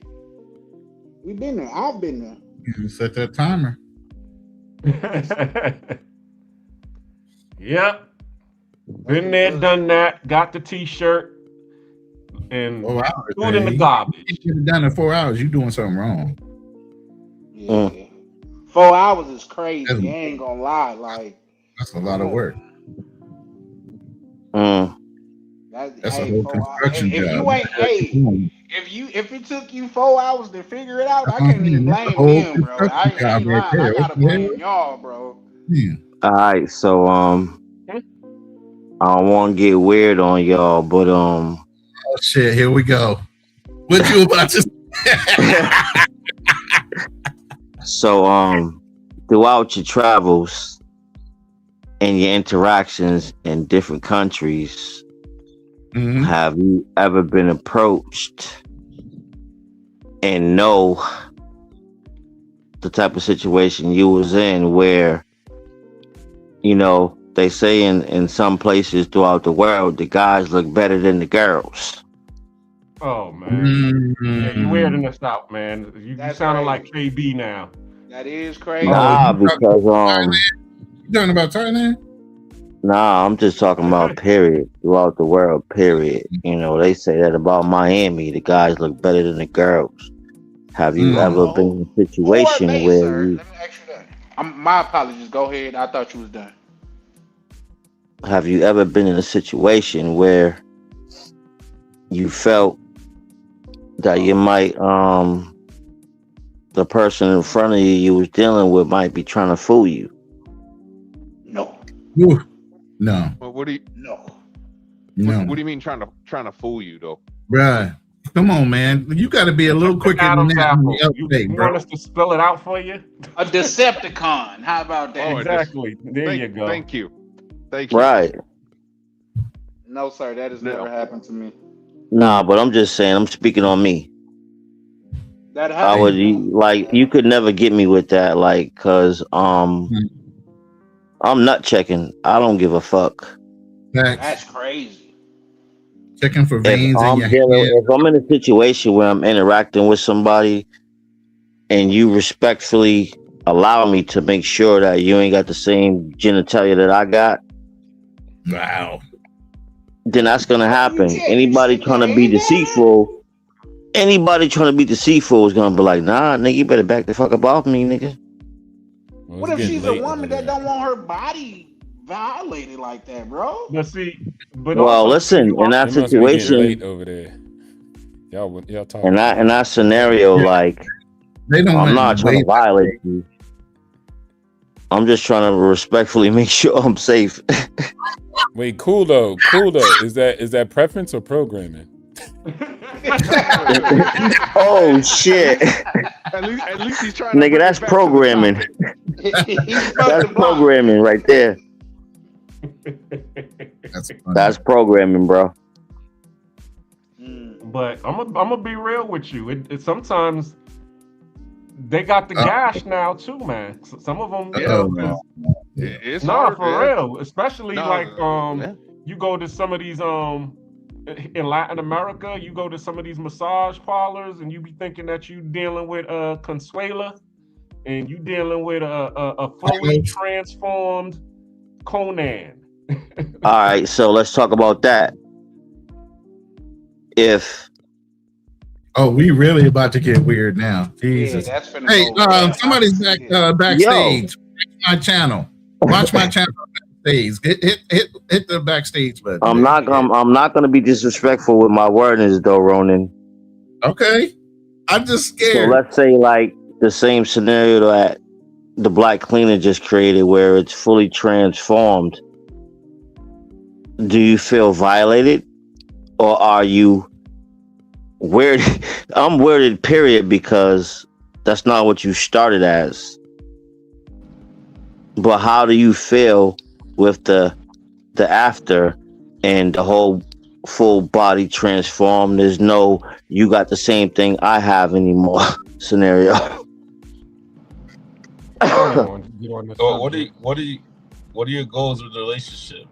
Like when you're dealing with it. That's crazy. Yeah, that was funny as fuck, bro. I'm just trying to make conversation, dog. I'm super heterosexual. I'm out here raising kids, so you know that's not me personally, but you know there's a motherfucker out there that might like that shit. Yeah, the only person I was backstage was Unfriendly Stoic trying to get back on. I don't know. Watch my channel says backstage. Like, have any of you guys ever watched The Shy? Yeah, I watched The Shy. Are you talking about? The Big Brother? He was into. He had a boat thing that was on that Transformer more than meets the eye on that Optimus Prime. Yeah, he had an Optimus Prime. Yeah, right. Optimus Prime. Didn't you guys accuse me of always changing topics and stuff like that? How do we get on this? All right, I have so no Ronan, clue, let's man. spin the block because I might have went a little bit too deep for you niggas right now, but I I'm feel real like rap, I'm That's real warranted. talk. yeah, you Pause. Somebody, I did. don't generally say pause, but that's Now, what'd you warranted. get? Pause. Yeah, I'm telling you, it's late for him, bro. He been saying some pause worthy Yeah, he things. over there in delirium. He over there in delirium from lack of sleep, just saying anything. Yeah, he wanted to get Black Cleaner up and stuff of that nature, and then the whole. Yeah, whatever, niggas. I told him to go. He can tap out. I'm What was we talking about? Tap or snap? They say you be in the UFC that get you in that. It's a tap or snap. Right now, that's where where Keem is at. He's in tap or No, no. snap. When it And comes right to now, like say he's mix, snap. yeah. When it Huh? comes to mix, it's either two reasons. When a person gets you in a particular hold, it's either tap or nap, or it's either tap or snap. You gonna get choked out, or you gonna get a limb broke. Your decision. So yeah, All no. right, Go ahead. whatever, motherfuckers. Let's see who tap out first. Nah, you didn't tap out. You snapped real out. fast. He done snapped. It's my I cousin. And I snapped. love him. Yeah, you talking about that? Oh my god! Whoa! What did I? That's a whole conversation for a whole nother panel. I get it, but what the fuck, Yeah, nigga? for real, for real. I think We Liz niggas got me joined 6 hours in. We almost 7 hours in, bro. What the fuck? We gotta. What else is there to talk about? Shit. We don't have to talk about. We don't have to talk about Transformers. I mean, Yeah, it's a myriad of things other than that we could talk about, brother. Yeah, see, me and Darnell agree right now. Right, y'all never agree. Oh See, now, shit! hey, look, y'all having this conversation. I'm the only one on camera. Y'all, fuck all y'all right now. So go on, Right, cause nigga, it ain't. Bro, it's fucking 3 o'clock in the morning, Ronan. What time is it where you at, bro?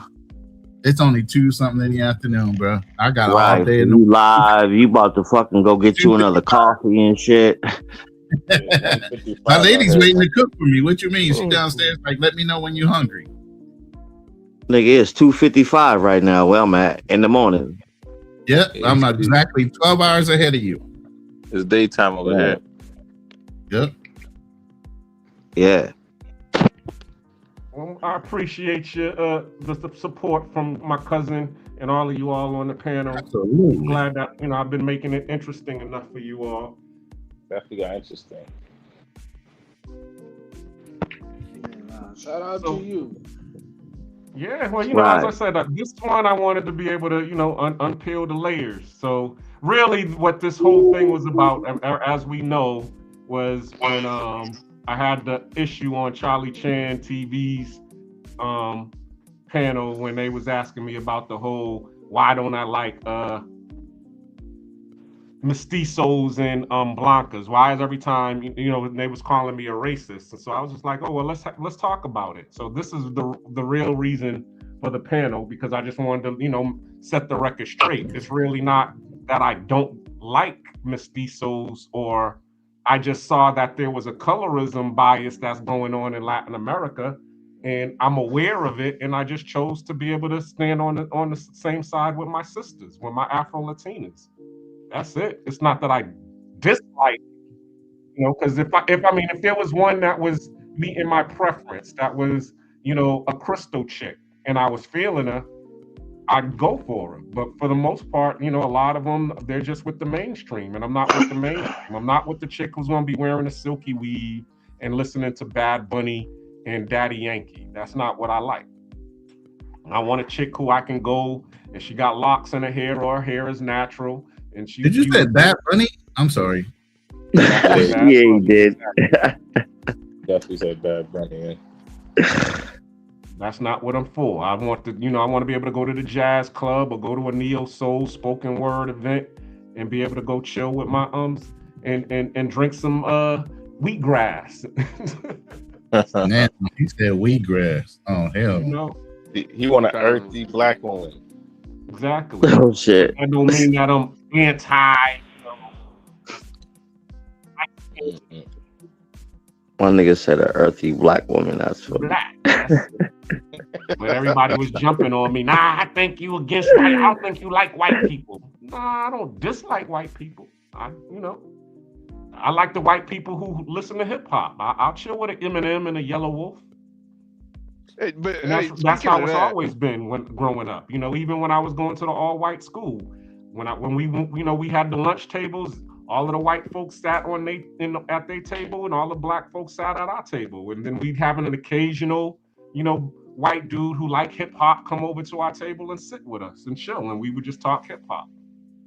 Speaking of that, did you ever have like one of those so-called down white dudes that just they be doing too much, they be trying to act a little too extra?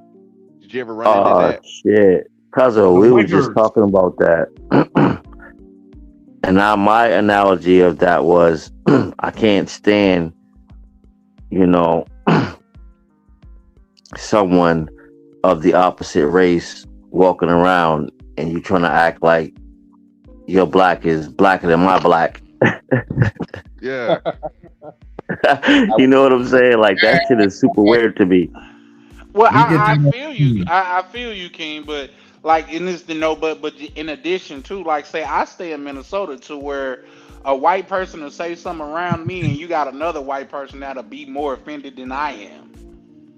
Like, I've seen that too. Yeah, that's kind of. Oh yeah, I get what you're saying. I get what you're saying, bro. Like, Sebastian, chill. He just asked how it was going, bro. Like, calm down. No, fuck that. Like, all right, man. I hate that. It is what it is. Listen, I ain't gonna lie to you guys, and it's gonna come off wrong. Sometimes I enjoy seeing white on white crime. I ain't gonna lie to you. So it is. Right. I'm not mad at that either, bro. What's good, Jay man? Like, statistically, white people, when you look at crime, it's usually white on white or black on black, because people are generally around their own race. So it's kind of like those are proximity crimes. Yeah, it's more like how I put it. Like it's a false narrative that like black on black crime is a thing. When you look at most crime as a whole, it's usually same race. It's the same for both black and white people. Is what I'm saying, as far as crime. Yeah. So it's like look at the crime statistics. It's like white people are unaliving white people, and black people are unaliving black people. But it's not because there's a specific issue in the black community. It's because they live near each other. These are, you're more likely to get bodied by somebody or is in close proximity to you. Yeah, but my question to that is, and I think Ronan, there is a lot of, and that's what I was saying before. Is like there's a lot of false narratives that are pushed. And then that's where a lot of the immigrants that might be basing their thought process on false narratives, kind of thing. Yeah, but at the same time, we kind of have to change the people's understanding of those false narratives, and then that could end a lot of the back and forth shit in my mind, at least. Yeah, but at the same time, though, Ronan and Fearless, they actually did an episode about this, about crime and stuff, and basically, I used my city, my city, Phoenix. Silent or is audio crapped out? Say, what's that? My audio. Okay, so Ronan and Fearless did an episode on this before. I use my city as an example. We have a very low black population, but Fearless has said, that it is an issue. It is predominantly where a lot of blacks seem to have a lot more issues in the black community. And it actually encouraged me to look up the crime statistics on the FBI. And I'll be honest with you. I mean, from what I saw, it's like, okay, one out of three of us will go to state or federal penitentiary system, in our lives. 1 out of 3. When you look at whites, it's 1 out of 5. And then I even went further and looked in the demographics of women. Black women, 1 out of 10 black women will go to state or federal penitentiary. Do you know for white women and Latino women is only 2%? 2%. 2 out of 100. Okay, well, I think that's also up under his story. That kind of fall up under like that term, not his story, but his story, on the simple fact that there's a difference between sympathy and empathy. You see what I'm saying? That's why you can have these white teachers touching on these students and they get a slap on the wrist. You see these white female teachers, because it's not looked at as a crime, but had it been a black male teacher in the same situation, he would have got the book thrown at him. The people that are making the rules are also fudging the numbers. There's a white lady that just went to jail. She got sentenced to 15 years for making a. Yeah, there's a lot of them now that are going to jail now. I Well, mean, it was just 2 of them. It was just 2 of them, and from my last check on it, they got a slap on the wrist, and it was, I think they were sleeping with the same guy. Nah, they recently. they getting some serious things are starting to change, man. They're getting some serious jail time, but just by the implications, you said starting to change, which means that it hasn't like fully took on. There's never started to change for a lot of people of color. It's just been that way. Well, to be honest with you, I haven't seen a black female teacher ever get caught with one of her students. I haven't. I'm not saying it hasn't happened, but I don't see it. It's usually, if it's a female with a male minor, typically they're right. From what I've seen, white women. And that's been going on. That's my point exactly. That's been going on throughout history. But when you look at the statistics of that, how many of those get convicted and get sent to jail? Yeah, I can ask Google that. I don't want to go there. I'm gonna use Google. I can ask Google that because it could be like. I mean, it could be the sisters are already used to it, and the white girls are more curious. If you get what I'm saying. I don't. Elaborate. Is it going to bed? Y'all have a good night. Shout out to you, Liz. What you mean? Right. I like that you guys have a female audience. Tuning in. Liz, make sure you come back next week. Same time, same place. Oh, wait, is Stoic in the back? Or is that from before? Yes, from before. Yeah, that was from before. I'm just saying they're a little more curious on the cross-cultural benefits of a black man versus a sister that's already knowing. What you gonna be? Why does she need to experiment? Well, I think those can be 2 different scenarios, because when we're talking about teachers in school, those are kids. How curious can you be about a child? She ain't treating them as a child, believe that. But if it was a male, that person would be sick. We wouldn't just be like, oh, they're not as a child to them. You know what I mean? Oh, I get that. I get it. If it was a black man and he was slaying a whole bunch of other little, come on, man, stop. We know what's up. Exactly. Because that's the first thing that comes in their minds, right? So in adverse, if a YT or Latina had never experienced a black man specifically, and she got this young little kid up in there that's like, still slanging, she's gonna be curious. I gotta give you pushback on that though, Ronnie. Man, I don't really want to get in this conversation with any kind of pushback. I'm just saying. Okay, well, we can move on. It's a theory, because I ain't trying to get us demonetized on that part of the conversation, on the details of it all. No, I agree, but in my opinion, these are children that we're talking about. So I just land there. What was your greatest dream as a child, especially if you had a cute looking teacher? You already know what it is, man. That's the point. No, I get what you're saying. The little boy is a hero. Most of the prison guards and everybody's high-fiving the little kid. Exactly. And I'm saying kid for real, because he got the explore fantasy that most men didn't get to do. Agreed. Now the teacher's wrong for doing it, but it's still something that's always in a teenager's mind as far as young men. I agree on exploring that. And I would even go as far as to say, like I said, we don't have to dig in on that. So I'll just land there because I can go into a whole soliloquy about it. Thank you.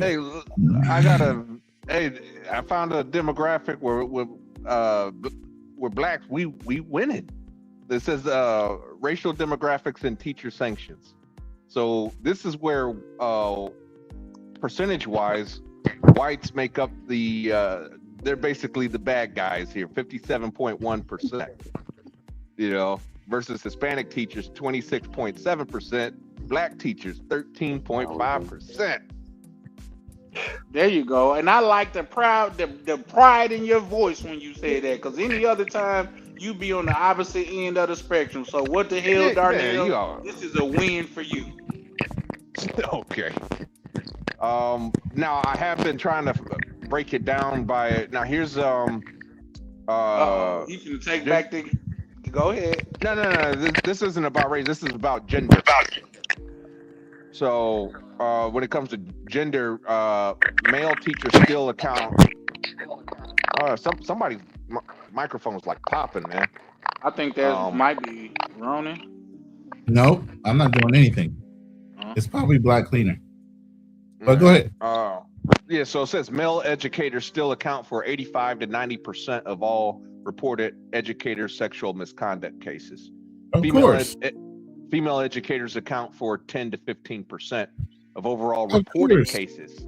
However, that's the key word in that whole line: reported cases. I was just going to say that, Ronan. You beat me. How many boys are going to complain about that versus girls? Mm-hmm.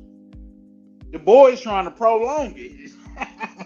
I just told you it's one of the boys' number one things on their hit list growing up as a child, as a young man in high school. If you had a cute teacher, she was definitely on that list, especially during that age of you coming into your own, smelling yourself, feeling yourself, and there she is. Every day in the room. But even so, the impact is still. I mean, even for cases that are unreported, at best, you're looking at maybe about 25%. They're unreported. So here's the thing: you broke down how many women did it by ethnicity. What about men? No, not women. No, not women. Or excuse me, I didn't break it down by ethnicity when I did the gender one. No, I'm talking about. You said the women. You said it was 60 something, 17, and 12. Or something that was racial. That was racial. Yeah, so that's ethnicity, bro. Correct, but that's white men and I was trying to say it that way. So then you didn't break down the men's ethnicity of the ones that violated. White, black, and Hispanic or whatever. You didn't break that one down. I don't have those It's numbers. funny how you can find the women's, but you can't find the men. Because if it was all black men, believe me, that stat would be right there. Talk about it. Get what I'm saying? No. You know, when I broke down the educators, I said male educators and female educators. It said male account for 85 to 90% of all reported educator sexual misconduct cases. But female then in the male category, how many of those male teachers were white? How many were black, and how many were other cultural ethnic breakdown? What is that? Yeah, it doesn't give me that information, and this is according to the National Institutes of Health.gov. Interesting, huh? I mean, it's tough. Maybe if I keep looking, maybe I can find it. You know. The implication is it's a male thing that happens more times than women, but yet and still, most likely of those males. I would say a high majority of them would be what? White. Thank you. It's convenient how they leave out statistics that by reason would be higher adverse reporting against white than if it was like, if you say crime, what are they going to say? Oh, more black people. No, that's actually a lie. It's more white people statistically. But they try to make it seem like what? more black people commit crimes. Yeah, I think that's because it's based on percentage of population is why they do that. When you talk about percentage of population, like I said, 1 out of 3 black men do end up, and this is according to the FBI, will end up in state or federal penitentiary system. Is that so? So we got 6 men on this panel right now. How many of you gentlemen been to the federal penitentiary? None, unless I was going to visit. I never even been to visit. They scared the shit out of me enough that I wouldn't even want to go back. And that was just for church. I was like, nah, I don't need to be in the church going to the prison. Sorry. Cool, No King. federal penitentiary for me. Unless you're talking about the military brig. You know, I've done a couple of skid bids in my life, month here, month there, but nah, no more than that. County don't count. County doesn't count. Just state and federal. So, just by your definition, Darnell, you the only person that been to the penitentiary. No, I haven't been to the penitentiary. What? So you are pushing a statistic that don't even apply to you, because we have 6 men on this panel. So by that statistic, at least one of us should have been to the penitentiary, right? The sample size is small. At least 2 of us. Okay, yeah, that's why it should have been 2 of us. That okay, and neither one of us. Oh man, what are we seeing? You know, due to me, throughout my lifetime, I always just got missed. I'll be that dude that day I didn't go to the spot and the spot got raided. Type of just got missed. That's called a blessing of God trying to keep you That alive. to me as well. Now, what's supposed to be is gonna be. You know what I mean? Just like it's people that jump out of an airplane, their parachute don't open and they live, and this person that step off a step the wrong way and they delete it. So what will be will be. But at the same time, I'm not finna listen to like 1 in every 3 black men has been in the penitentiary. I know plenty of black people that hasn't been to the penitentiary. And I know it came out wrong, but my facts still stand. I know. But what was the percentage for white men in that same? 1 out of 5, 20%. Yeah, but here's where everything gets skewed. If we're only 12% of the population and 1 of every 3 go, versus a higher population of white people, which 1 every 5 go, who's really overpopulating the prison? That's a It ain't man us. for your ass. It definitely ain't us. It definitely ain't us. It's going to be I think they say we make up 30% of. Because we make whites up are 30% of federal. You're not talking about me, Bobby. Me no prisoner. No. I've never been to a federal or state prison. Man, I never. Yes, so every man on this panel stand proud. That's correct. Because when it's his story, according to his story, black people are the most violent people. Well, that part, that's the narrative that's being pushed by white supremacists and hell, social media. We see it. Social media. We see it now with the Chud the Builder thing. Notice how Chud the Builder is a victim. According to these white people.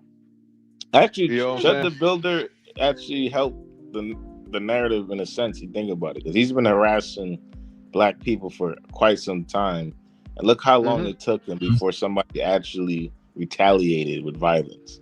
It took him a long time. Exactly. Yeah, but look at how and Charlie Chan. I think we talked about this a few weeks ago on your channel. But notice the narrative. Notice the narrative here. You know what I'm saying? With blacks, again, it's we as a collective. When it comes to whites, hell, at this point, he ain't even. They're not even saying, "Oh, he's a lone wolf" or "he's crazy." At this point, they're saying he's a victim in this thing. Bro, what I tell people, even Paris Hilton, and say she had a heart like, come on now. You said Paris Hilton, what now? She'll say she had a hard life.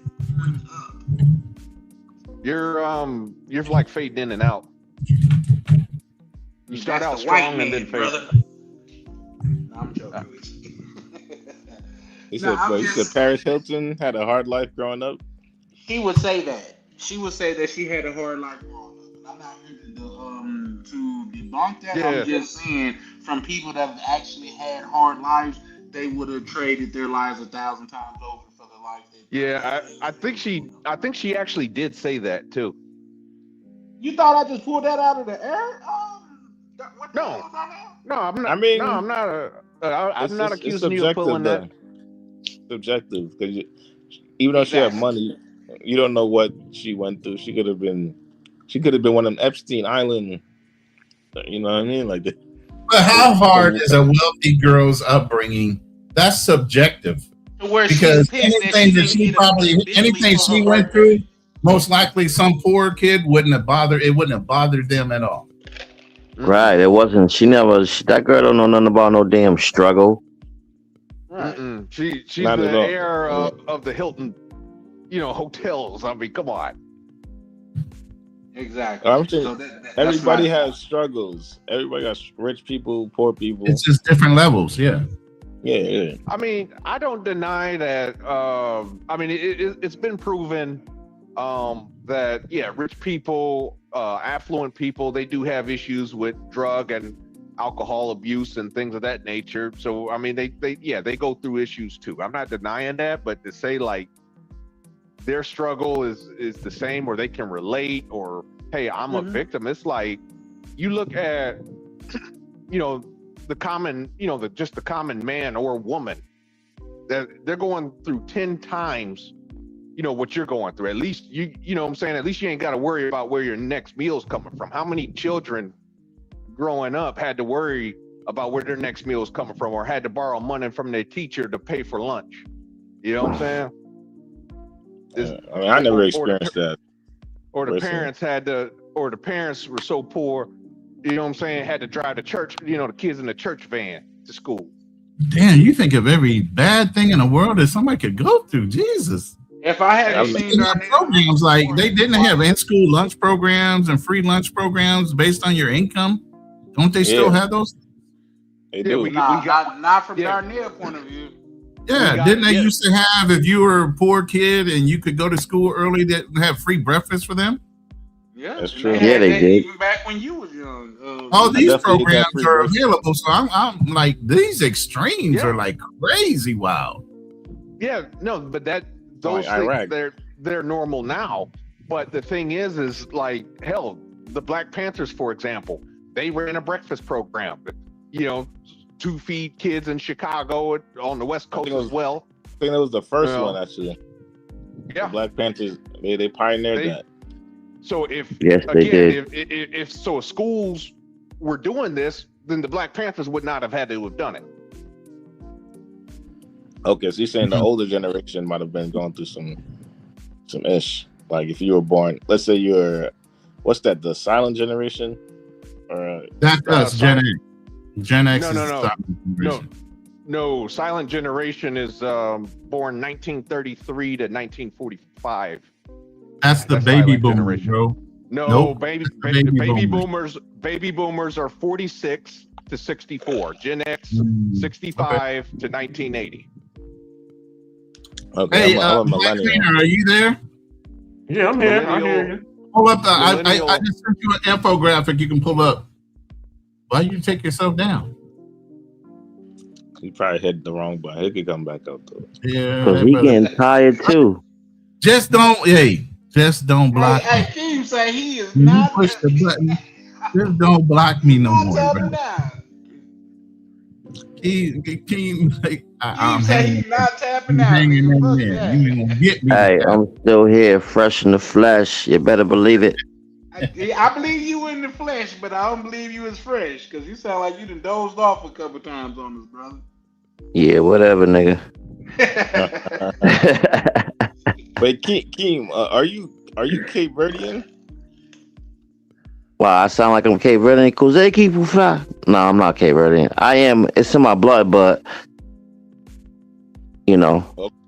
Okay. I remember you mentioned I'm something mixed with a earlier. lot of things. Hey, this statistic is based on what we were just talking about with sexual misconduct. And you can see right there in chart area number 2, where it's the 85% and 72% of female to male teachers.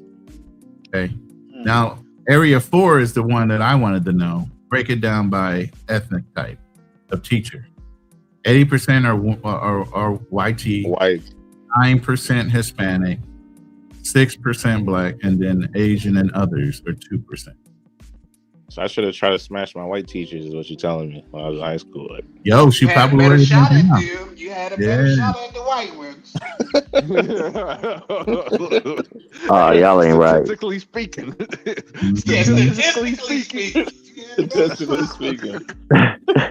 You know, I like to keep it on the fact. So I like to keep it on the fact. That time I felt like I had sexual chemistry with my teacher. Go ahead, Black Cleaner. You can bring us back up now. I just wanted to put the statistical facts out there, you know.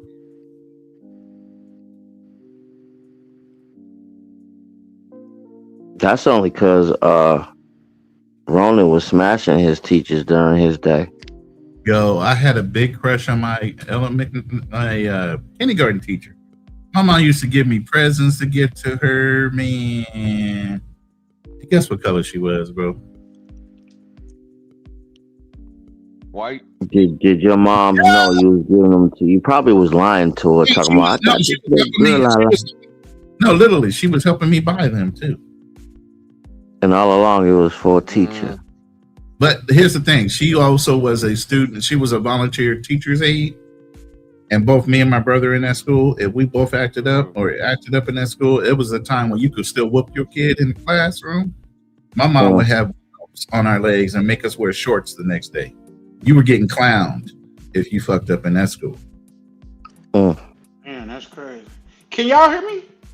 Yeah, we can hear you. Oh, okay. No, at first I didn't see my picture on the screen, so I was just making sure. Can you hear us? Yes, sir, I can. Yeah. Shoot, man. All right, would you guys, now that you guys are of age, kind of disarm us black people, don't it? now that you guys are like, of age, like, nah, man, my bad, bro. Yeah. Y'all gotta stop cutting each other off. Let's find some focus here, brothers. Yeah, it's a fact. Oh, you gotta read. Yeah, that's Team was just talking. But hey, pull up Drew G's last comment. That's real talk. Real talk. Let me see the comment. Very last one, Drew G just. You got to realize the teachers were smashing students with us when we were in school. They just became teachers. Interesting. Most of the guys on this panel probably know a teacher or two. Went through the school, got their college degree, and now they teach. So you saying, so is he saying that those quote unquote victims became teachers themselves and repeated the cycle? It seemed like he was referring to that, but I think he's saying that you got to realize the teachers that are in play right now in schools were kids that you guys grew up and went to school with, and now they're back in school teaching the next generation and smashing. So it's the kids that we went to school with that are I agree. Yeah. Like, yo, hold up. Why are we even talking about smashing teachers? Because that shouldn't even really be a real life thing. It came up in the top of the conversation. I just gave out the fact. Oh, I'm hip. But yeah. And that's why I gave realistic shit. Because I wanted them to be accurate on the statistics as far as us saying that, because you would assume, they would try to blame it on us. Right. That's like every nigga in jail smashing a CO. Right. The fuck out of here. That's like that's like 1 in a million, nigga. Let's go. Right. That was pretty common. Unfortunately, that was pretty common, man. Oh, here comes Darnell with the devil's advocate. Here comes Darnell. Nah, Darnell is shit on that. Every brother in jail is not smashing the CEO. Bro, No, like, I'm not saying every dude in prison, but that did happen quite a bit. There was a unit, National Guard unit. A lot of them would work in the prisons during their civilian job, but they were a National Guard MP unit. And they were telling me they would lose a lot of female correction officers. You know, they had a real high turnover rate. And I met one. She was a correctional officer up in Nevada. She lost her job. She admitted to me that she was sleeping with an inmate. Now, here's the thing about women. And how did it get done? Like, how did they find the time? Well, here's the thing. I would say that how do you have a woman that might be 5 foot smashing in the cell? Like, she pulling but here's the thing. How would you have a woman? Yeah, but Stoic, think about this. How would you have a woman that's 5'2", maybe 5'4"? That's the national average. Working in a prison that you think can handle 6 foot plus, big ass, burly, weightlifting motherfucking criminals without feeling intimidated being around them. How do you know they didn't threaten the fuck out of them and say, hey, you come here and do what you need to do, or I can have you handled in here or outside, because they ain't gonna get to you quick enough if you get in the wrong area in that prison before a prisoner can actually take her out at 5'4", barely $150 at most. Come on, man. Those dudes are benching 3-4 times that shit. They could throw that bitch across the room. Literally. I got pushed back on that, Rooney, and I'll tell you why.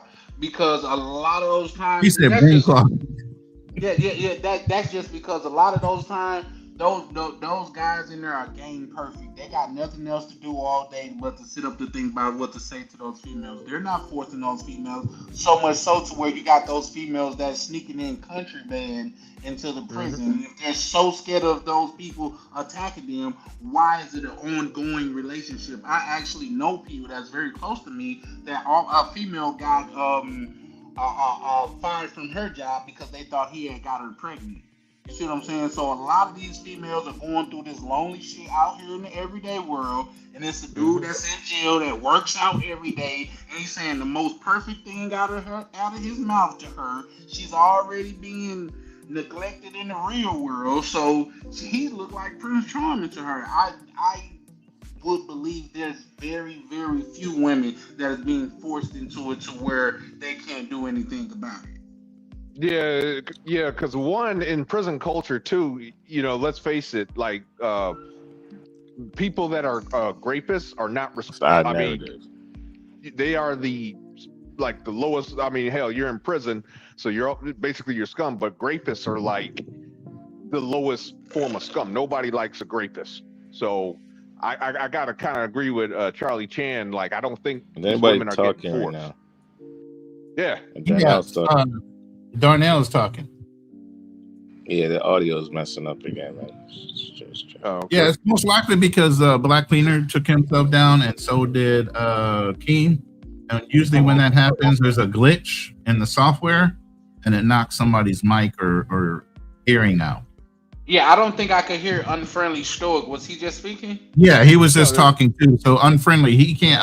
Charlie can't hear you, and Unfriendly can't hear Darnell. Can you hear me, Stoic? I can hear you. Usually, what you do is you go to the audio settings, you play around with the audio. And maybe that's my cue, guys.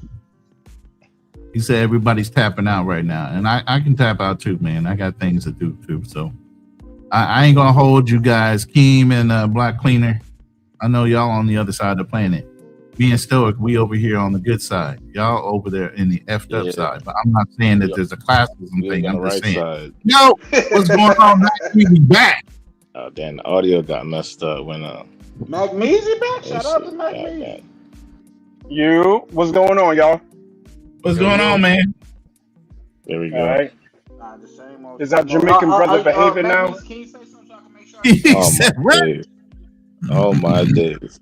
Wow, you heard that? Yeah, he could definitely hear that part. So Stoic heard you. He can't hear nobody else. You can hear, Yeah, I can't hear you can Mac. hear. Yeah, so can Stoic. Stoic can't hear nobody else, but Magnesia come in, he can hear him. Burn his ass up. Yeah, I can hear everybody. Yeah, I can hear everybody now. Yo, Charlie Chan, what's good? Charlie, can you hear Nat? No, sir. He just said what's good. Oh, what it do, good brother? I'm gonna try to drop down and come back up because I don't think he understands prejudice. Cool. What? Charlie Chin. He can't. He's not hearing prejudice. He's taking a shot at Magnesia. That's it. He's just digging at him. Last thing you want is smoke with me, bro. Yo. Hey, we got time today. No, but I come in the name of peace and love. Where's the brother Keem at? He bowed out. He bowed out. He finally tapped out. Oh, okay. Yeah. Well, actually, he's in the backstage, but I'm not letting him up. I'm gonna let him go to sleep. Go to sleep, Keem. We'll see Keem you with the next good week, hair. man. Keem with the good hair. Keem with the good grade of hair. Damn. Yeah, I'm just trying to hold on. He had that Native American in him. Word. Yo, y'all was talking about the one drop rule. Yeah. I mean, it came up during our conversations. Yeah, definitely. Yeah. And that was earlier. Both bag test and the one drop rule. What do you think about the one drop rule? I mean, human beings are human beings. I don't really care, but that's the white man's inferiority to be so discouraged at the fact that, you know, one of their women might have produced a child that has a black heritage. Well, I mean, and you got to put the standard somewhere. So, you know, you had to define when they created the one drop. There goes Darnell with that damn devil's advocate. You got to put the standard somewhere. Draw the line of racism.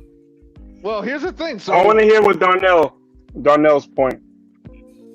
If you want to define, you want to create a rule where black people can't vote, you know, and stuff like that. Okay, well, what is black? And we had this happen in a Supreme Court case, Plessy versus Ferguson.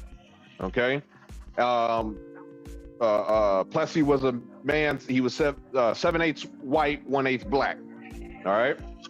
He said, you know, the Ferguson railroad car, whatever company, was like, no, you got to go in the colored section. He said, no, I'm more white than I am black. So there was no standard on, okay, well, what is considered white, what is considered black. Basically, they had to create a standard. They had to put a standard somewhere. I'm not saying it's right. I'm not saying it's wrong. They just had to put it somewhere. And it did become the law of the land. So that's where the one drop rule came from? Yep. I thought that's where separate but equal came from. Correct. One drop is not the law of the land because it wasn't in every place in America. It wasn't. It was in certain places. No, it was in certain. It wasn't in all. And it wasn't all the time. Well, like, because even my father's birth certificate even had colored on it. Well, I'm sorry. I don't know what you are. I don't know what you are, so I don't know. It says Negro. Well, fucking Darnell, he's transracial. God damn, we just making up words now. I'm biracial, multiracial, transracial. God damn. Pick one. No, it didn't. It's a racial and social construct. And in some places there was legislation and all that, but it wasn't in the whole America. It was I cited a Supreme Court case. Yeah, you did. And it basically became federal. I mean, hell, even in northern states. But wasn't that separate but equal? Not one drop rule. That's what I said. It's the same, but it's the same. It's the same case. Nah. Come on, Darnell. It's the same case. again, Plessy was a man 7/8 white, 1/8 black. What do you consider him? Do you consider him white or black? What do he look like? Well, I guess you can Google his image, but he did kind of look. He did look like a white man, though. But the thing is that no, he's black because the Supreme Court said you black. He ain't goddamn black. That's what the Supreme Court said. I'm just saying. Yes. I mean, Darnell don't make the rule. Nat Measy don't make the rule. Ronan Travelers don't make the rules.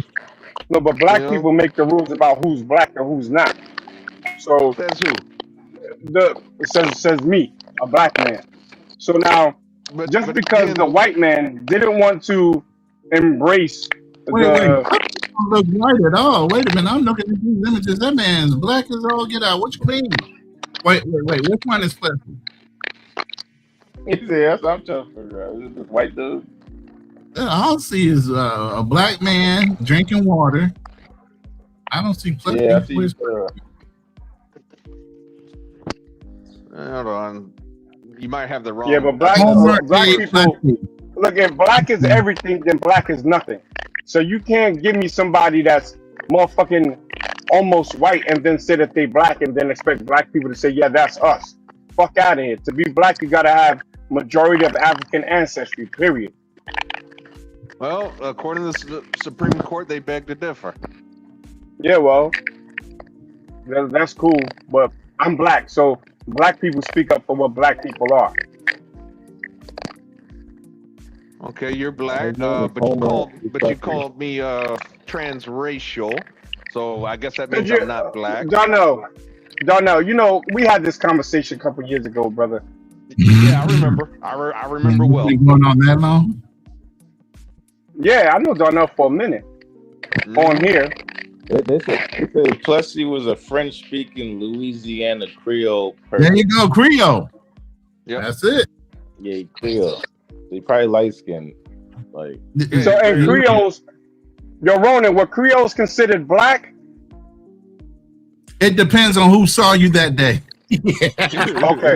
Okay. Nah, I appreciate that. No, once the Louisiana Purchase happened, yeah, it was more so you were mulatto or black, or you had to actually claim or deny your other side of you and go past. They let you choose, but after that, it was over with. You couldn't go back. Mm-hmm. So, like in South Africa, they would be considered colored, basically, right? Mm-hmm. No, they came up with mulatto for Creole. Man, somebody's microphone is cracking hard, man. I'm trying to figure out which one is damn Plessy. Is it the bald-headed man? I can't tell. All I see is these old black and white. I can't tell who is who. I found a picture. Is it the guy with the beard with his hair combed to the side? I don't know. I think it's the guy with the beard. I think. Does he look white as hell? Yeah, but the Supreme Court said he black. Yeah, so you believe that white guy you're looking at is black, Darnell? That's what the Supreme Court said. Nah, see, you keep going. I'm asking you, is he a black man or not? Yeah. Yes. A bullshit. Hey, again, Darnell does not write the laws. Darnell don't write the laws, Nat Measy. But the Supreme Court Yeah, said you don't have to write the goddamn laws. You got to understand the context.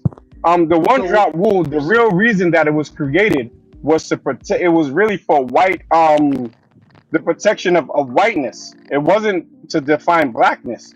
It was really to say, look, you ain't white if you have a little bit of black blood in you. And they went from all the way down to hexadecarum, which was like 32% black blood. Then they considered you black. And it was weaponized. White people were set tripping, accusing each other of being hexadecarums, just to take each other's land and all kind of weird shit. So it's really about racial purity. It doesn't define who black people are from a black person's standpoint. They gotta accept the people that they created, which was multi-generational, multiracials, and biracials and mixed people. They created them, motherfuckers, not us. Let's just be real here. There's no way in hell you could go. I don't think anybody could trace their lineage to show if they were 1/32 black, especially back then. I mean, that would have been impossible. Hell, 1/8 was difficult to do, but it was at least doable. Yeah. All right. Well, Google what a hexadecaroon is. They went all the way to 1/32, some shit like that. I don't even. That's how deep they were taking it. You would have been talking, I don't know, like 3 or 4. If you look at my thumbnail, there's a Plessy. Generations. So what do you guys think? Is he a white man or a black man? Where is he? I guess. Look at my avatar. Yeah, he looks white as hell. Yeah, that's the one I was looking. White as hell. You white as shit. Well, according to he probably had some melanin. According to my eyes, he's not a black man. Well, the world does not revolve around he's 1/8 eyes. Black, so 1/8. Boom. I see Darnell want smoke today. Rule. Yeah. He hopping on. Darnell himself is a multi-generational, multiracial person anyway. So how am I not black? I'm confused. You part of the golden community, brother. I'm almost 2/3 black. Almost. I'm definitely past. I estimate. I might have to drop down. You guys can hear me? No, but Darnell, if you're majority black, then I'll consider you black from a Black American context. Absolutely. I wouldn't try to say because you got white admixture way more than me that you're not a brother. You know what I'm saying? You just got a whole lot of white man in you. No, well, it does come from both sides of the family, but on my father's side, here we go. My great grandfather, he was a German immigrant who married a black woman. Ooh. So you're a recent. You're a recent. No, my great grandfather married a black woman. That's my great grandfather. So that means that has nothing to do with slavery. That has to do with or was it slavery? No, because they got married. I do have an ancestor. I don't now, Nakmeezy, you're not going to believe me on this one, but I did discover on my mom's side of the family, a black man did marry a white woman around in the 1870s. You got both sides of the house all fucked up. Don't ask me how the hell that happened. Don't ask me how that happened. I have no idea how that happened. How you get a black name like Darnell then? Because both my parents are black. I mean, shit. My father's birth certificate. I'm just fucking with you, Darnell. My dad's birth certificate says Negro on it. I mean, shit. What border you want? They not trying to give you a black card right now, man. I know. Hey, you know what? That's okay, man. Because I guess I'm gonna go to the white country club then. I'm gonna give me a white woman and low interest loans. Yeah, use that white privilege, man. Yes, sir. When I get pulled over, I'm gonna have my white privilege card. Nakmeezy said I'm not black. With my white privilege card. Hey, I need to get a military partner so I can get the military loans. Black Cleaner, pull up the screenshot. I mean the screen share. Oh damn it! I can't hear Ronan. Hold on, let me play with the audio again. Ronan wants you to pull up a screenshot. Yeah, Black Cleaner, you awake? He's awake. Yeah, now I can hear Ronan. I was on the phone. Sorry about that. I was on the phone. Share the screen share that I got, so y'all can really see. Yes, my name is Alexander. If you don't know that, you can go look at my bio. But let's see this. Okay, I'm a nigga. Mali, Nigerian, Ivory Coast, Benin, Tagos, Senegal, Central Nigeria, Arcadia. I don't know. That's the French side of me, French Canadian. Cameroon, West Bantu, West Midlands. That's somewhere in England. So there's an England breakdown. Yes, I have some Celtic in me. Little bit. Denmark and Iceland. Now my mom is wild because you got? has, well, percentage wise, it's well over 50-something%. Let's see. We're gonna. Oh yeah, break it down. Welcome you to the barbecue. We're gonna kick your ass out. Run up the numbers. Somebody get the computer out. 14, 14, 11, 9, 3, 2. Let's skip over that. Cameroon 7, Bantu 7. That's all England. That's Celtic. So that's it. That last 7%. I got 14 times 2. That's 28%. What else we got? 11, 7, 9. So you got another 14. 3, 28, 2, 14. and another 14. The only thing I got is that he got good hair. That's what it sounds like. He got real good hair. Oh shit. He do got good hair though. Yes, that makes you 67% black. Thank you. I'm a nigga. Well, welcome home, brother. Welcome home. Because I only got 70%, 71 on another one. So I'm barely black myself, but I'm black. Well, if I switch over to my mom's, she has actually Malaysian in her. I'm like, damn, we must have pirates in our family. You got Malaysian in you. What the fuck? What were you doing way over there? I mean, yeah, people, we've been moving around and messing with each other for centuries and centuries. I wonder what my breakup looks like, because I'm pretty dark skinned. So. Let me see if I can pull my mom's up real quick since I'm still like here. Who's that? The Jamaican? African. Yeah. With a 2%. If it's the Jamaican, you probably Here's got my named. mom. Here's my mom's real quick. So Togo, Mali, Ivory Coast, Nigerian, Senegal, Woodlands. She should have more Arcadia, 20%, because that's more of her family side, the Louisiana Creole part. And then she has Bantu, Cameroon. English is pretty high, 17%. German, Maritime, Southeast Asia. Look where that is at. That's why I'm accepted over here. Yeah. One little percentage point of Malaysian over here, or Southeast Asian way over here. Yeah, and one little point. Just so y'all can, no, I ain't perpetrating a fraud. I'm a brother. What's up, dude? I'm good.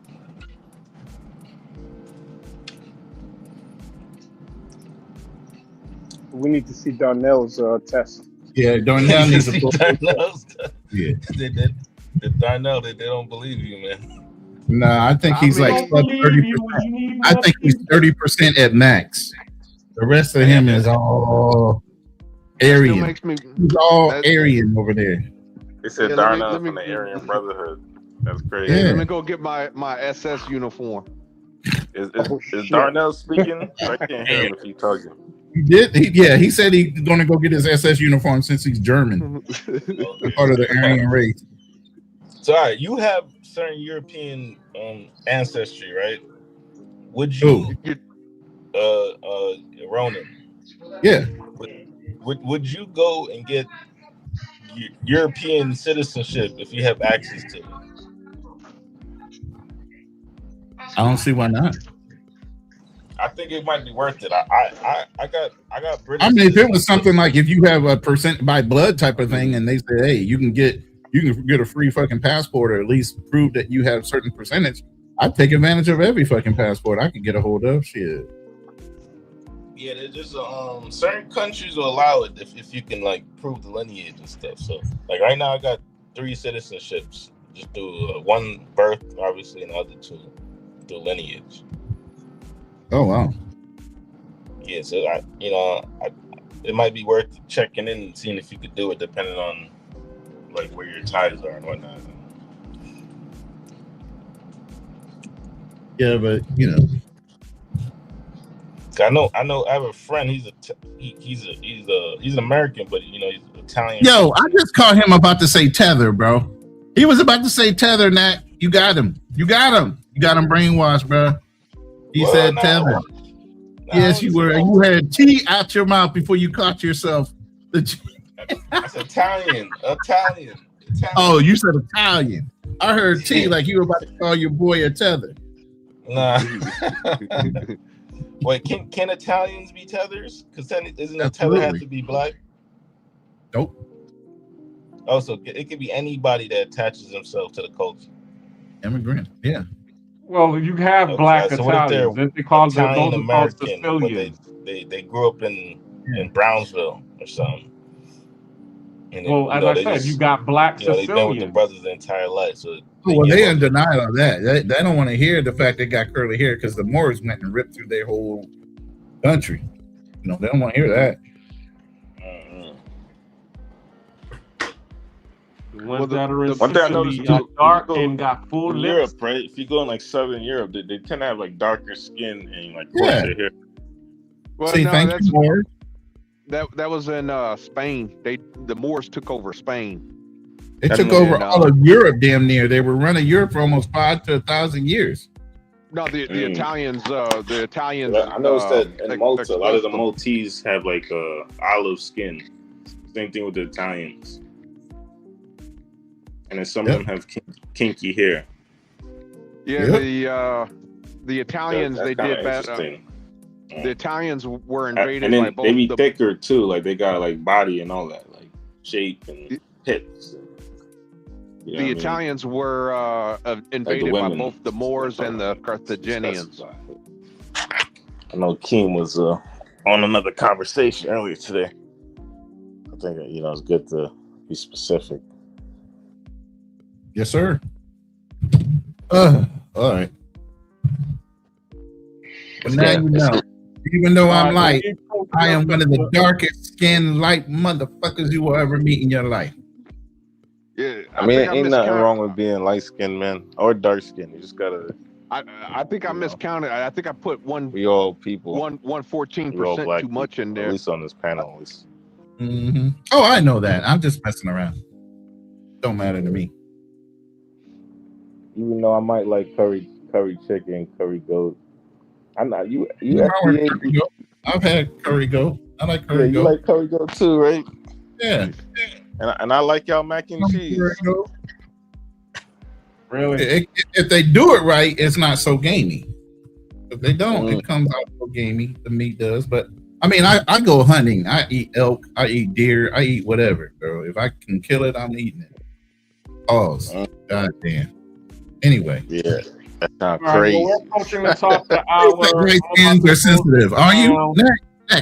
Are you sensitive to your light skinness? Because you in denial over there. I know your ass is out in the sun every day, so you get to bake a little bit. But if you take your ass out the sun for 3 months, your ass will be sitting over here light as me. You talking about Nagmeezy? Nagmeezy. Yeah, Nagmeezy is the most outspoken light skinned brother I've met, man.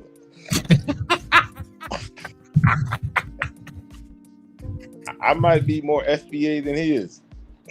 Wow. Nah, I'm trolling at this point. Don't take me seriously. Well, all right, we're approaching the top of the hour. I'm about to close everything out. You need to call it, man. Yep. So, do y'all have any final words, everybody? I'm gonna start with Unfriendly Stoic, since he's on a roll right now. Okay. Thanks for having me on. It was a great conversation. I learned a lot from you brothers, and I'm just trying to continue learning. So you'll see me pretty often. That's good. Great having you here. Appreciate it. You're welcome anytime, but just know when you get out of line, you won't get this work, son. Got you. But you always welcome. My brother. Darnell, you next. Yes, sir. First of all, thank you for having me. Always a pleasure.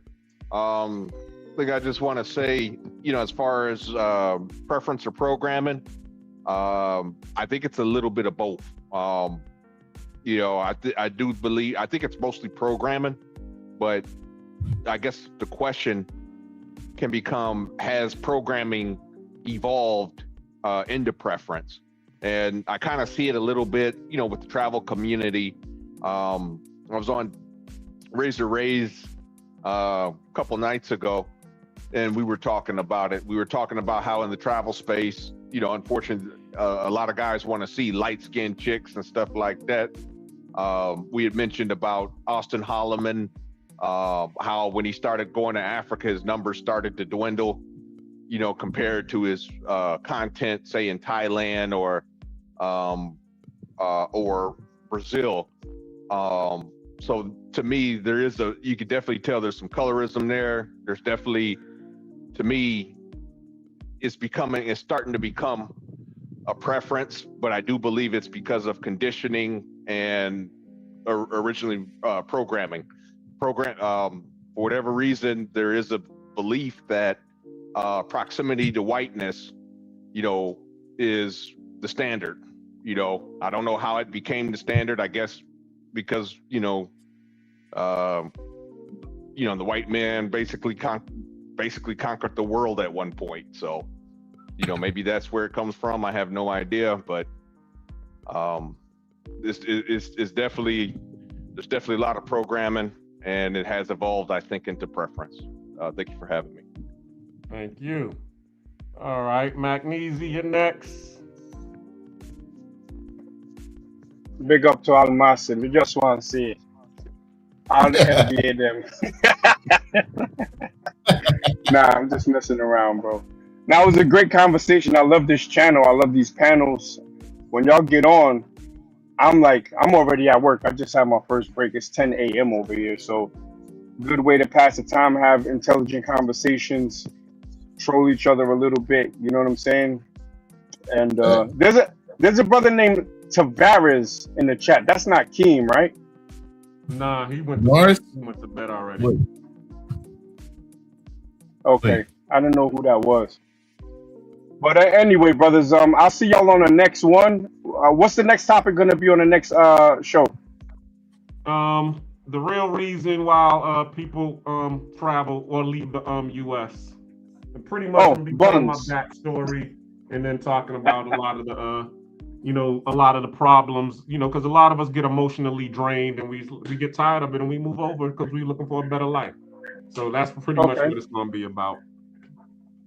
All right, brothers. I thank y'all and I appreciate y'all. Peace out. All right, bro. Peace out. All right, Ronan, you got the floor. I do? Oh. No, as always, man, Black Cleaner, you come up with some great topics, I always enjoy pulling up to your show and partaking in the conversation because they're always lively and great information that is shared between the brotherhood. And we can have it in a way that, everybody stays pretty much civil and we all know how to agree to disagree. At the end of the day, we can all learn from each other. So I appreciate rooms like this. That's why I always pull up and try to simulcast and get your channel out there for, a good conversation. It's not always about, mongering, So, and the fact that you're an expat living in Panama as well, you're doing your thing on that aspect as well as somebody that could be looked at, aside for your side hustles, your business. I mean, you got it together. I got to give you your flowers. And I'm trying to get your name out there as much as I can. So I appreciate you as always, just like I do with Charlie Chan TV. Appreciate you, Unfriendly Stoic, for being the antagonist on this round of the panel. And Darnell, as always, trying to be the devil's advocate in everything, all things said. Other than that, man, tune in for the next time for Black Cleaner. If you're in my room, please go subscribe to Black Cleaner's channel and all the other brothers that have channels on here. Unfriendly Stoic has two. So if you look him up, you'll see a Unfriendly Stoic live and TV. He's both of those. All right. Other than that, I'm good. Come on, man. All right. Well, I appreciate you all. So this is the Black Cleaner. I'm about to get you all with the outro music. Tune in next week. Our topic is going to be the reason why a lot of brothers leave the U.S. to live abroad. And we'll be talking about that, unpeeling the layers about that. I look forward to everybody. Thanks to Charlie Chan for showing up, Charlie Chan TV. Subscribe to him. all of the people in the chat, Mr. Peppers, Prime, Travel POV, Liz 41, Time 18, everybody that was participating. Oh, foreign expat overseas, I can't forget about you. So everybody that was here, I appreciate you all, and we'll be talking next week. Same time, same channel. Peace. Oh, Lord. God damn it. Peace. Deuces. Deuces.